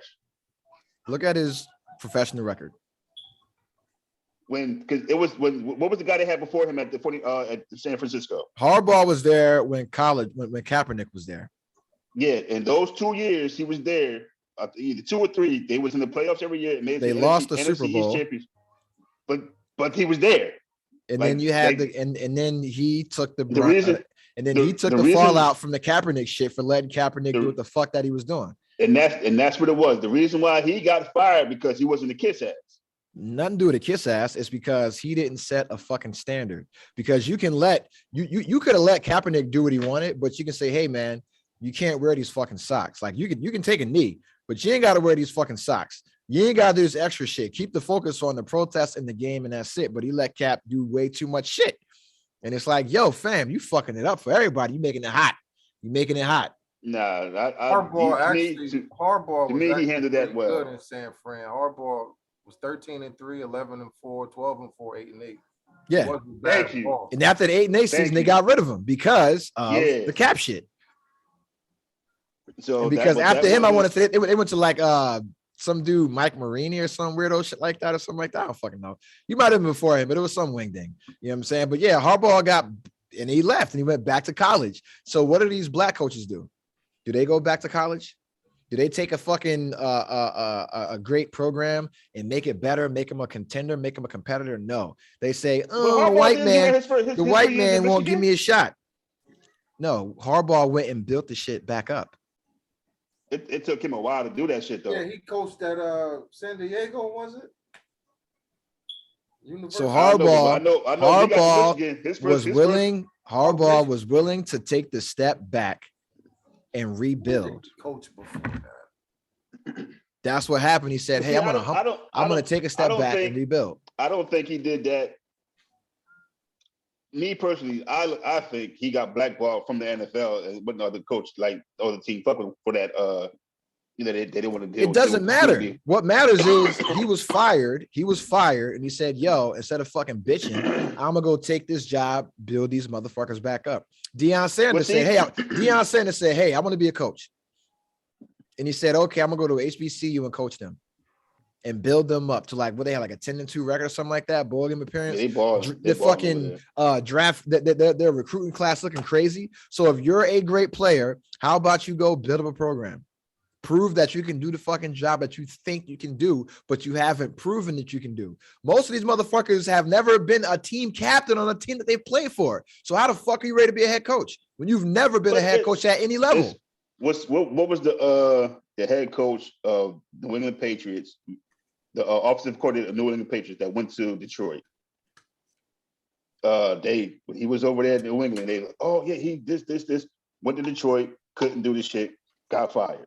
Okay, so the difference is was he someone that coached for a while and had a track record of performance as an assistant coach and then got a head coaching job?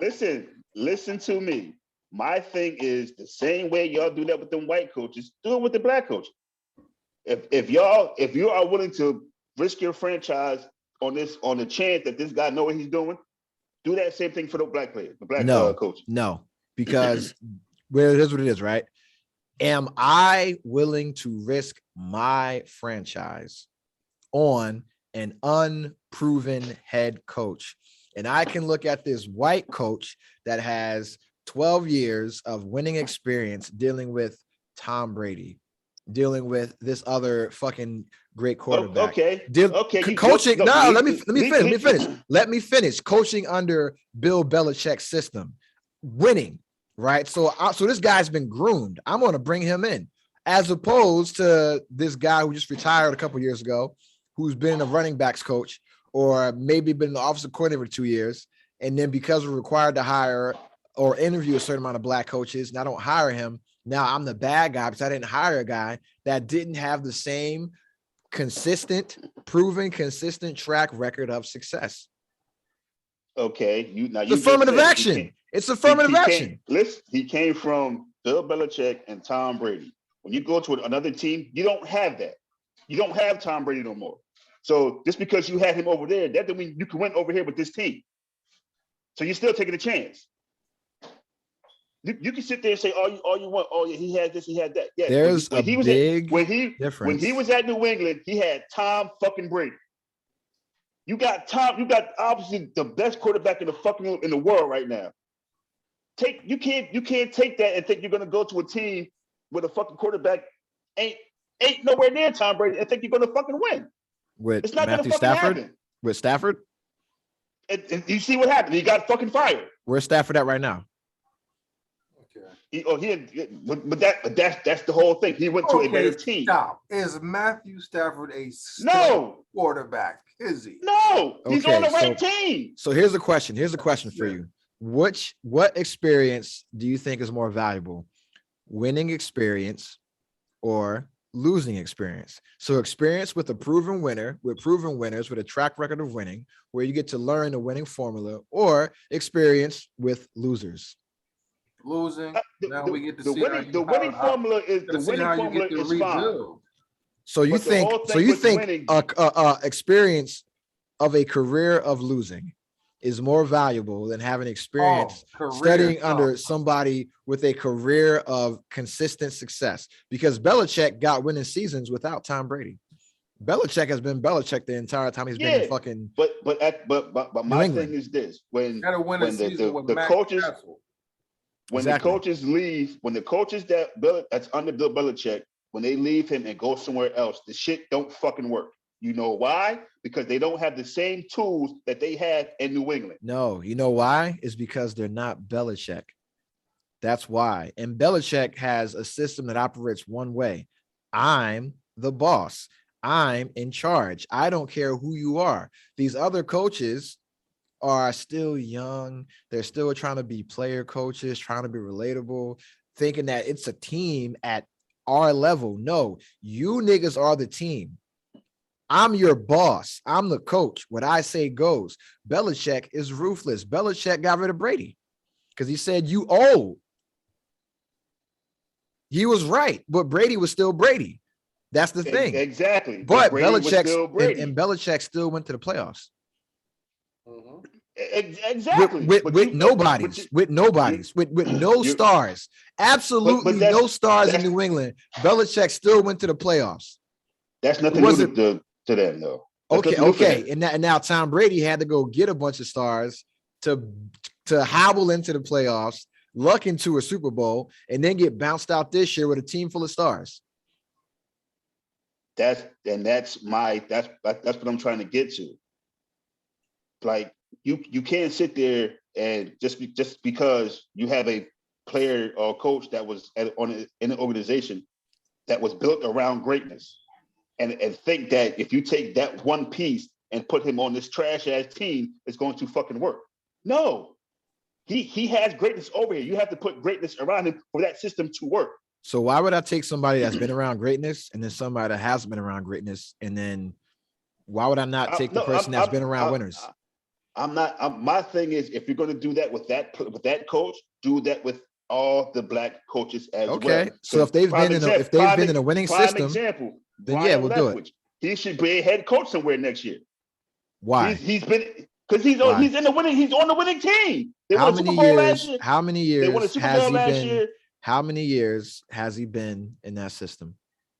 I don't know how long he's been with Tampa Bay. Okay, so then why can you say he deserves to be He A has winning winning. coach or head coach. He has winning seasons under his belt How many? as a player and a coach. I don't know the exact number. Wait, who?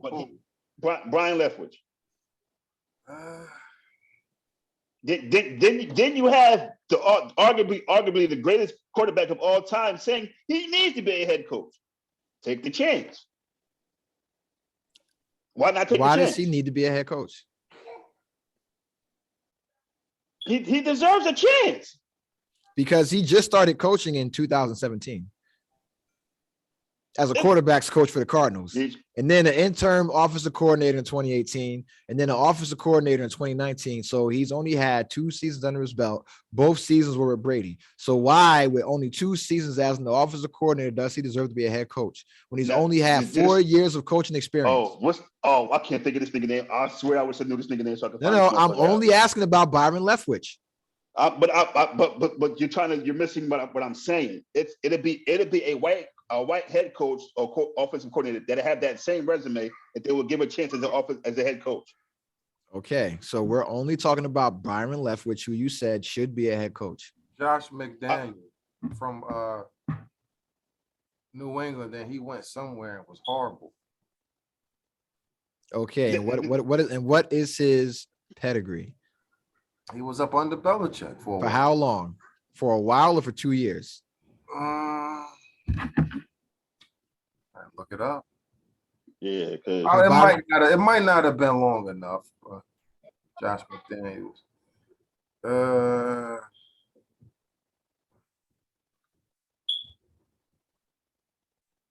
1, 2, 3. Because he started coaching in 1999. 8 years. He was up under Belichick. Because he was in Michigan State, 1999 as an assistant. New England Patriots, 2001. So we got there the same year as Brady as a personal assistant. Defensive assistant in 2002 to 2003. Quarterbacks coach, 2004 to 2005. Offensive coordinator, 2006 to 2008. Head coach, 2009, 2010. So that's 10 years of coaching experience. All 10 essentially under Belichick. Then lost the job in 2011, St. Louis Rams, offensive coordinator, quarterback coach. Back to New England. Offensive coordinator for 2012 to 2019. Offensive coordinator 2020, 2021. And then head coach again from 2022 to now with the Raiders. So he got a 1-year gig in Denver, got fired, went back to basics for 10 fucking years before he got a second job. You all right? My mouth is closed. What black coach is willing to do that? Because he started coaching in his fucking late 20s. Yeah, that's the trenches. That resume is definitely the trenches, man. So it's very hard. It's very hard for me to say, hey, black coaches. Well, yo, show me the black coaches that are putting that kind of work in, that are putting that kind of time in. No, they do 2-3 years. 2-3 years and think that they're entitled to a fucking coaching job because they played. That's why.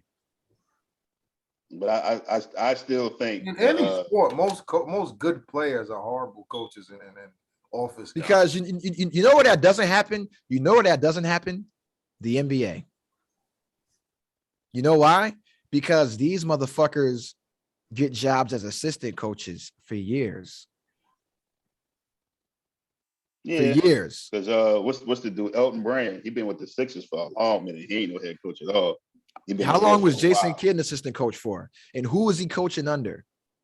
He's still an assistant coach now. He's gonna be the coach of the Lakers next year. Watch. You know what I'm saying? Like look at all these black coaches that we love. They put their fucking time and they didn't retire 3 or 4 years. And then like Brian Leftwich started coach. Like imagine an NBA coach. This motherfucker was an assistant coach for 3 years, and all of a sudden he's a head coach now, and he's a former player. Where the fuck you see that at? How long did it take Steve Nash to become a head coach after he retired? To be a head coach? Yeah, he's the head coach of the Nets. How long did it take him? Ooh, let's find out. Steve Nash is different though, boy. That's a different. fucking boy. What's Different. He's a fucking MV motherfucking P. Okay? So if Derrick Rose retired right now, he should get the same time to be a head coach as Steve Nash. Nope. Well, he's an MVP because Derrick Rose didn't do it consistently. Sorry. What did Steve Nash do consistently but lose? Come on now, you're Just stop. disrespectful. That You're second disrespectful. MVP, that second MVP that he won. You're disrespectful, bro. Sean Marion led that team in every statistical You're category disrespectful, bro. except for assist. How am I being disrespectful? You're disrespectful. You're disrespectful. No, Steve want Nash you to know he shouldn't have got the MVP that second time. Well, he shouldn't have got it over Kobe ever. So, I mean, we keep it in the buck. But if you erase Kobe from the books, Steve Nash was that dude. You know what I'm saying? But no, Steve Nash, no, when the fuck did he retire? No, he was a consultant. He was a consultant from 2015 up until he became a coach in 2020. So he was a consultant, and he was a consultant, worked in the front office. So he had 5 years of consultant experience before he became a head coach for the Nets. And then the Nets job. Would you say he's doing a great job? All right. He has Kyrie Irving, Kevin Durant, and James Harden. That wasn't the question. Is he doing a great job? You can't. If you're doing a horrible job with that, then you're horrible. Okay. Oh, that's the question I'm asking. Is he doing a great job? Like prime example, if you look at Golden State, Mark Jackson put that team together, not Steve Kerr. Yep. Steve Kerr is doing a great job. Now, that team was already put together by Mark Jackson. What does that have to do with what the fuck we're talking about? Mark Jackson was a great coach. Mark Jackson did a bunch of years as an assistant coach. And my thing is, why did he get fired, and how come he's not picked up by another team? Mark Jackson got fired for his religious views. That's why he got fired. That was very public, because he was plucking players pray and trying to convert them to his fucking religion. That's why he got fired. Oh. And you can look that shit up right now. That's why Mark Jackson got fired. Steph Curry has been open about it. You know what I'm saying? Because he was a great coach, but he was too fucking religious. The end. And that's why nobody else picked him up. You know what I'm saying? So that's what that is. You can Google it right now. Why did they fucking part ways? And Steve Kerr was an assistant coach for a very long time, also with a winning record. And where was Steve Kerr at? Chicago, and then went to the fucking Spurs, and then did time under Greg Popovich with the Spurs, and then went to the fucking Warriors. And then guess what he did? He took that team, he took those players that Mark Jackson drafted and made them into a fucking winning team. No. Listen. When Mark Jackson got there, it was terrible. He took them to the playoffs. Okay. If Mark Jackson would have been there the next year, they'd have won a chip. I don't know that. That championship was guaranteed whether I don't know that. Kerr was there or not. That was guaranteed even if Coach Johnson was the coach, man. Come on now. Come on, man. Let's keep it a buck, man. Fuck that, Reach. No. Keep that shit 100 all the way 100, nigga. That team was built by Mark Jackson. The year they fired him, next year they was getting the chip regardless. Anyway, no matter who the coach, they was gonna get that. No, you can't guarantee that. Nah, fuck that. Hell no. I'm not giving you that one, bro. How can you guarantee that they would have won a championship without the coach? Because it was the same fucking team. Same squad. So if that's the case, then why don't they win the championship every year? Because they changed the team since then. But if you look at that team, when Mark Jackson got there, it was fucking horrible. When he got there, the very next year, they was in the playoffs. No one is debating that. No one's debating that. If he would have been there the year after that, I guarantee you, and everybody knows this shit. How can you guarantee? How can you guarantee it? Kareem, talk to your boy, Kareem. How can you guarantee it? Kareem, that's the question. How can you guarantee it? They was that good, man. They was gonna win that shit, man. They was gonna win that shit regardless. And Steve Kerr walked into a beautiful position. So if they were going to win it regardless, then they would have won a year previously. You said it's the same team. You said it's the same team. But you have to look at it. I look at it because when they made the playoffs, that was that finding out year. Like prime example, when LeBron went to Miami, when LeBron, D Wade, and Chris Bosh was all in Miami, everybody thought first year they was going to get a ring. No, but you knew once they figured this shit out, they was going to get one. They didn't get a ring because of bad coaching. The end. That's why they didn't win 6 rings. But they had to take that first L the first year to figure that shit out. They didn't have to do that. They could have just won. They didn't because of bad coaching. Terrible. I'm glad you said it. Say it again. Eric Spoelstra was not the coach for that team. They should have had Riley the entire time. Oh yeah. Oh yeah, I agree with that 100%. So the coaching matters. So it don't matter if you got this great, because that's why Steve Nash ain't got a ring and he got fucking 5 All-Stars on his team. Was Steve Nash? Miami walked out of there with 2 championships. They really would have got only 1, but the referee blew that call when they fucked Ginobili up in game 7, I think it was 6. So they barely made it out of there with a championship with the best shooting guard, or top 3 shooting guard in this position. They had 2 of the power. They had 2 of the top 5 players of all time on the team. Yep. And the third guy, he was. And Chris Bosh was the man. Chris Bosh was that dude. People try to dumb him down. I think he was better on Toronto than he was on Miami. Because he had to do more. Had to take a different role. Yeah. In Miami, he could just chill. Get you a quiet 18-10 and just keep it moving. Yep. He had to be the dog in Toronto because it wasn't who else was there? Bargnani. That's what I'm saying, man. Come here. Yeah, but no, I'm not giving you that with the. Nah, that team, they was gonna win that shit anyway. Locks. It's like Kareem, you know Kareem. Like that team was they was getting that chip that year regardless. Was it likely? Was it likely? Sure, maybe. Who knows, right? But can you guarantee it? No, you can't guarantee it. All right, just by looking on paper, you couldn't see who was just automatically who was at least going to be in contention for the title, and that team wasn't on the top of the list. Same teams all the time isn't in contention for the title. Yeah, basketball for sure, not so much football. But. Yeah, but to wrap that point up, bro. You niggas got to stop crying about these NFL coaching jobs. You niggas is trash anyway. You motherfuckers is trash. If you want to be a coach, go take the Deion Sanders route. That's why I fuck with Deion. Went to a HBCU and built them boys up. So if you're a black coach out there, like Brian Leftwich, all right, take your ass to an HBCU. All right, Brian Flores, go to an HBCU, or just go to a big D1 program, build them up.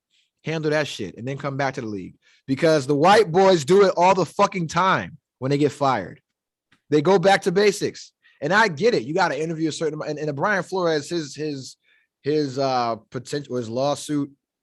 I agree with his complaint, with them interviewing him after they already picked somebody, and them just interviewing black coaches at that point just to satisfy the Rooney Rule. I agree with that. He has a valid case. I hope he gets $1 billion, right? Should he have been fired from his current position? Probably not. He had a winning season, So I think he's got a legit case. I'm not arguing with that. But everybody that's like the NFL and head coaches, where are you guys proving your head coaching ability? You know what I'm saying? Because the white boys are going back to college. I guarantee you it's a few white coaches that haven't proven no head coach ability either. They have more coaching experience. So if you were a woman, and remember Lawrence Frank from New Jersey, the Nets, black coach. No, he was a white guy. Lawrence Frank, he was black, man. Nah, the one that looked like Howdy Doody a little bit. Hold on. He went to the playoffs, man. He went to the playoffs, though. What experience did he have? The Eastern Conference? Come on, man. He's the president of the Los Angeles Clippers right now. Yeah? Yeah. Oh. So he started coaching in 1992. He didn't get the Nets job until 2000. So yeah, 8 years. And he was at Marquette, Tennessee, and then went to Vancouver as an assistant. And then was an assistant with the Nets for 4 years. Okay. And then became the head coach. So before he became a head coach of the Nets, he had 12 years of experience as an assistant. All right. Then he got fired, went to Boston as an assistant, got hired again as a head coach with Detroit for 2 years, from 2011 to 2013, back to the Nets as an assistant coach 2013, and then as an assistant with the Clippers from 2014 to 2016. He just rotating. No, he got fucking fired and got a new job. Keep it real. A black dude ain't taking all them demotions. Nope. Man. And then in 2020, he won NBA Executive of the Year. For the year, yeah. You know what I'm saying? And so, what black coach is willing to do? Mark Jackson could have been an assistant coach after that head coaching job. He wasn't taking that though, yeah. It's pride. Just like fucking Jason Garrett. The Cowboys fire him, the Giants hire him. Y'all know the nigga trash. Y'all played him 2 times a fucking year. Hey, Y'all know man. he trash. Well, who won them games when the Giants and Cowboys played? I couldn't tell you. No, you could tell me, but you don't want to. You could tell me, but you don't want to. It might have been back and forth. But I know some of them games he won, some of the games they won. I'm just, listen, I'm gonna just say it like this, man. Listen, man, y'all black coaches out there, y'all need to go earn your fucking bones, bro. Put the work in, put the time in. You know, that's it. Brian Flores has a legitimate case. He has a legitimate case. I honestly think there's white coaches out there that has a trash resume. But you ain't named none. You ain't named none. Like I said, I can't think of none right and now. All the ones the ones you tried to name, they all got fired and had to go back to square one and rebuild. All right, in Meech's defense, I'm going to give you a black coach, Slocks, with a horrible resume and held this position for 15, 16 years. Ooh. Marvin Lewis, Cincinnati. Oh, yeah. Bengals. Yeah, him. Yep. Him and the other guy. He had to be hitting somebody's daughter in the office. The guy, I don't know how long he was there for. He used to coach Minnesota Vikings back in the day. Del Rio? No, the black coach. Denny Green or something like that. Oh, yeah. He said the Bears are who they thought. Yeah, that guy. All right, so question. Because we a little bit touched on this, and you're a teacher, Krim, so you may have some insight on this. Whoopi Goldberg said some comments about the Holocaust. She was later suspended by the president of ABC, Kim Godwin, a black woman. The black community is up in arms because they're claiming whataboutism, what about Meghan McCain, what about this, what about that, as opposed to focusing on just exactly what Whoopi Goldberg said and why it was offensive, and the person who decided to ultimately suspend her for 2 weeks. So do you have any thoughts on Whoopi Goldberg's statements about the Holocaust? What exactly did she say? So she said the Holocaust was not about race, but it was about man's humanity, or lack of that towards other men, other humans. And then when her co-host tried to say, hey, it was about race because Hitler said they're an inferior race of people, blah, blah, blah, blah, blah. She said, no, it's not about race again. And they tried to correct her again. And she said, no, it's not about race. And then shortly after, they said, hey, man, you're bugging the fuck out. And then she got suspended for saying that. And, you know, we talked about this earlier, and my whole thing was, she got suspended, not for just saying something wrong. She got suspended for doubling down when her co-hosts tried to correct her. You know, they tried to help her out, let her know. And she kept doubling down the same point, saying it wasn't about race.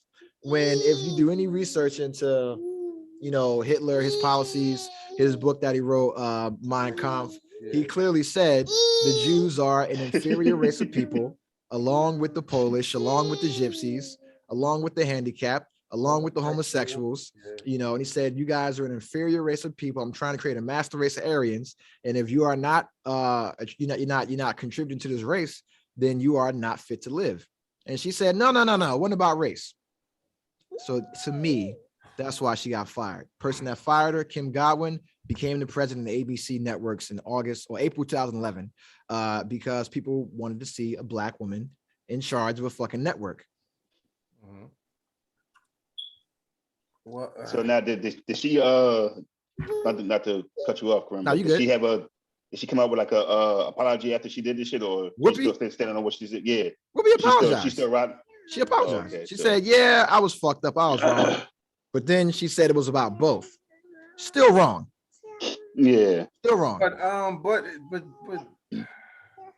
prior to that World War II era, was being Jewish considered a race prior to the Mein Kampf and his final solution? Well, they faced extreme discrimination and oppression prior to it being formalized by the Nazi Party. So prior to then, the Jews have been oppressed since the Council of Nicaea, when they decided that the Jews were responsible for killing Jesus. That's what happened. So ever since then, Christians and Catholics have been oppressing Jews because they said, yo, y'all did this shit.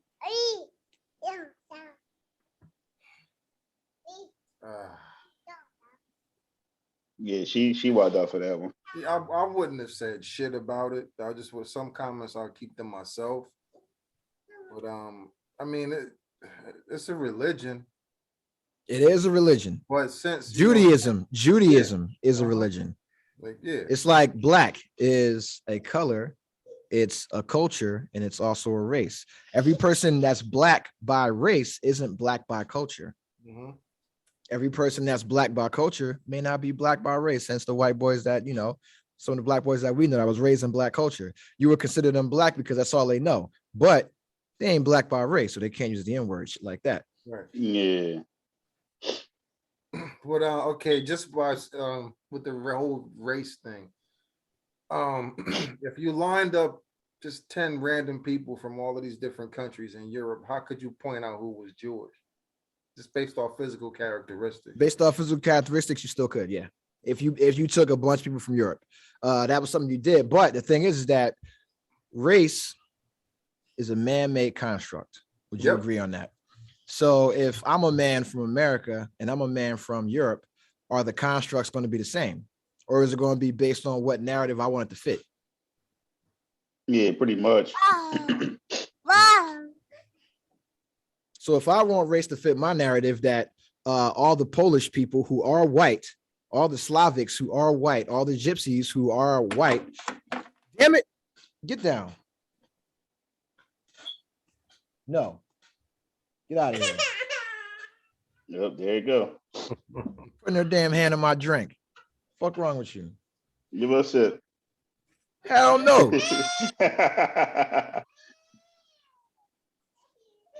Yeah, I would say Whoopi wild out for that. But one thing I could say, I do like about Whoopi Goldberg is she not with that, as far as I know anyway. When she says something, she really she stands on it, wrong or right. She stands on it and tries to give her opinion on why she said what she said or whatever, or did. That isn't always a good thing. I'm saying it's not. It's just not. But I can respect somebody that's saying something and take the consequences of what they said and still riding on that than somebody coming out with a bullshit ass apology. You say because now you just apologizing because that's just you just because you got caught. You're apologizing because you're wrong and somebody held you accountable for it. No. But see that's not why everybody apologizes. Yeah, and that. We're just talking about Whoopi. And that's what I'm saying. A lot of times, she'll come out with an apology, but she'll still be like you just said, she was like, yeah, but it was also this also, which is still wrong, but she still, was stand on what she said. So is she really apologizing? And that's does anybody really apologize? No, you have plenty of folks that really apologize, that really say sorry. When motherfuckers do shit and they get caught with the backlash, then they they PR be like, oh, you got to fix this shit. So write a little bullshit ass letter. Let's be real about it. They do that shit. So at the end of the day, then it's not a sincere apology. Don't mean it's real. So it's not a sincere apology. So why would I respect somebody? So why would I respect somebody that's not giving me a sincere apology? That's an oxymoron. I can't say I respect somebody for giving a sincere apology or give me a fake apology, but still saying what they say. Just don't apologize. But that's what I'm saying. I'd rather you sit there and be like, you know what? Look, she stood on what she said. I'm sorry. It was this and this, rather than say I'm sorry because it was just for this. That whether you got motherfuckers that say, oh, I'm not racist. I got 3 black friends. Shut the fuck up. I'd rather you sit there and just keep it real. Look, I was wrong. I fucked up. She was wrong for saying it. The little apology shit. I hate anybody that do that apology shit any fucking way. Because you said what you said. I don't think she apologized because she thinks she's wrong. I just think she got called out. Her PR team told her to do this shit. Yeah, it's one of them saving face type of apologies. So I think Nick Cannon did some shit like that. Yeah, when he said his little the thing about something. He said that Jews run the media and Jews run the world and blah blah blah blah blah blah blah blah blah. A bunch of anti-Semitic comments based on racial stereotypes that were based on shit that Hitler said. People said, hey man, you're bugging the fuck out. You gotta relax. And then he doubled down on it and they said, okay, we're gonna take you off the air for a little bit because you're wilding right now. That nigga took wilding out to the heart and shit.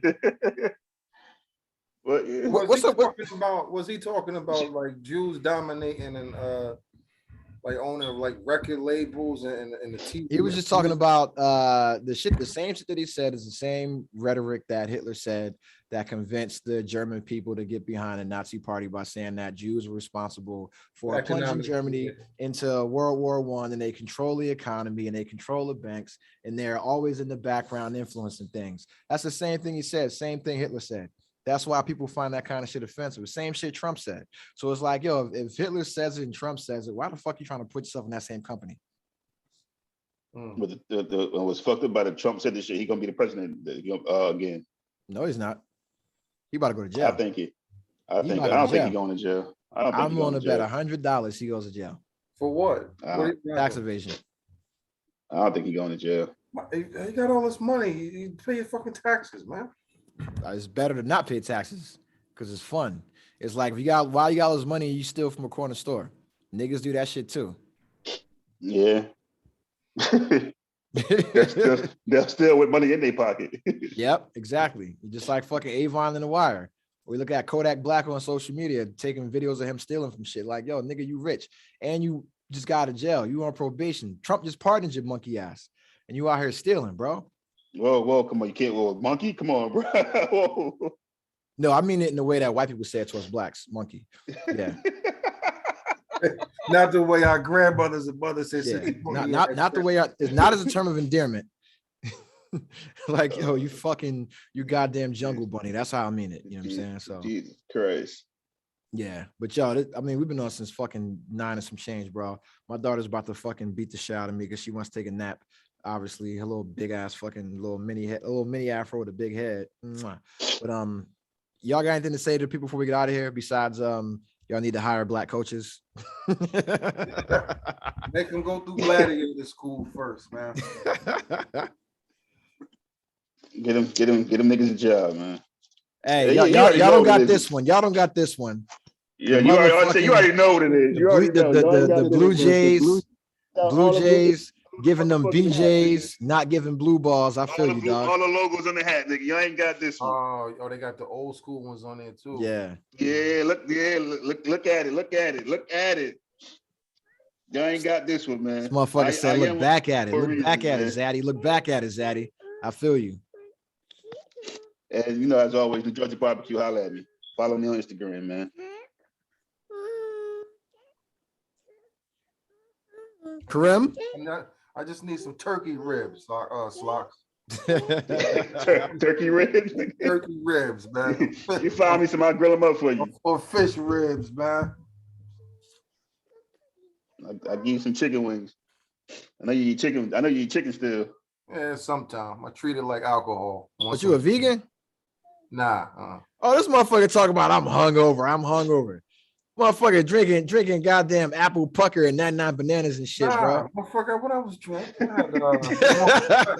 Hennessy and Long Island's last night. This nigga was like, ooh, that Henny doing something to me. Ooh.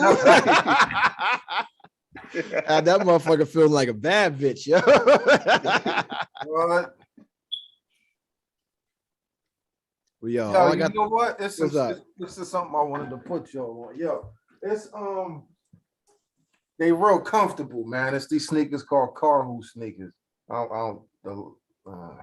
we go. Where you get them from? eBay. Carhu got a website too. It's the most comfortable shoe I ever fucking had in my life. More comfortable than Yeezys? I don't know. I never had Yeezys. I gotta ask Bone and get Bone, get a pair, and not get a pair. Are they black owned? I don't know. I ain't fucking with them then. Oh, Rock Deep on Instagram. They got sneakers too. Them shit's comfortable. Black owned fucking shoe companies. Black History Month. What's the guy name?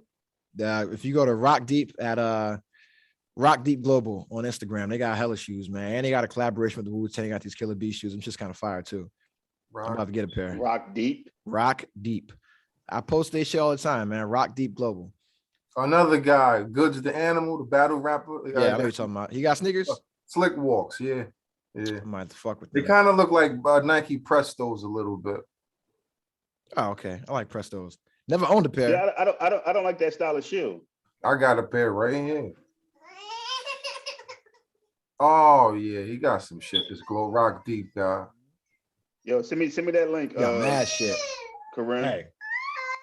Oh yeah, you got basketball shits, everything. Got everything. And the price not outrageous.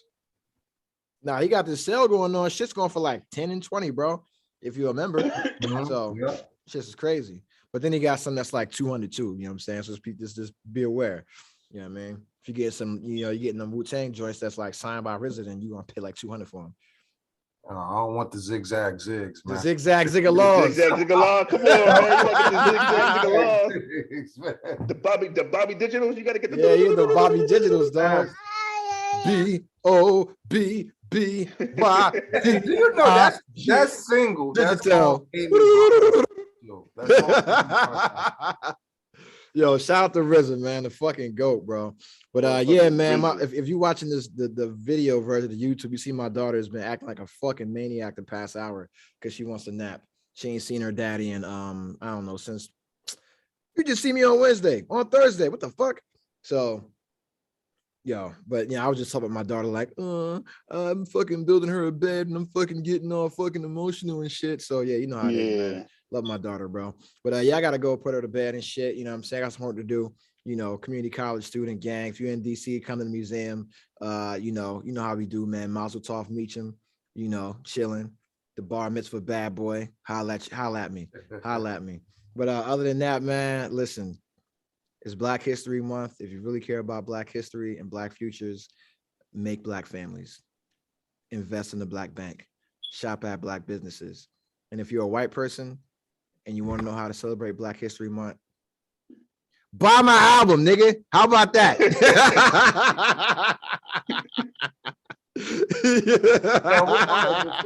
Before you fly, what's that bank called again that you was telling us about? One United. One United. I'll send you the link in the group chat. Are you in the Instagram group chat, or you used to be fucking not paying attention to that shit?